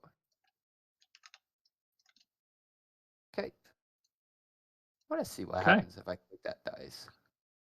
Hey, Jake, Alright, is it- above game. Oh, it does roll Yeah. health. Yes. When I rolled that nat 20, do we not also do the D100? It's only No. for attack rolls. Oh, okay, I got you. I was Yeah, just it's curious. attack rolls because it's based on like range, spell, or melee attack rolls. Okay. Yeah, I don't know. It might be a better question for I don't know. I guess you, Jake, Grim, or Zach, or Mike. But I guess when you wild shape, do you just take the health of the freaking bear, Yes. or do you? In, You in get- 5e, you get the health of the you bear. have the health. You have the health of the bear. Basically, when you wild shape in 5e of 2014 rules, you pretty much take over the entire card of the animal you're wild shaping, minus your skill rolls, your skill checks, your acrobatics, your animal handling, your arcana, all that stuff. All Everything that stays the else, same. I was just yes, asking all because that it had a stays the freaking dice roll next to the hit points. I wasn't sure if I was supposed to roll or not. All right. that's yeah, you're good. You have the health of whatever it says it has, and you have its attack rolls and its strength and con and intelligence. You have all those. Yep. Keen smell. I smell Those- a lot of light. Those are your new stats. All right. And when if he drops below 0, he goes back to what his health was. He before he wild reverts shaped. to his previous health before wild shape. Okay. Yes. So you Yeah. have 37 right now. If you drop to 0, you will go back to 24. That's the big nerf they did in Yeah. D1. Even if he takes 100 hit points of damage, it will revert him back to 20, whatever his health was. Yeah. It's basically you've got a 37 hit point shield. Yep, And you can do basically. stuff Pretty much. players can do. Basically. So yeah, he's prepping himself. He's ready. He's ready for this thing to come charging if it does, whatever. But yep. So Mike's got guidance, and Kulik's a bear now, ready for mayhem. And that's everything you're going to do. That is my. You That's Still my have everything. movement, right? Yeah, he still has some movement. I guess he takes a few steps forward here, and he just Okay. moves up 5 feet and braces himself All right. right next to Cloud. So that is the end of your turn. Yes. Okay. Fafo, you are up. Okay, I need clarification on something. What are you considering the miasma? Poison. I am considering it Just a Tell me. poison. 10-foot radius miasma. Any creature that starts its turn in the fog takes 2d6 poison damage and must succeed on a DC 12 Constitution saving throw or be poisoned until the start of his next turn. It's poison damage. Yeah. Don't make him don't make him connect the dots, Junior. Just come out with Yep. it. Yeah, just tell me what you want to do. Okay. Like, the combat is going to take forever if we're trying to like. I'm me clarify things before you tell me what you wanna do. Warforged. I cannot be affected by poison. Correct. Do you have complete great. immunity to it? Yes. He does. Then yes, absolutely. You have immunity to poison damage. Okay. Meta. Throw him That- overboard. Yeah, that is great for you. It's. I don't know why Okay. you're back with the rest of the crew in the back of the ship if you're immune to poison. Like, let's be real. Don't I get can't- what Only you're guy doing we right can now. actually utilize It for this doesn't fight. make sense because, like, this thing hasn't had a chance to move yet. My miasma wasn't there when I moved. That's fair. Yeah, it And wasn't on his That's turn. Yeah. that is completely fair. I came back here to remove the captain from the wheel, but Tim beat me to it. Yep. Ah, Negative I got you, heroic I got you. inspiration. Yeah, Negative that makes heroic sense. inspiration on the DM. Your next roll is My at next disadvantage DM. Jeez. Okay, so I am going to go ahead and I am going to run my full distance from where I am. Ooh. Uh, 30 feet. Jump over the rail. Jump over the rail. Jump over the rail. Oh, we don't need any more holes in the ship. I mean, if he wants to get anywhere here, he's going to be jumping over a fucking rail. If not, he's going to be going 20 feet this way and 10 feet this way to here. Can we see what is in the ship's fog is hold? obscuring. Not. Because there's two things that aren't in that fog. Tell me what you want to do. You can see the two faces that are not in the ring of the fog because it's not consumed by fog. I want But to it's literally jump just flavor over- for the map. I want to jump over the rail and see if I cannot break or dislodge the metal or the wood or whatever is covering. You the want to break hole. through this section right here. Yes, I want to break through the hold to try and release what appear to be trapped spirits. If I need to do a perception check to determine if they are the trapped spirits of everybody, I will do that. They trap for a reason. Nah, man, just jump. Just jump. Yeah. All right, fuck it, I'm just gonna jumping. tell you, you're on a ship that's been told that it traps souls, and there are soul-like noises and green faces coming from transparent part of the ship. Yes, they are trapped souls on the shadow. Then I am jumping to try and shatter that. Okay, Oh boy. let's do that. Yep, figured that was going to be from Hour-long you. hour-long Athletics. conversation to figure that. Yeah, like it is much easier to say, "Hey, I want to jump in and release the souls. What do I got to do? Roll." Cool. Roll me. What do you fucking roll Athletics. for that? Athletics to see how high you jump. Okay. I mean, let's can put have it to this bust way: his ass. if he is within his 30-foot movement range and there is no heavy terrain or no difficult terrain for him to go through, then the only thing he's going to really need to roll is athletics to see if he jumps well. That's really it. Yeah. So he's going to move 10 feet to the railing, jump off the railing the rest of the 20 feet, and land at his 30-foot range. At that point, it's going to be, do you want him to roll athletics and acrobatics to see if he braces himself for the fall? Do you want him to swan dive? Like, how do you want him to visually do this, to try to break through these wooden or metal grates that are currently in the middle of the ship? Yeah. I want you to roll athletics. I want to see how you do the jump over that railing to get to where you're at. I want you to roll athletics. I also would like you to know that you are getting ready to jump. What is the 919? I have advantage on it, so Why do you have advantage on it? my character. Okay. You jump over the railing, you land right on the grate, and nothing happens. Mm. You know you're on a ship that has trapped souls. Don't you think that if the souls could break through the wood or the metal to get out, they would have by now? It was worth a try. Like it, yeah, worth a try. You 100%. This 100%. You are right there. Sludge, it is your turn. You take that bow, or sorry, Sludge takes the bow and shoots it at the fucking enemy that nobody has even tried to attack besides the characters that I'm controlling right now. How can Sludge Well, see I was it? saving you. What enemy, Jake? Oh, good God. That's the end of your turn, right? Yes. Fantastic. The Blight Wraith is going to use a legendary action. Let's see, where is it?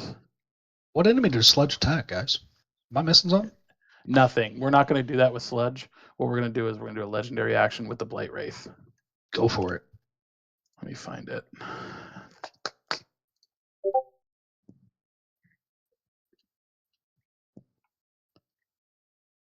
Every time freaking Yep, shift Junior and wins. jumps, I'm imagining this. Like I have to Let's go. see. Sweet. That makes me very happy. The Blight Wraith is going to use a legendary action at the end of your turn called Shift Winds.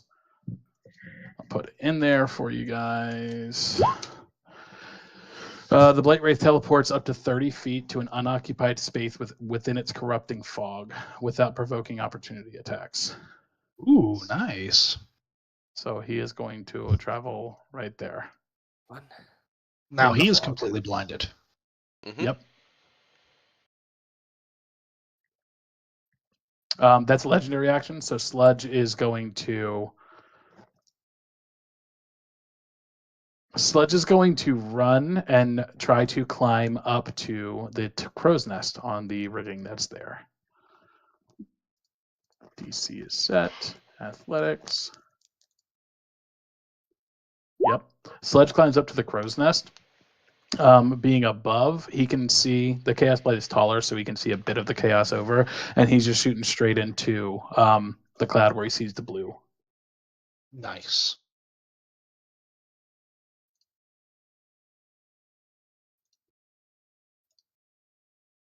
Why is it? There we go. Bro, sometimes it's not letting me roll. I There we noticed go. I that feel like- earlier with like what Nick was saying and what Richard was saying about they couldn't roll. Like I need to click actions and click attack and then click Yeah. my roll. I Yeah. can't do it from all roll. I cannot do it from all at all. No.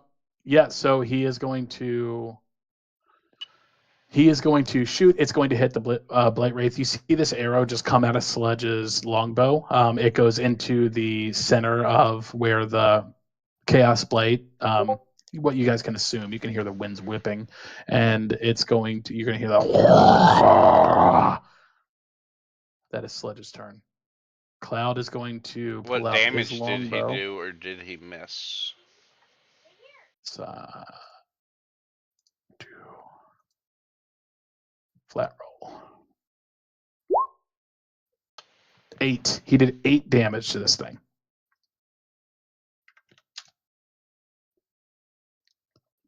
All right, that is going to be Cloud's turn. Cloud is. Oh, Sludge. I'm going to play Cloud the way Cloud is. Cloud is going to run back here towards the captain's quarters. He's going to turn around and just randomly shoot his short bow into the fog. So he'll roll a disadvantage.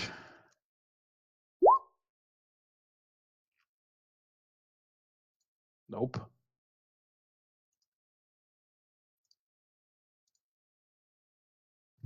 Now it's not letting me roll Cloud shit. I even tried refreshing my pages to see if that would fix it. That's what I don't just think it did. did.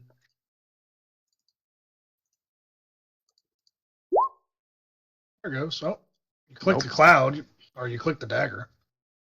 There. Okay, I have to click in this very specific spot. It's so weird right now. Oh, 18. Hell yeah.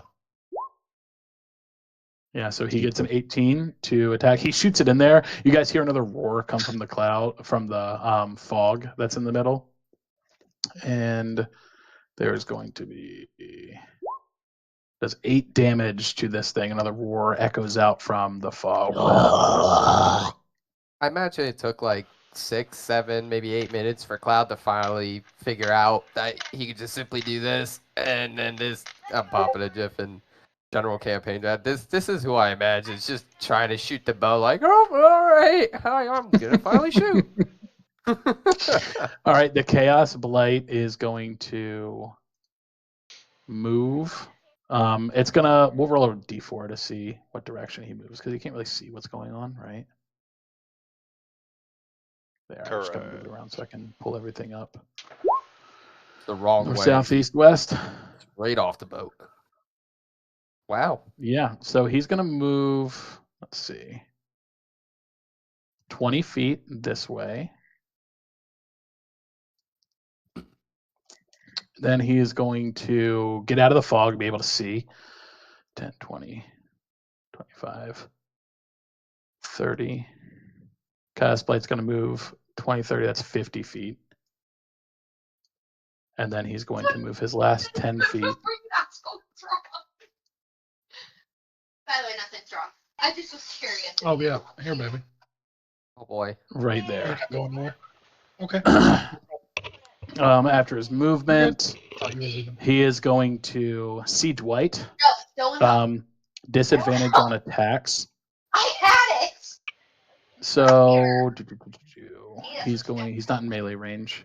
So again, you just see this blast come out of this torrent of blue energy and this evil face of chaos.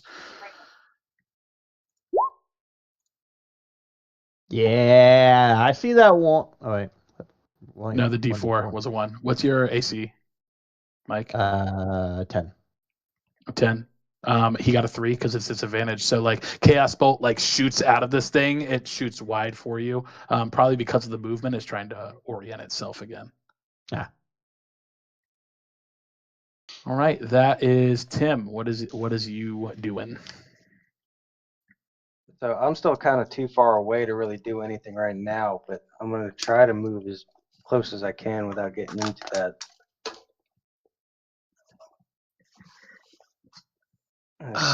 15, that's 20 Bane feet. of melee characters.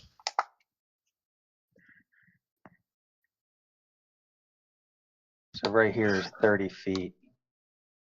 Yeah, you can move there.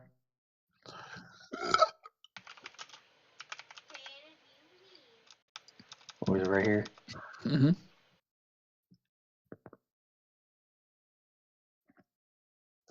And then I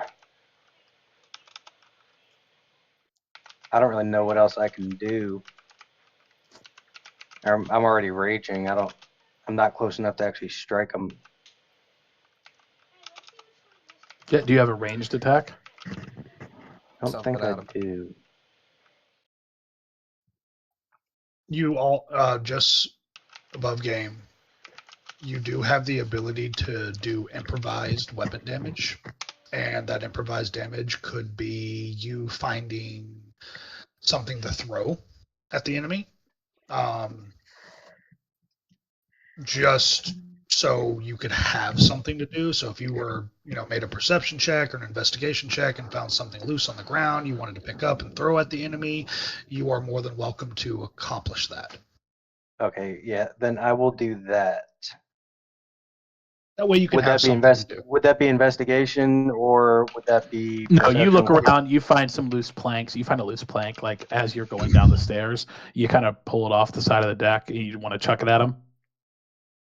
Yeah, just like Yeah, as there's far actually- as I can. Yeah, there's actually a couple nails sticking out of it too. So go ahead. What does he roll for improvised weapon? Let me look at it real quick. Let me see if it clicks. Player characters and monsters can do. Okay.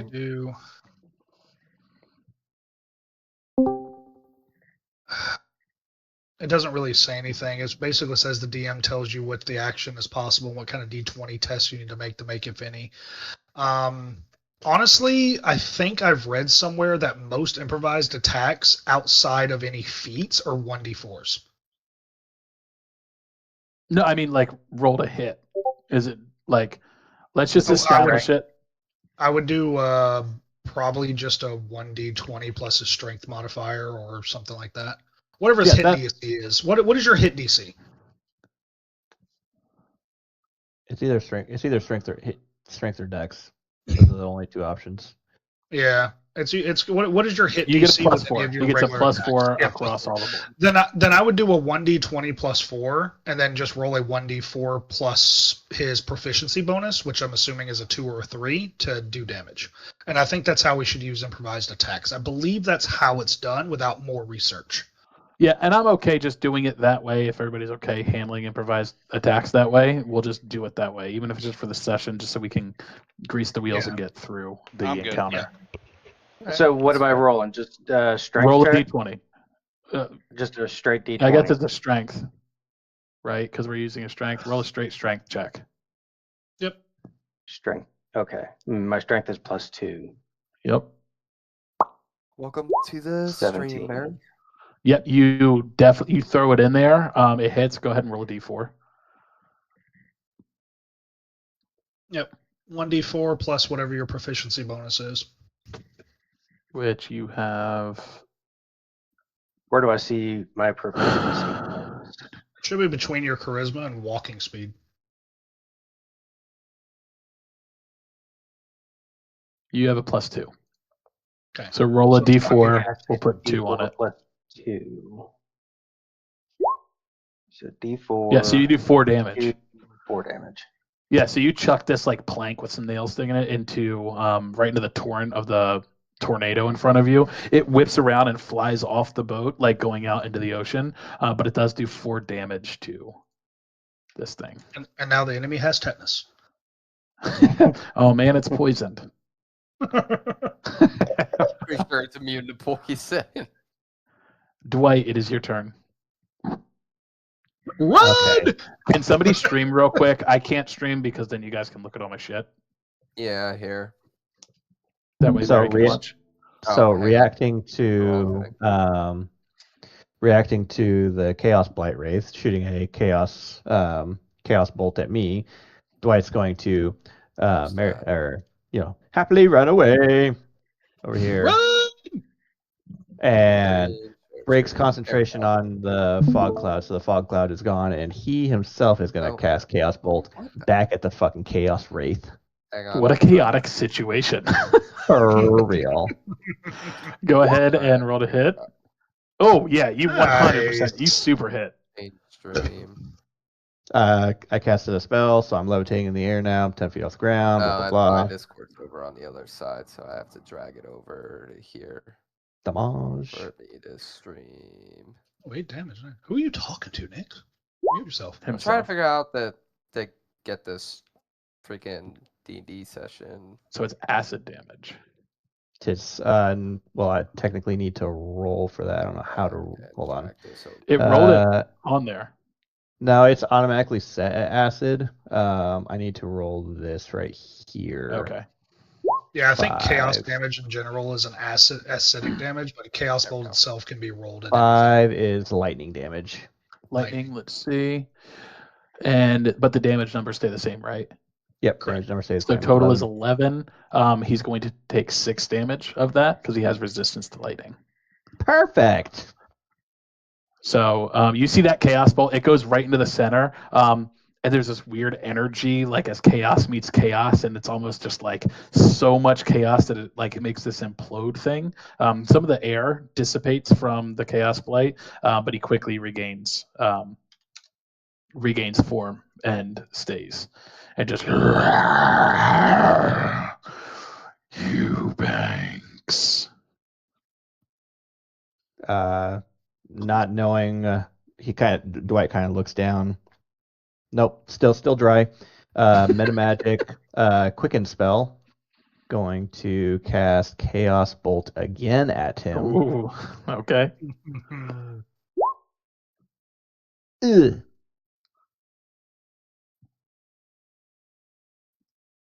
I'm feeling lucky. Action spells. Roll it again.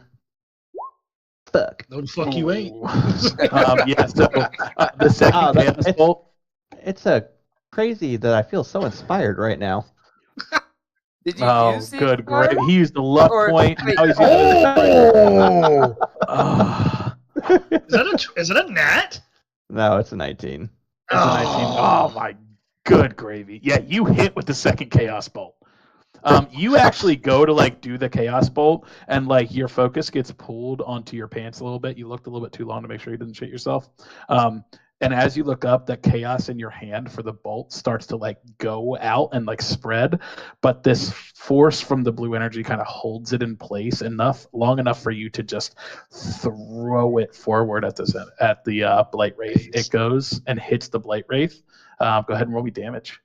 Type first and then the number. Well, it's Or I guess 5 backwards. damage. 5 damage. Roll a d8 for this. It's a 4, which is force damage. Force. You do the full 4 damage to the, or 5 damage to the Chaos Blight. Oh my god, yay! Yay. Dwight, that is your turn. I'm assuming you're out of anything you can do besides Yeah. more movement. Okay. Yes. Grimrick, it is your turn. All right.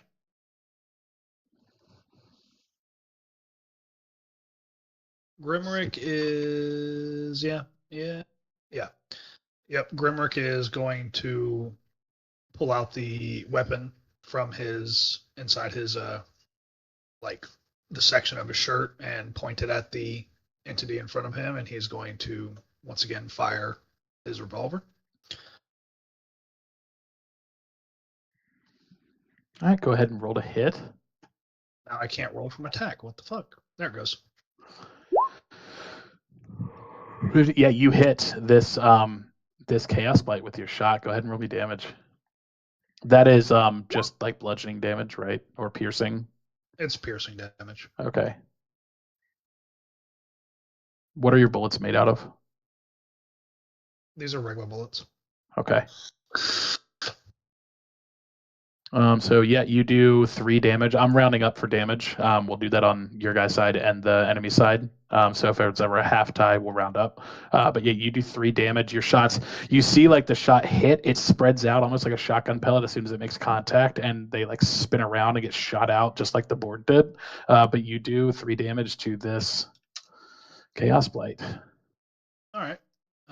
Yep. And as my bonus action, I'm going to enact my protector mode, and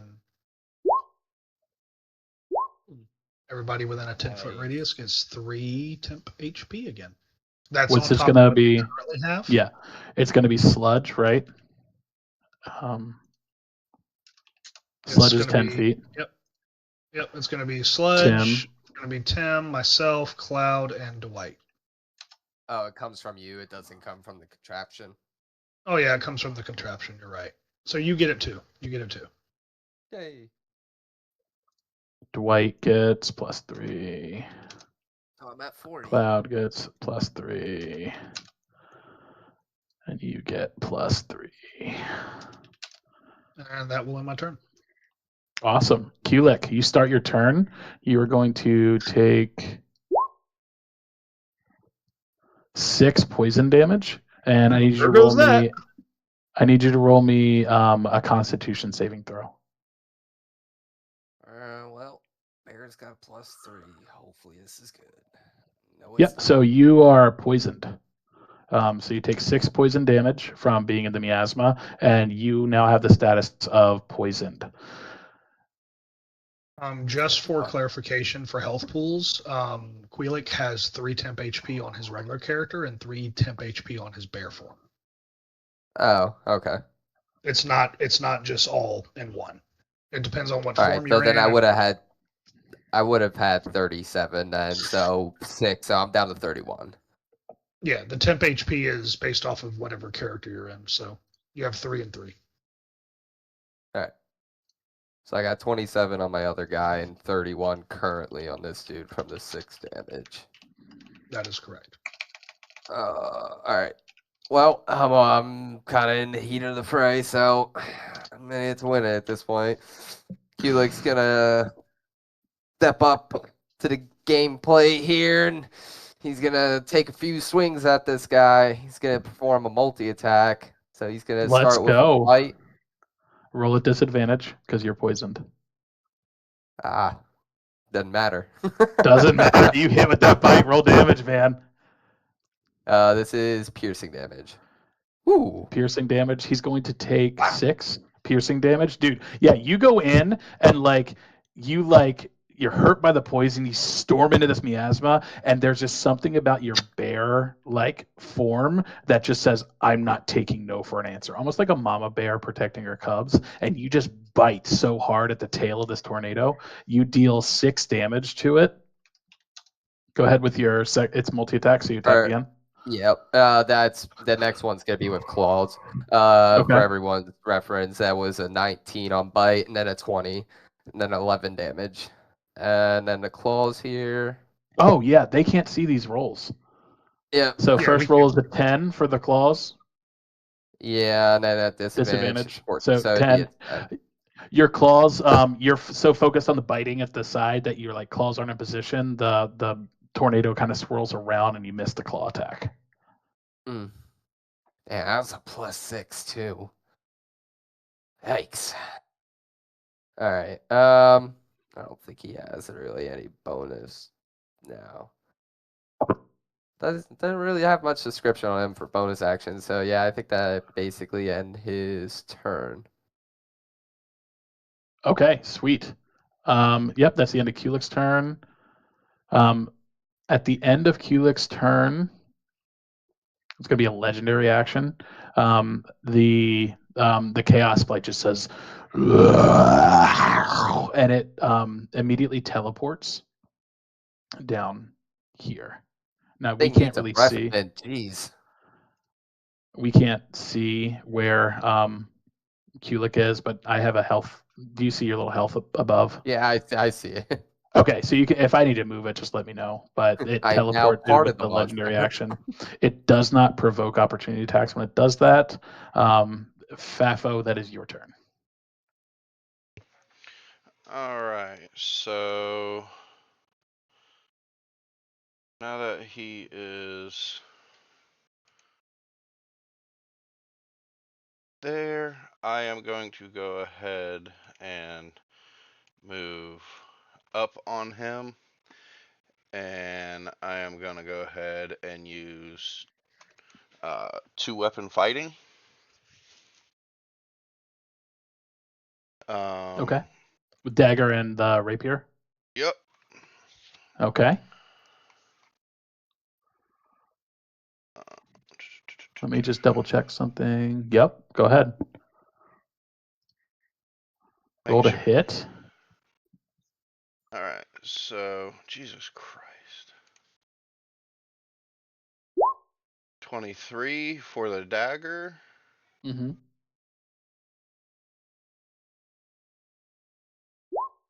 I miss with the rapier, I take it.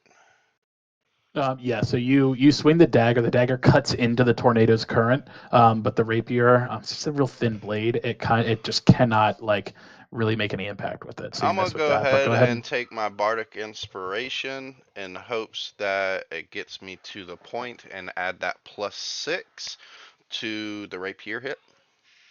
Oh, 6 plus 7, that's going to be 13, Yes. right? Yeah, 13. You hit with the rapier. Okay. So like as you're swinging the rapier, like you look at it and it's almost like, man, I'll tell you what, Sludge is a cool guy. That's a thought that runs through your head, and it just inspires you to like actually hit in the right spot. And you make contact and do damage with both. Go ahead and roll damage on both hits. Oh, Fafo's making friends with Sludge. So he takes 7 from the dagger, and he is going to take 10 from the rapier for 17 total. He's not going to take the 10 from the rapier because with the 2-weapon fighting, I'm assuming the rapier is your secondary attack using 2-weapon fighting. It does not add modifiers. Yeah, so it's just the. So it's 7. -3, so it's 7 from that. That's So 7. 14. So he takes 7 damage. So yeah, your 2 attacks slice through, whip through the bottom of this Chaos Blight, and does 7 damage. Nice hit. So 14 total. Yeah, Yep. good damage. No, Hell yeah. just 7 damage total. 14 total, dagger he's and rapier. Yeah, He has resistant to piercing, bludgeoning, and slashing okay. damage. Sorry, I did not hear that part. Unless there's silver lined in the weapons, then no. Moving on. And then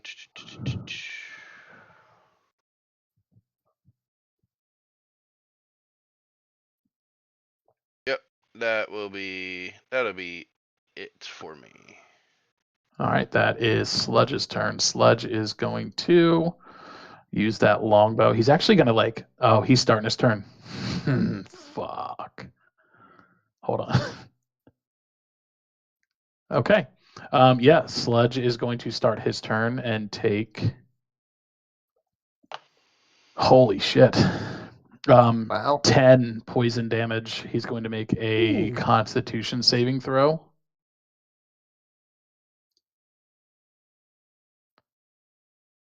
And he is going to also become poisoned.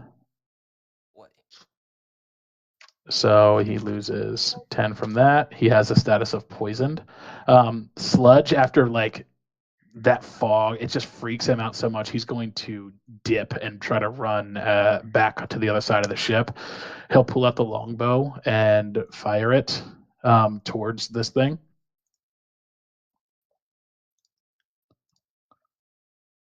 Oh, Nice. Oh. 20. yeah. Oh. Nat 20. So Sludge, feeling all poisoned, just I don't know how to use this thing. I'm just going to try. He puts his feet up on the bow because he's so small and pulls the string back with both hands and aims it like a ballista and just releases it at the Chaos Blade Wraith. It flies through. He's going to do. Sir Hunter style, charging up that dragon shot.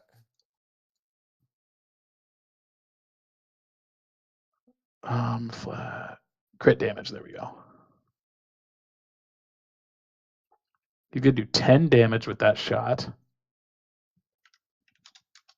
Ooh. And then we're going to roll a D100.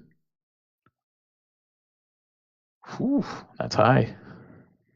With a ranged attack. What was the number? I don't have it pulled up. 73. 73.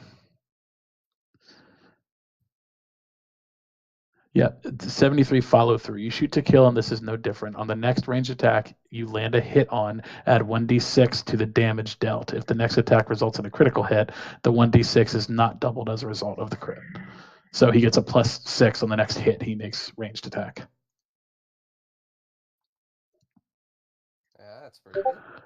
All right. So Sludge is feeling good. Sludge is he ran back. He's like, man, I don't know how to use this shit. He comes back. He ballistas this thing and just fires it straight through the Chaos Blight. You just hear the. All right. Then it is Cloud's turn. Cloud is not in the miasma, so he is going to run back towards where Sludge is and do the same thing, fire with his short bow.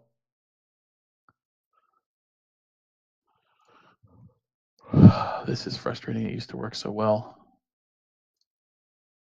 Yeah, I don't know what's wrong with it here lately. Yeah, Cloud aims, he fires it, but just like the last time he shot at it, the arrow waves around and goes away from him. With a bonus action, he's actually going to. Jake, I dropped my character's health was still at 34. I put it down to 31. That's where it was supposed to be. Okay. I appreciate that. Cloud shoots. He misses with his bonus action. He's actually going to dash away a little bit further, give himself some distance, and he's going to come over here with cunning action. All right, after Cloud, it's going to be the Chaos Blight. The Chaos Blight is going to move. Fun. He's going to move. Here we go. 1. Hold on. No, that's not what he's going to do. Zigzag. All right, let's see. The Chaos Blade is getting hurt, guys. You're hitting them, all that. The Chaos Blade is just, and you see it shrink and shrink and shrink and shrink and shrink until it's half the size of you, almost as tall as Sludge. And when that happens, it's almost like the energy of the blue fog starts pulling towards this Chaos Blade, going and going and going into it, and then it raises up as big as it was and then keeps getting bigger and bigger, and you see this division come between the Chaos Blade, and the division creates a second Chaos Blade on the other side of FAFO. Holy shit! You gotta be kidding me. What he did is he used his action. It's called Multiply. The Blight Wraith splits itself in half and grows to create a clone of itself that is autonomous yet a part of the same mind as the host. So do they share the same health pool, or do their No, they do life not. get No, cut in they do half? not. This one there. So yes, the Chaos Blight is there's another Chaos Blight that pops up on the other side of FAFO. They'll share the same initiative and everything, but that is the action. And then at the end of his turn, he's going to use a legendary action. It's a melee spell attack against. Yeah, this Chaos Blight moved there, and it's a melee spell attack against Tim. He's going to do Poison Lash. Nice for you. +5, I believe that hits. And then one target hit 2d6. Tim, you're going to take 8 poison damage, and go ahead and roll me a Constitution saving throw. -8. Oh, damn it! I did it again. That's not a saving throw. Yeah, a saving throw. Saves are different. Yeah, no. You said Constitution. I hit the first one. I thought. But this is the saving throw right here. 5. Yep, you are poisoned. So we'll put that Okay. on you as well. You don't have any like immunities to poison or anything, correct? Not that I'm aware of. Okay. And my health should be at 23, not 26. I may have mistaken something off. Okay. That is the end of the Chaos Blight's turns. The multiplied one does not get another action.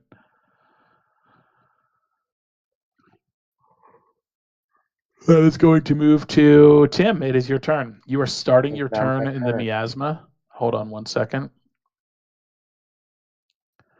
Yep, you're starting the turn in the miasma. Any creature starts a turn takes 2d6 poison damage, which I will go ahead and roll that for you. You're taking another 6 poison damage. Click on that. Down to 17. And then, yep. And then no. roll the Constitution saving throw again.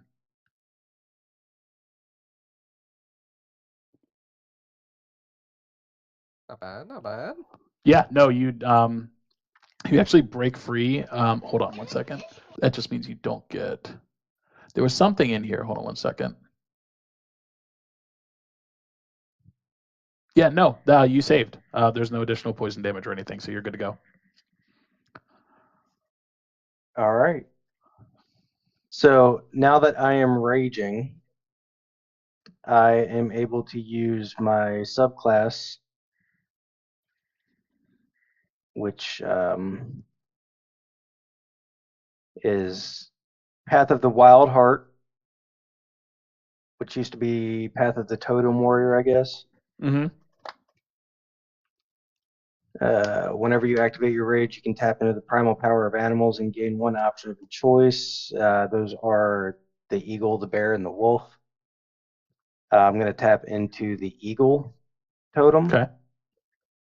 And that grants me the ability to dash in, deal a. I don't know exactly what kind of strike it is. Let's see. Hold on a second. Back from real quick. Let me know if I miss anything important. You should be good. There's a couple rounds to yours, or a couple people ahead of you.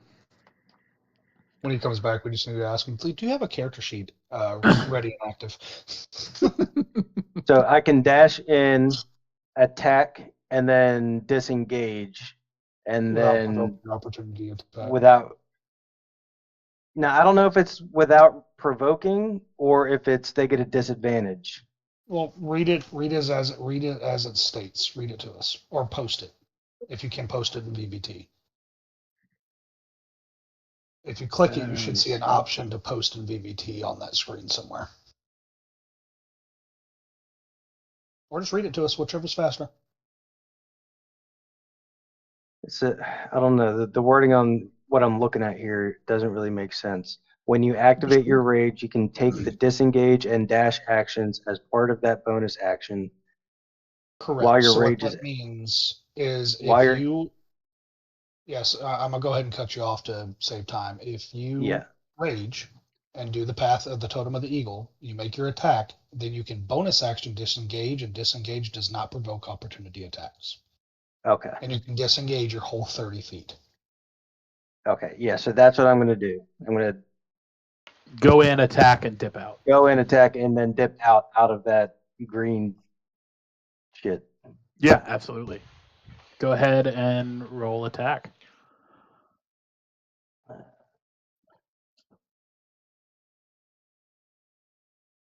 Is that just a strength?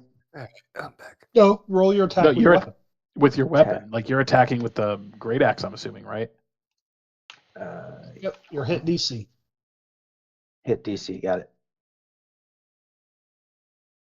Nope. You Uh, need to hit the hit DC that's in the red box.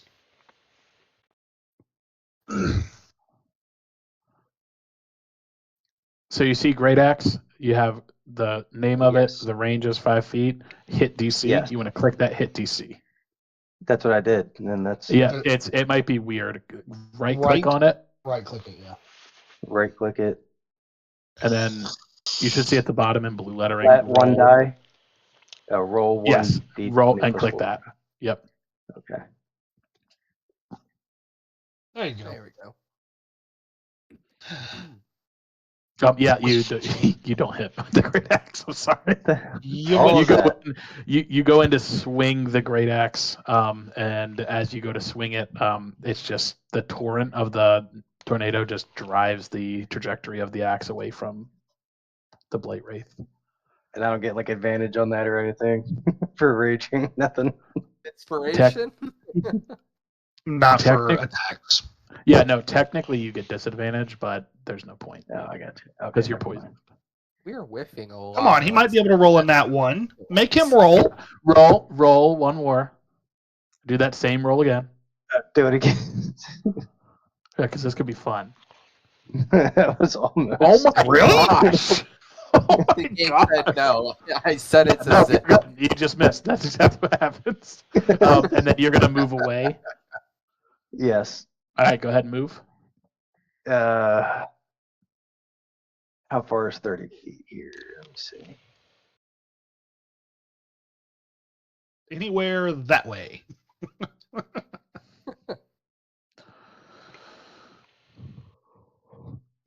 From where you're at, you can get to any pictured part of the back of the ship. Gotcha. So I'm gonna go right back here next to the captain again. Okay. Or no, I'm gonna go up here instead, actually. That way I can dash back in and try again on my There you go. turn, but I'm out of that. I'm out of that bubble. Okay. For now.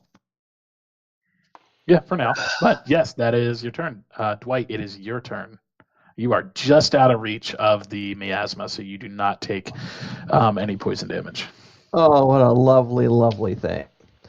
Well, since I wait, you said he was resistant to lightning damage, right? Yes. Fuck. Which bolt is not gonna work. I need to know what the fuck these things do. So I am going to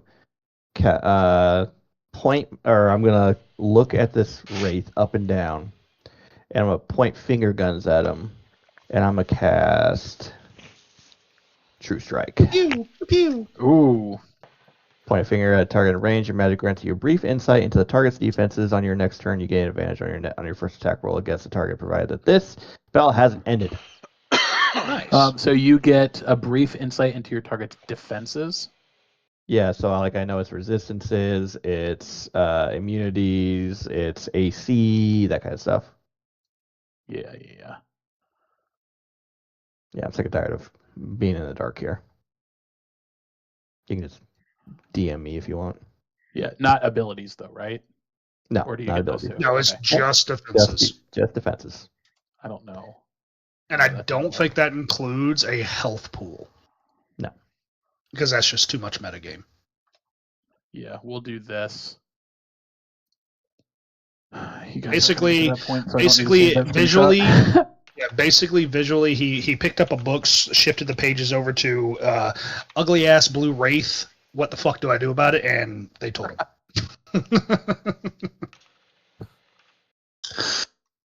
Yep, that's what I wanted to see right there. How to But, Kill a Rape for Idiots 101. He whipped Is that better? book out. I mean, the first thing you sent me is fine. It was just funky with how I put it there. Yeah, it's fine. Okay, cool. Going to take my. I'm gonna move. And I'm gonna move right back on over here. So you point finger guns that tell you everything that the SAS defenses do, and the thing you do is you get as far away from it as you can. He's like, oh, I yeah, just don't want a well. slight. I just don't want a sidestep to get me poisoned. Okay, that's all. No, I was more saying that for everybody else, so they realized what was happening. Yeah, this dude goes, "Don't worry, guys, I'll figure it out." And he goes, and he goes, whoop, whoop, whoop, whoop, whoop, and just runs away. The information he figured out was too much. He's like, nope, these things are unkillable. I'm getting the hell out of here. Drives off the fucking ship. I imagine you as Lightning McQueen, just like finger guns, ka-chow. Oh fuck! And then you take like 5 steps back. You just see Mike levitating off the back of the ship. Well, good That's luck, great. guys. Oh, that's great. That's my turn. All right, that's your turn, Grimrick. It is you. Yes, sir. You start your turn in the miasma. You're gonna take 5 damage. Roll Constitution saving throw. All right. That damage will be halved. I have resistance to poison. Resistance. Okay, so 3. And then I have advantage on anything poisoning me. Oh, so you're gonna get advantage on the roll 2, right? Is it a Constitution save or just con check? It's a con save. So you'll get advantage on the con save. Thank God.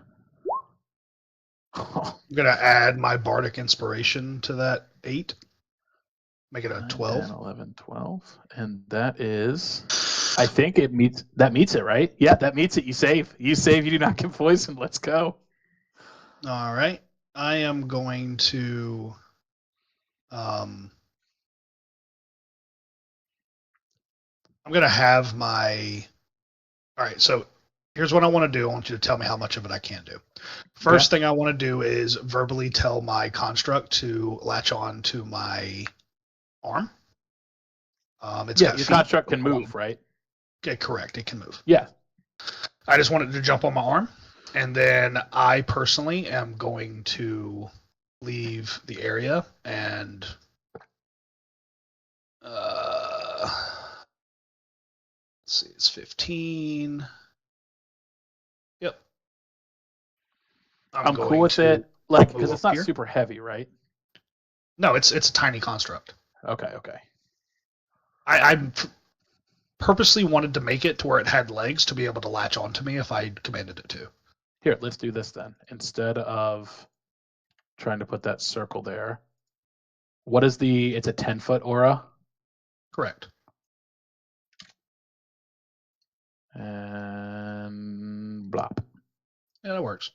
As for my second thing I want to do, because it states it doesn't require any action, and I've literally been reading this over and over again and doing research, and there's not anything stating that I cannot do this, but DM discretion. Okay. So my Artificer infusions, they allow me to infuse items, non-magical items, and give them magical properties and give them certain other things. It doesn't state that they're an action. It doesn't state that they're a bonus action. It just states that I am capable of doing this. It also states that if I do it to a item that I currently possess, I can forego the attunement option to where I have to take an hour to attune to it. Yeah. So you're like infusing this. What's the end goal? Like, what are you trying to do? So I want to infuse my revolver with repeating shot. And based off of the information, it's instantaneous, which then makes it magical and every aspect, and gives it a +1 to attack and damage rolls. Okay. What do you do that goes into I just have to touch it. Like, how do you imagine infusing it? Like, what does it look like? Because, like, realistically, okay, the way you're okay. describing everything, I'm thinking, like, in order to do that, my first gut reaction is that's going to take more than 6 seconds. Okay, understood. So my goal is when I travel the distance that I have, I'm going to pull out my revolver or have my revolver in my right hand, and in my left hand, magical glow is going to appear in my hand, and I'm going to touch the revolver. You know, I'm doing this as I'm leaving from the miasma, and as I touch the revolver, it's going to flash, and then the revolver is going to have a nice golden sheen to it. And that's For it. this, That's the basics of I'm doing. yeah, for this encounter, I'm okay with you doing it if you don't use the pistol till next round, or I'm you okay can with that. use it. Just the effects won't happen until your next turn. I'm We okay might with that. revisit it for like long-term things, but I think that's fair because Yeah, I don't want to say you I have to can do it outside understand of that. combat. Okay. Yeah, I mean, I wasn't able to accomplish this in the beginning before our long rest because of how quickly you were pushing things. So I just kind of like, okay, I just want to infuse things during this long rest. But it's okay. We're moving on. So, yep, I infused the item for next round. So I'm going to go ahead and aim my revolver at the entity that we've been fighting the entire time. Mm-hmm. And I am going to make an attack at it. Okay, so it did the same thing it did to him. Wow. Mm-hmm. Right click, roll. Good You hit. You hit. Super hit. It's been rolling high tonight. 9 damage. All right, so that is gonna turn into 5, 4? right? 5? Yeah. Yeah, because half of 9 would be 4.5, Yeah. and we're rounding up. And then as my bonus action, I would like to activate my protector and That's gonna give you and Sludge +3, right? correct. Yeah. No, well, it's a roll every time. Oh, okay.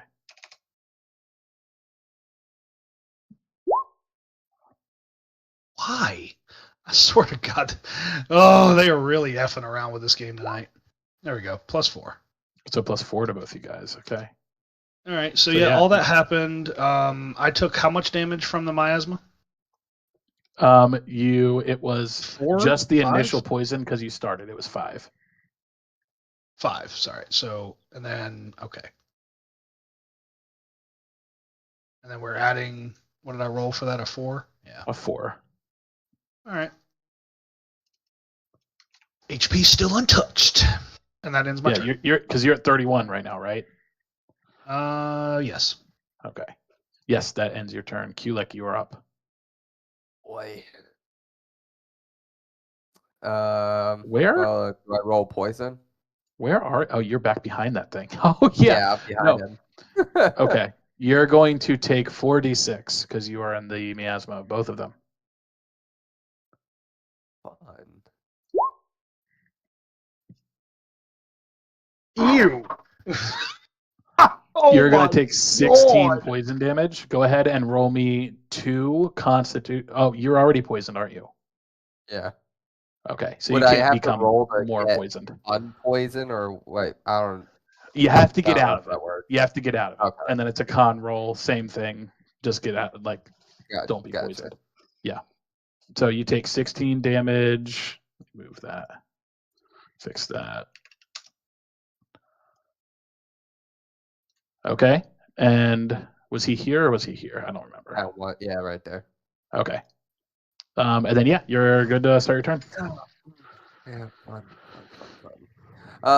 Well, I am gonna go ahead and I'm gonna. Yeah, I'm not within the radius of the other guy. I'm gonna move to the bottom right corner of this dude. So I'm still within his radius, but like out of the other circle. Okay.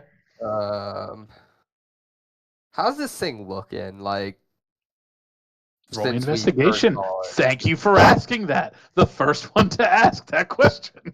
Zach, I sent you something. It was almost an 11. Yeah, you know just by how many things you guys have thrown at this shit. Like, you can see the torrent of the first one is a lot less strong and like chaotic that compared to the second one. Wind's kind of cutting in and out, kind of Yeah, it's like the form. shards that were like being whipped around inside the blue shards going around are actually starting to gain weight and like kind of like sinking and then going back up, almost like a bird, like Flappy Bird, instead of Right. just like whipping around. Kulik feeling the intensity of all the poison. He's gonna be like, he would be like thinking to himself, like, we really need to get rid of at least one of these things or something. And he can see death is written all over one of them, so he's gonna do another multi-attack against him. All right. You are at disadvantage because you're poisoned. Yep. So let's start with the bite. That doesn't hit. A 7 and a 22. The 7 you do not hit with the bite. Yep, and claws. You 13. roll 13 and 18. Go ahead and roll damage. Come on, this is slashing damage with the claws. Slashing damage. 8. Yep. It would be 8, so 4. You're gonna do 4 damage. Kulik, Oh boy. finish him. Oh.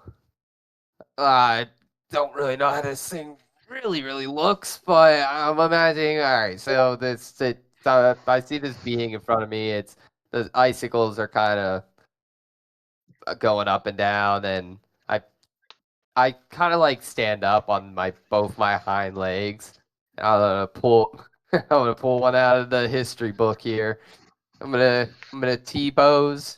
I'm gonna like start to go forward, like fall on top of this thing. But as I do, I'm gonna bring both my claws forward to like kind of correct myself as I land on the ground. Like I'm landing back on fours, but I'm doing it in a way that I'm like clawing this thing and landing back on my footing. And I'm Sweet, gonna yeah. absolutely just wreck this thing. Yeah, you slash, your claws go into it, and you see like that little sputtering energy that now you're seeing is almost like coming from the base of the tornado. Like that last claw swipe cuts it off. As you do that, it dissipates. The face goes away. The shards dissipate. They actually like separate and go back into the blue fog that surrounds the shadow. Finally. Yep, and now that I'm like technically out of the poison, do I roll for the poison now or no? Next turn. It's Okay. you only take the poison damage if you're starting your turn in the miasma. Oh, okay. Yeah. I guess that would be his turn then. All right. At the end of your turn, the Chaos Blight Wraith is going to take a legendary action. It is going to do an attack on FAFO. It's going to roll. Gosh, I wish I just added that in there. I can probably fine tune this a little bit better when adding them. What is your AC? Nowhere near FAFO. that. It's a lot higher. Oh yeah, you're the level 3 with advantage on your base stats and 16 AC. Got it. Yeah, so that it misses, so it goes to attack you with a melee attack. And like one of the shards like swings by, but you like deftly lean back, and the shard goes by your face. Matrix. Fefo, that is your turn. He's starting to believe. All right. Once again, 2-weapon fighting. Gonna change it up.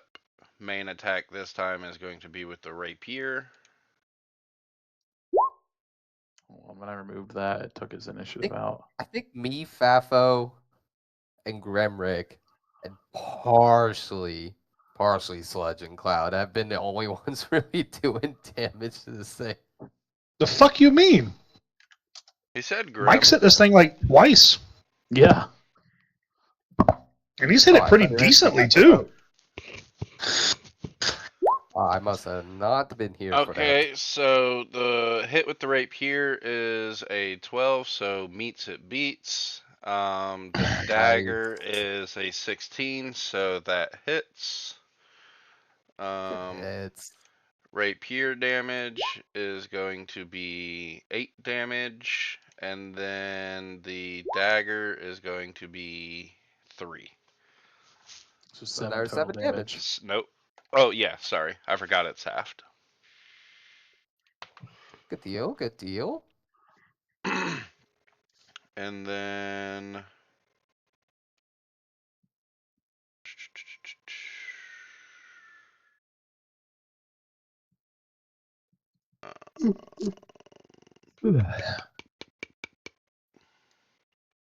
that will be the end of my turn. All right, Fafo, that is your turn. Sludge is going to look over at Gremrick. Can I? Oh, mate. Thank you for that. No, your turn's over. Okay. Sludge is going to shoot. Was it another like action, bonus action or something that you wanted to do? No, I was just going to reposition.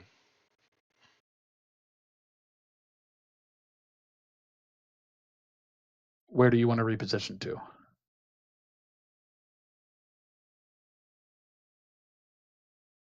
Okay, yeah, you reposition to the other side. The sludge is going to shoot with. Oh, that's the wrong thing to left click. He's going to reposition and shoot. Oh, he's going to hit. He's definitely going Nice. to hit with that.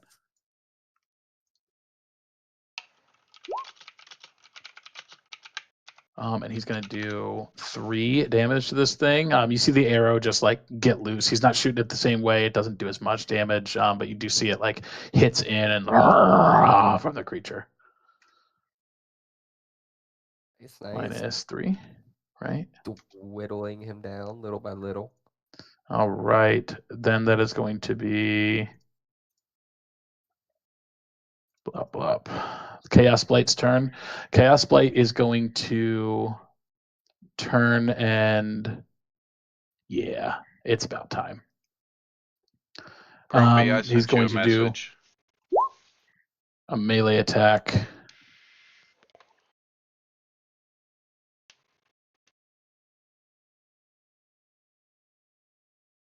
And you're 16. He goes to do the melee attack. You see another shard come through, and you like dodge it again, Fafo. As that comes through, before the end of his turn, he's going to use the legendary action. He gets really, really small. I'm just kidding. He's going to going to use the legendary action to attack again. Does he actually see Fafo since he went Nothing. into the cloud though? That cloud's been gone for a long time. Oh, the circle is still there. I didn't know. Yeah, both miss. So that is his turn. What he's going to do is Provoke an attack of opportunity? no, he's just going to move within this miasma fog Hey, Grumpy, I sent you a message. without On provoking Discord. the opportunity. Thanks, bro. Wait, Leave he me used a alone. second legendary action? No, his one legendary action was to redo one of his attacks. He gets a legendary action at the end of each turn. He gets 2 per round of combat. Okay. They do not go away. They stack if he's not using legendary actions. No, that's fine. I just didn't know if he could do two in his full turn or not. I couldn't remember if they were capable of doing that.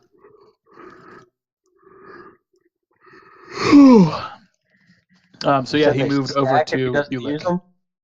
If he doesn't use them, they build up. There's a threshold, but So- I'm not going to give you guys the full character sheet. Hey, Tim, I sent you a message on Discord. No metagaming. I'm not.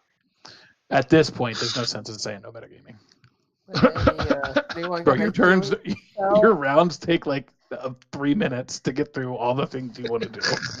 Like, just tell him what you're going to tell him. You don't have to sit like try and hide it. No, I'm asking him a question. That's it. All right, that is the Chaos Blight's turn. Cloud is going to longbow or shortbow, actually. Where do I see where I get a message? Oh, hold on. On Discord, you should see it as I a. see. I see. Up Yeah, I right up saw there. it right as I asked. Ooh, Cloud is gonna hit. Hey, nice. About fucking time. I know, right? And he's gonna do 4 damage. 4 damage. Jeez. He's gonna do 4 damage to the Chaos Blight. And that is Dwight's turn. So just for clarification, Jake, I was rereading Chaos Bolt. On a hit, the target takes 2d8 damage. You choose one of the d8s. The number rolled on that die determines the attack damage. Oh, the- you pick between one of the 2 rolls. Yeah. Okay. I was wondering why that. I was Ah. wondering why that wasn't automatically done when I rolled damage or an attack. So yeah. Let's see. I still have advantage. Well, actually, the one that I did the fucking True Strike on died. So I guess I will. Guidance doesn't do anything. It's a 1d4. Where's Yeah. Toby? Yeah, on ability checks, not attacks. Yeah. I will point at the Chaos Wraith again, but this time out of the finger gun comes the Chaos Bolt. So you're doing the finger guns, but you're shooting the Chaos Bolt.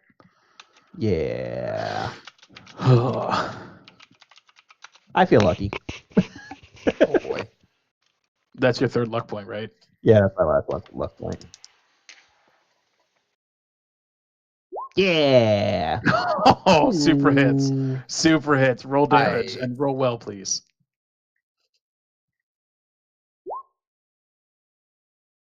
Okay, so let me see these. There is a 1 and a 1, Kill it. so that So kind of fucking it's acid, motherfucker. It's acid. Yeah. So yeah, it does 3 damage to this guy. Hot You see the diggity. Chaos Bolt kind of get sucked up. Same kind of thing that happened the first time you hit. Kind of goes inside, does a little implosion. Cool. Ends my turn. Okay. Tim, that is you. Oh, he absorbs this bolt and replicates. All right. So think he am needs to I roll a am I con in roll that right cloud or is it just barely? I'm not gonna touching say the you're shit? not in it. Okay. Yeah, you Because need to that could roll be a devastating in my con health save right now. at the moment. Yeah, you get to roll a con save to not be poisoned. Yeah. Okay. If you beat, what is it, at 12? That was what I said, it was 12 or 13. No, that ain't gonna happen. 7. Oh boy. Is it strength saving Well. throws that you get advantage on when you're raging? Yes. Yes, Um, only strength. Okay.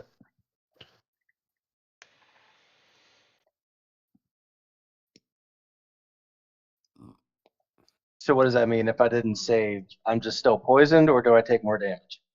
You're still poisoned. You're just still you're not unpoisoned. So now it's still disadvantage on any attack. Yes. Okay. Well, once again, I'm going to Technically, it's try. disadvantage on saving throws too, but that's excessive. I'm going to dash in, attack, and then dash back out. Same kind of strat you did. Yes. Okay. Go ahead and roll for Really? attack. Great. All my. Great axe? Huh? You're using the great axe. Yes. Great axe. Okay. Oh my. Come on, big heads. Oh. Oof. Is that a nat 1? That was a nat 1. Yeah. That is a nat 1. Yeah, it's a Oh, nat 1. no. All right, ladies and gentlemen. Oh. Roll that D100. Yeah. D100. Go ahead and roll. Let's see what you get. Go low. He Just trips, hope falls it's down low. steps, goes off. Hope it's low. Hope it's right. low. The higher, the worse it is. Bro. If he That's landed not a bad. 100. 26. I think. Oh, that's the critical hit. Critical fumble. 26. Deadly hubris. Your swing becomes entangled in the fray and quite possibly your own pride or poor judgment. Roll a con save against the intended target's AC. On failure, you strike yourself, taking double damage. Holy shit! Holy So roll a con save. You need to be Okay, a 12. Oh, you're good. Hey! You're good. No worries. You're- You're good. Ooh. Why is that my good roll? Oh, Because You it was glad not you your didn't time roll. to die. you Look on the needed plus that to side. be a At least good it would have roll. only been half damage since you're raging. So It still would have hurt like heck, man. Ugh. that was funny. Do me Trips a down the favor stairs and falls and into roll his that nuts. great axe for me. I want to see what the damage would have been. Nah, we're moving on. Yeah, did you run back to the same spot that you started at, Tim? Yeah, so I'm right back where I was. Okay. Oh boy. All right, so Grimrick, that is your turn. Yep. I would like to make an investigation check to see if I can determine what this thing is. Its form is made out of. Sure. Well, mind. okay. Yeah, it just looks like a blue tornado to you. Gotcha. So, yep. I'm gonna, do my investigation check. I kind of go, it's blue, Blue. and I'm going to, yep. Like, well, I'll just Imagine you like in the middle of combat. Guys, this is the same blue that's on Dwight's hand. That's so weird. Guys, have you noticed this before? All right, so yeah, I'm gonna pull out my revolver again, and I'm going to point it at the tornado, and I'm gonna fire it at it again. I have no clue why that just clicked. Roll. Dude, don't feel bad, dude. Don't feel bad. We're all dealing with Things are random weird. bullshit. Things are just weird now. Good All right, that hit, is good a hit. 13 with the +1. 30, you hit. Go ahead and roll damage.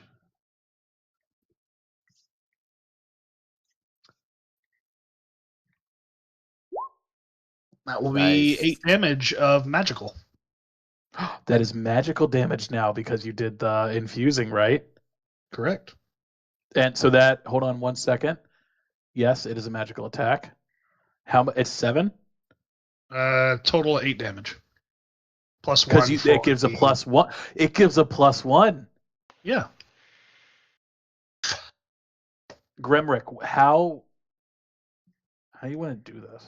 Oh my God! Yes.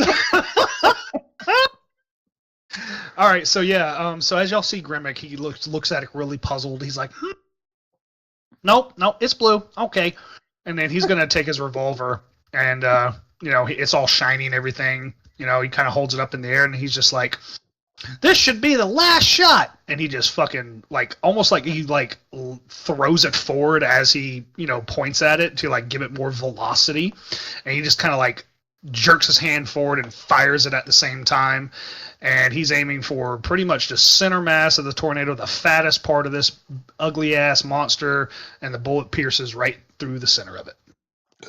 Oh, right through the center. It as the bullet goes through, it hits the center. It hits one of the shards that's flying around. As it makes contact with the shard explodes and shrapnel gets sucked in the tornado, and it all gets sucked towards the face of this thing. And you just as it starts pulling into itself and shrinking, almost like it did when it multiplied. But it shrinks and shrinks and shrinks and turns into a blue shard laying on the deck of the shadow. As you guys are kind of take a breath, you see the shard just kind of fade away, almost at you ever seen the snap in Marvel Yeah. when Thanos snaps and how they just disintegrate and fade away. Oh yeah, it just turns into ash almost. You see it do that, and as the ash goes away, it stays tangible. You can see it hovering around. The blue smoke around the shadow converges on it, and just as a wisp of everything, it flies off in the direction that you guys came from. On the boat or over the sea? whole mission going to it goes back Oh, okay. the direction you guys were traveling to meet the shadow. Gotcha. You guys are out of combat. Yeah, combat just finished. What are you guys doing? I'm gonna go over and pick I up the want to blue go shard. check. Here are my One at a I want time. to check on the captain. Remember what we talked about, Jake. Hmm? Remember what we talked about with each individual last session. Remember, instead of everybody talking to each other. Yeah. Tim, what are you doing? Checking on the captain. Oh, you're going over to William. Yeah, you run over to William. You like shake his shoulder. As you shake his shoulder, you see at this point the blue that was like kind of converging on the centers of his eyes dissipate, and they're back to white. His eyes are still open, and where it was like devoid of any like thought, you see like he blinks, and as he blinks, he's like, Tim, you look awful.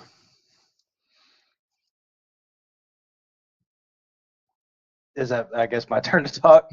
Yeah, he's talking to you. I look better than you do. Hello, is anyone I had home to- up there? The Yeah. lights are on, but nobody's home. Tim, I saw her. Tim, I saw her. And you see William stands up and just kind of like yells to everyone as I saw her, she's here.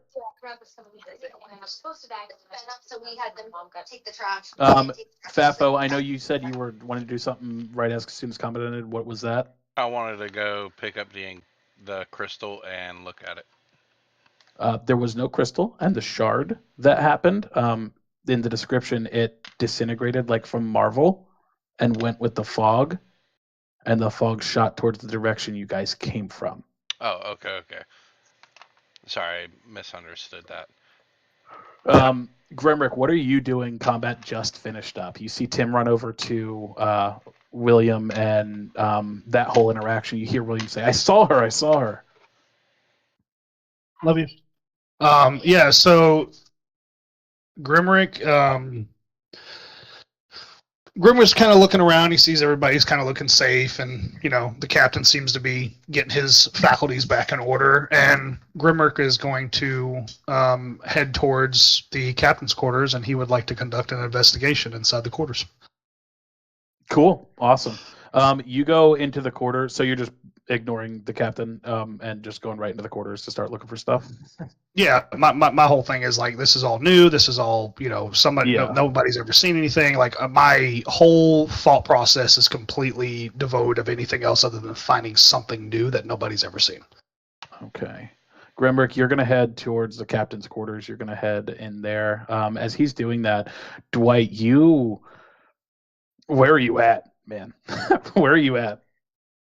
I imagine Dwight would walk towards like the middle of the boat and try to look around and see anything at all that could somewhat give a clue as to what the connection between his hand and this boat is. Yeah, go roll me investigation. Okay.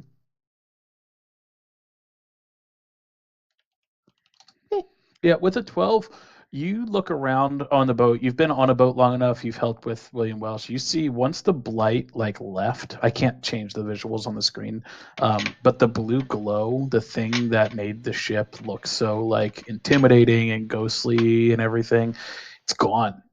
Like it looks like you're standing on the deck of a different version of the Eternal Horizon. Is it enough to deduce that maybe that blight was the connection? Was the connection to the shadow? Was the connection to my past? Yeah, you just because it's the exact same feeling that you had when you left. It's the exact same feeling that you have every time you look at your hand. That's where it came from. That was it. Okay. That big bad. My big bad. Kulik, where are you at after combat? Kulik. You're still a bear. It's Kulik dealing with the poison and still not quite familiar with his new powers and stuff. He's gonna try and pull himself back. Oh yeah, he's gonna try and pull himself back out of his form, but once again he kind of struggles with it, and the rage of the animal kind of takes over, and he kind of notices with the bear in his mindset, he notices someone has his back kind of turned to him, and he's gonna pretty much charge immediately at Dwight and not really attack him, but like headbutt, like shove him from behind and stuff, like as if he's getting ready to pounce on him. So Dwight or Or yeah, FFO? Dwight. Well, Dwight. Sorry. I figured Dwight would be more in the center of the ship. So that's where he said he was going. But yeah, He's where his icon is. but yeah, he in the bear form runs and charges to knock over Dwight.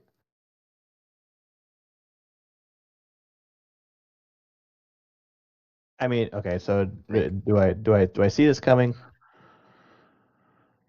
A raging, yelling, screaming bear charging at you? I would assume so.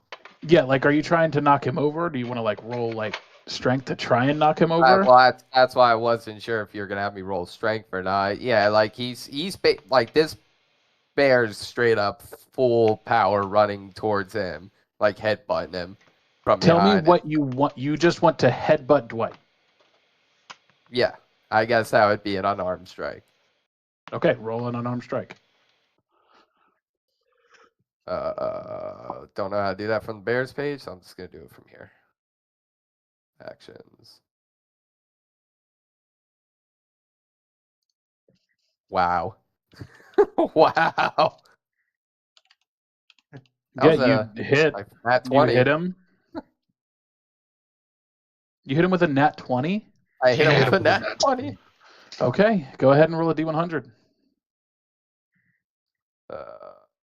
So again, Yep. no. Why do you need something? Critical hit 17, right? Yep.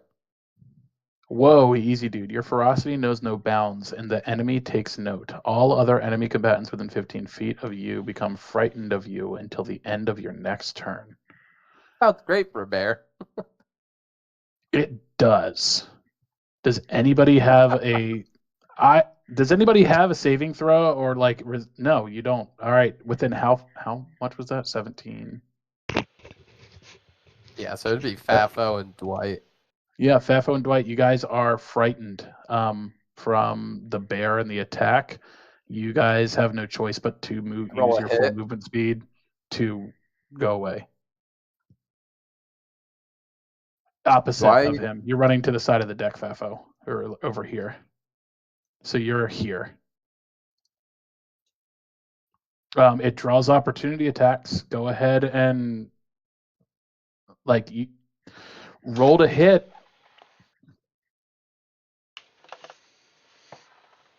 One, I guess. No, it's not an unarmed strike. It's your claws. You're a bear, right? Claws or bite. Oh. Okay. 10 and a 12. And at 12.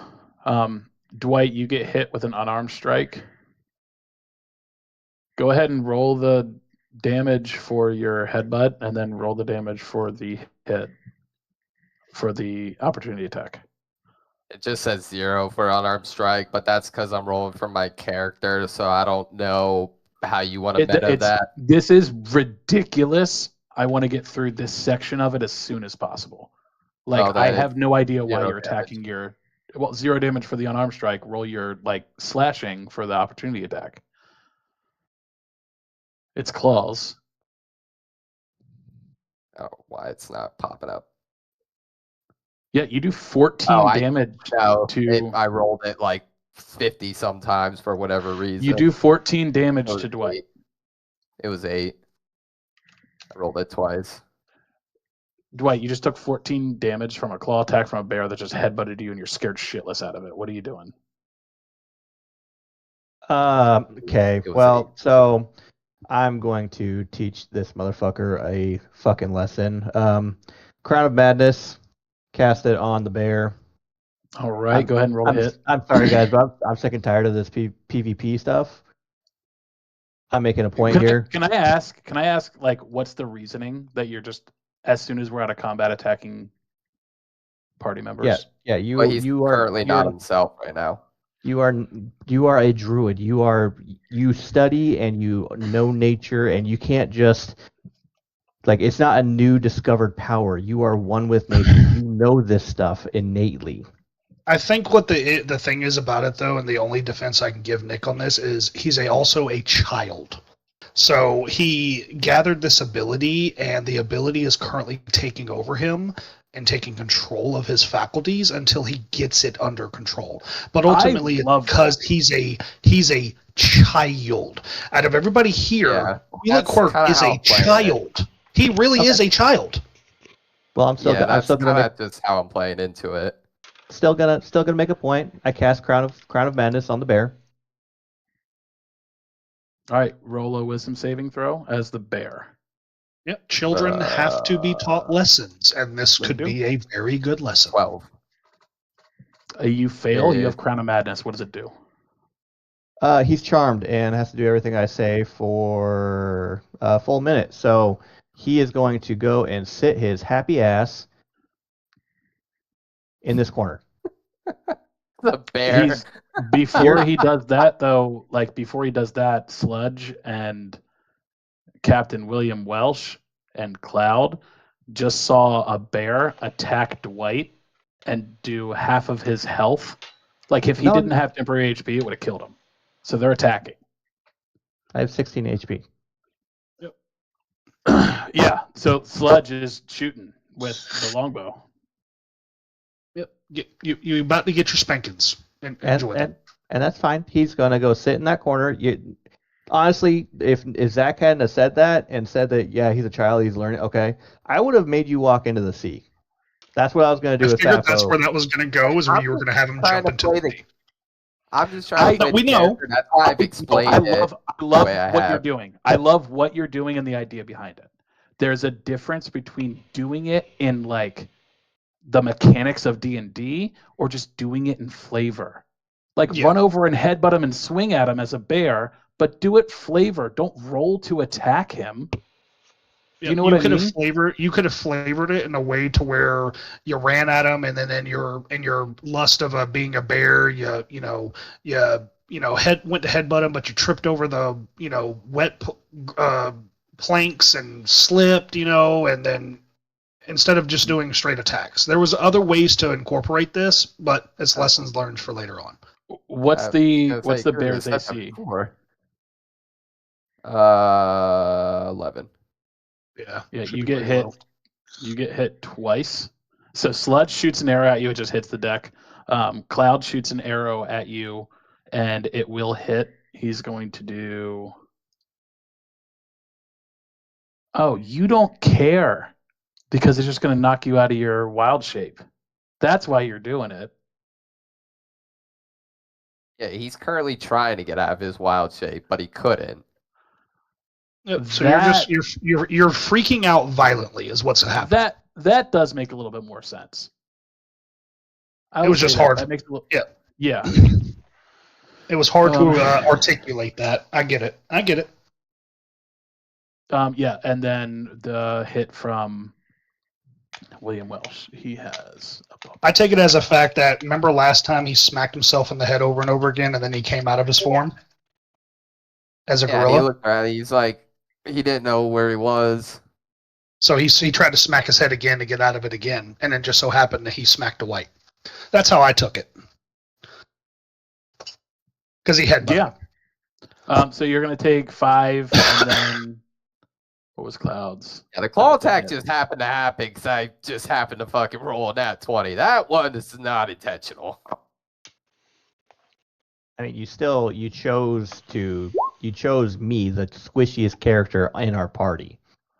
7, 8, 9, 10, 11, 12. So you take 12 damage, and then does taking damage like take away anything from Crown of Madness? How much did I take? No, it does not. Okay, 10, 12. He is still going to go sit in that corner. You could do a flavor text here at the moment, DM. with him taking so much damage initially and kind of at a loss for words, and he's kind of freaking out, you could have him roll a Constitution saving throw to see if he is going to see if that's stay. enough to kick him out of it. Correct. Yeah. Yeah, because you took a decent amount of damage. Go ahead and roll, I guess, con save. That works. 17. Yeah, I mean, that's the thing. Like, there's a difference. Like, I don't know where you draw the line. Like, Well, I'm currently in bear form, so I'd roll it from his sheet. You roll it from his No. sheet. You also roll it at disadvantage since you're charmed. but what I Oh. mean is, like, if we're making rolls, then I'm deciding on whether or not you Pass or fail. snap out of it. You don't decide any of that Okay. stuff. If we're not doing rolls and you're just flavoring it, however you want to flavor it. I'm just rolling because y'all told me to roll a Constitution. I said it was a suggestion. It's a good Wow. idea. Like, yeah, okay. You're a bear. You took 3. I mean, it snaps you to your senses, but you're still a bear.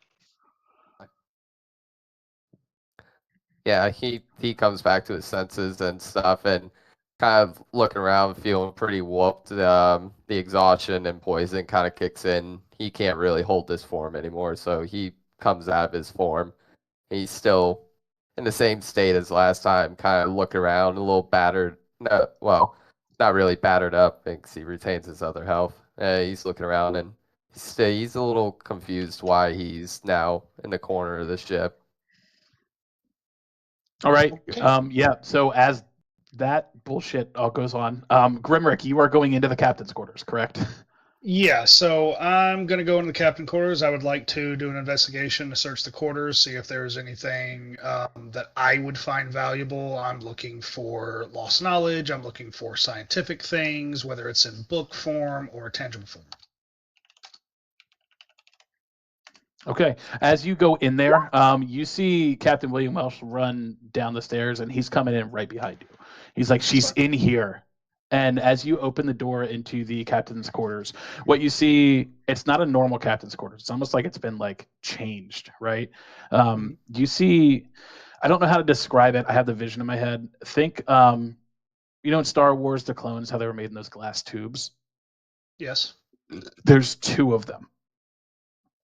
Okay. They're radiating with green energy, but like looking hard, they're just as big as like probably about twice the size of you, a little bit bigger than William Welsh, right? Mhm. They have, you see, one has a much more bright, glowy green energy to it. The other one, it's a little bit more faded, but still just as bright. As you're like zooming in and looking at it, you can see like faces in the cylinder to your right. You can only really make out one female face in the cylinder to your left. You see, like at the bottom, like the glass is starting to crack on both of them. You only have time to stop one from breaking. William grabs you and says, "She's in there. We have to save her." All right. Do I have time to ask him a question or just time to do an Sure, action? you have time to talk, but like if you want to go Okay. like rummage I have around one things- action choice, but I have time to talk.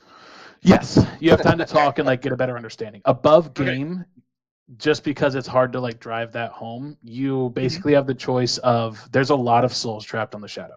Yep, it's You either have the save choice. one or save many. To save Katie or save many. Gotcha. Understood. So I'm going to look over at William and be like, okay, so, yep, I see them. We have a bunch of souls in this one, and we have one soul in that one. I'm assuming the one soul is the one you're talking about, Cap? The one soul, that he looks at you. He's like, Katie's in there. He runs over. He doesn't run over to him, but she's by herself. When I was holding on, I was part. It was sucking my soul, Grimrick. It was pulling me in. I was going to be trapped until I was broken free from that. I saw what it looks like. It's a prison.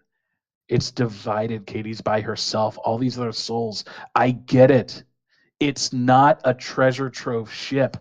The knowledge and the wealth is all in the memories of these other beings that are trapped here. You hear Sludge go, "What the fuck, mate? Are you kidding me?" Grimrick is going to ignore Sludge for a second and just look back at the cap. He goes, okay, so while you were in the trance, did you think about how a way to break them free? Or do we just shatter the glass? The only thing I knew was that I had to get down here and stop hers from breaking.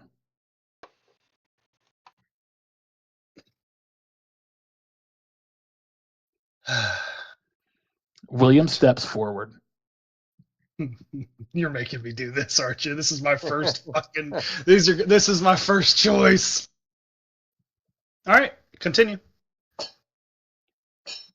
William steps forward. He runs. Grimrick steps forward. No, you said William stepped forward, so I'm. Yeah, currently William steps watching forward, William's- going after Katie's cylinder. He's not talking about anything else. Gotcha. The determined And they're captain both- that sailed they're this both straight through currently the. cracking. Yeah, both currently cracking. You have time to save one. So Grimrick's walking in the room. He's going to look at both. He's going to see the single soul that's starting to crack the glass. He's going to look over and see the multiple thousands of souls in the other one and the glass cracking. I would say 1,000. It's like 10. Okay. So Yeah, it's just it's not like a population of a city compared to one Gotcha, person. It's gotcha. 10 v 1. And Grim is going to kind of look, and he's just going to, his moral compass is just going to look at both of them. And he's just going to kind of look at the captain and be like, Captain, I decided to join because I wanted knowledge. I wanted to figure out what the hidden stuff was. And I'm sorry, but my moral compass needs to save multiple souls that have the intellect that I'm desiring over the single soul. You said our reward is what's on the ship, and I'm choosing my reward. And Grimmer's going to walk over to the left side, or whichever side has the multiple souls, and he's going to cast Mending on the glass. William tries to tackle you.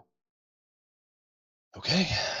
From my position on the boat, can I No, see? you're too far You away see from shit. that. You're frightened as shit from a bear right now. Your mouth. But he's not a bear anymore. He's not a bear now. Yeah. But this is all happening in the same time frame. Yeah, you're Okay, frightened as shit from a bear right now. All right, so he yeah, tries to attack me. All right, so best way to do it, let's agree before we roll. Opposed strength checks. Yeah, I'm okay with that. That's as simple as it's going to be. Basically, a tackle is a strength check. So the yeah, way we'll grapple. flavor it is you're pushing to get through. You've said everything you've said. You know your decision is going to be to stop the other one. He's going to try and stop Katie's from breaking. You're pushing each other to see who gets through the door first. Yeah, that works. I'm down for that. Okay. He has a +2 to strength. All right, someone count it down. We'll roll at the same time. 3, All right. 2, Yep. 1, roll. Oh Holy my shit. god. We roll off again.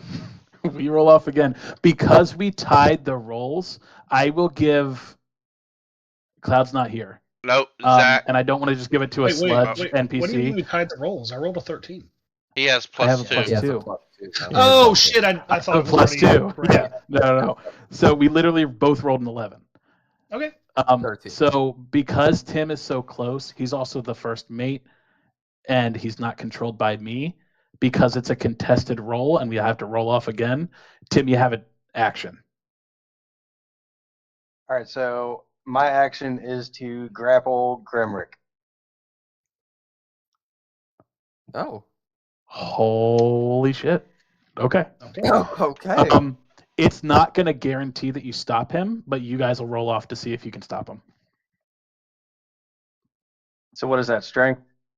I guess we're all No. three rolling strength. Yeah, hold on. No, we're going to do this the right way. You run over to try and stop Grimrick. Sledge runs over to try and stop William. Oh. You guys meet in the middle, and you're going to roll off against Sludge. Whomever wins between you and Sludge wants to stop William and help Grimrick because he's here for the money. You want to stop Grimrick because you're here for William. Whoever wins this gets to give advantage to whoever they're trying to help. So what is this opposing strength? This is strength v strength. Farts. And I'm still raging, right? Damn it. Yeah, you're still raging. So I get advantage on advantage. strength. You get 2 You rolls. get advantage on the roll. All right. All right, here Are we y'all go. ready? 3, Yep. Oh, all right. Two. Like the, 1, go. Fucking sludge. Yeah, you literally pick up Sludge and throw him away. You wrap your arms around Gremrick. Oppose strength to see if he stops you. All right. Natural 20. Still a pretty high roll. Yep. You still get advantage. There it is. Oh. Yeah, I mean, no matter what he rolls for the next one, even if it's a nat 20, it doesn't matter. You see Tim come around, wrap his arms around your arms, and hold you back as William runs in and wraps his arms around the cylinder for Katie. He unscrews the top of the cylinder. Her spirit comes out and forms this being. Right as soon as Katie's form is visible in front of you, she runs to give William a hug, and the glass shatters on the other cylinder. 10 different ethereal beings start spreading out and flying away in different directions, swirling around the room. You're hearing things like whispers, like screams that are faint, like too faint when you're that close. And all of the souls that were released from the other ones shoot out the door past you and fly in the same direction that the blue shards flew.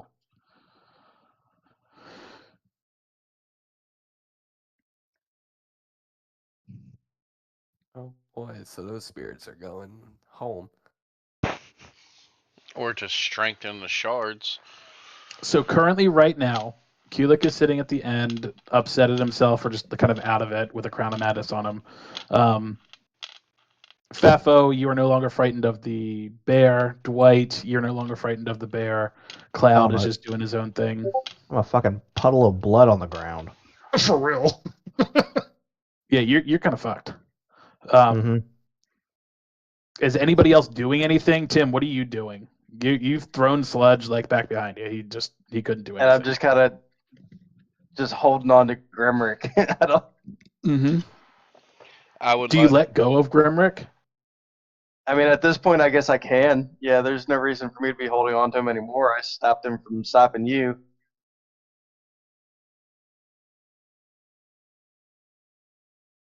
So yeah, I let him go, and then I kind of just stepped between you and him.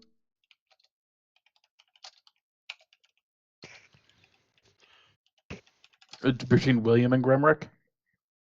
In between, so you're kind of yes, like pushing me out of the way. kind of. Okay. No, you're fine. Push me out of the way. Get between me and him. That's good. Yeah, Gremrick, what happens?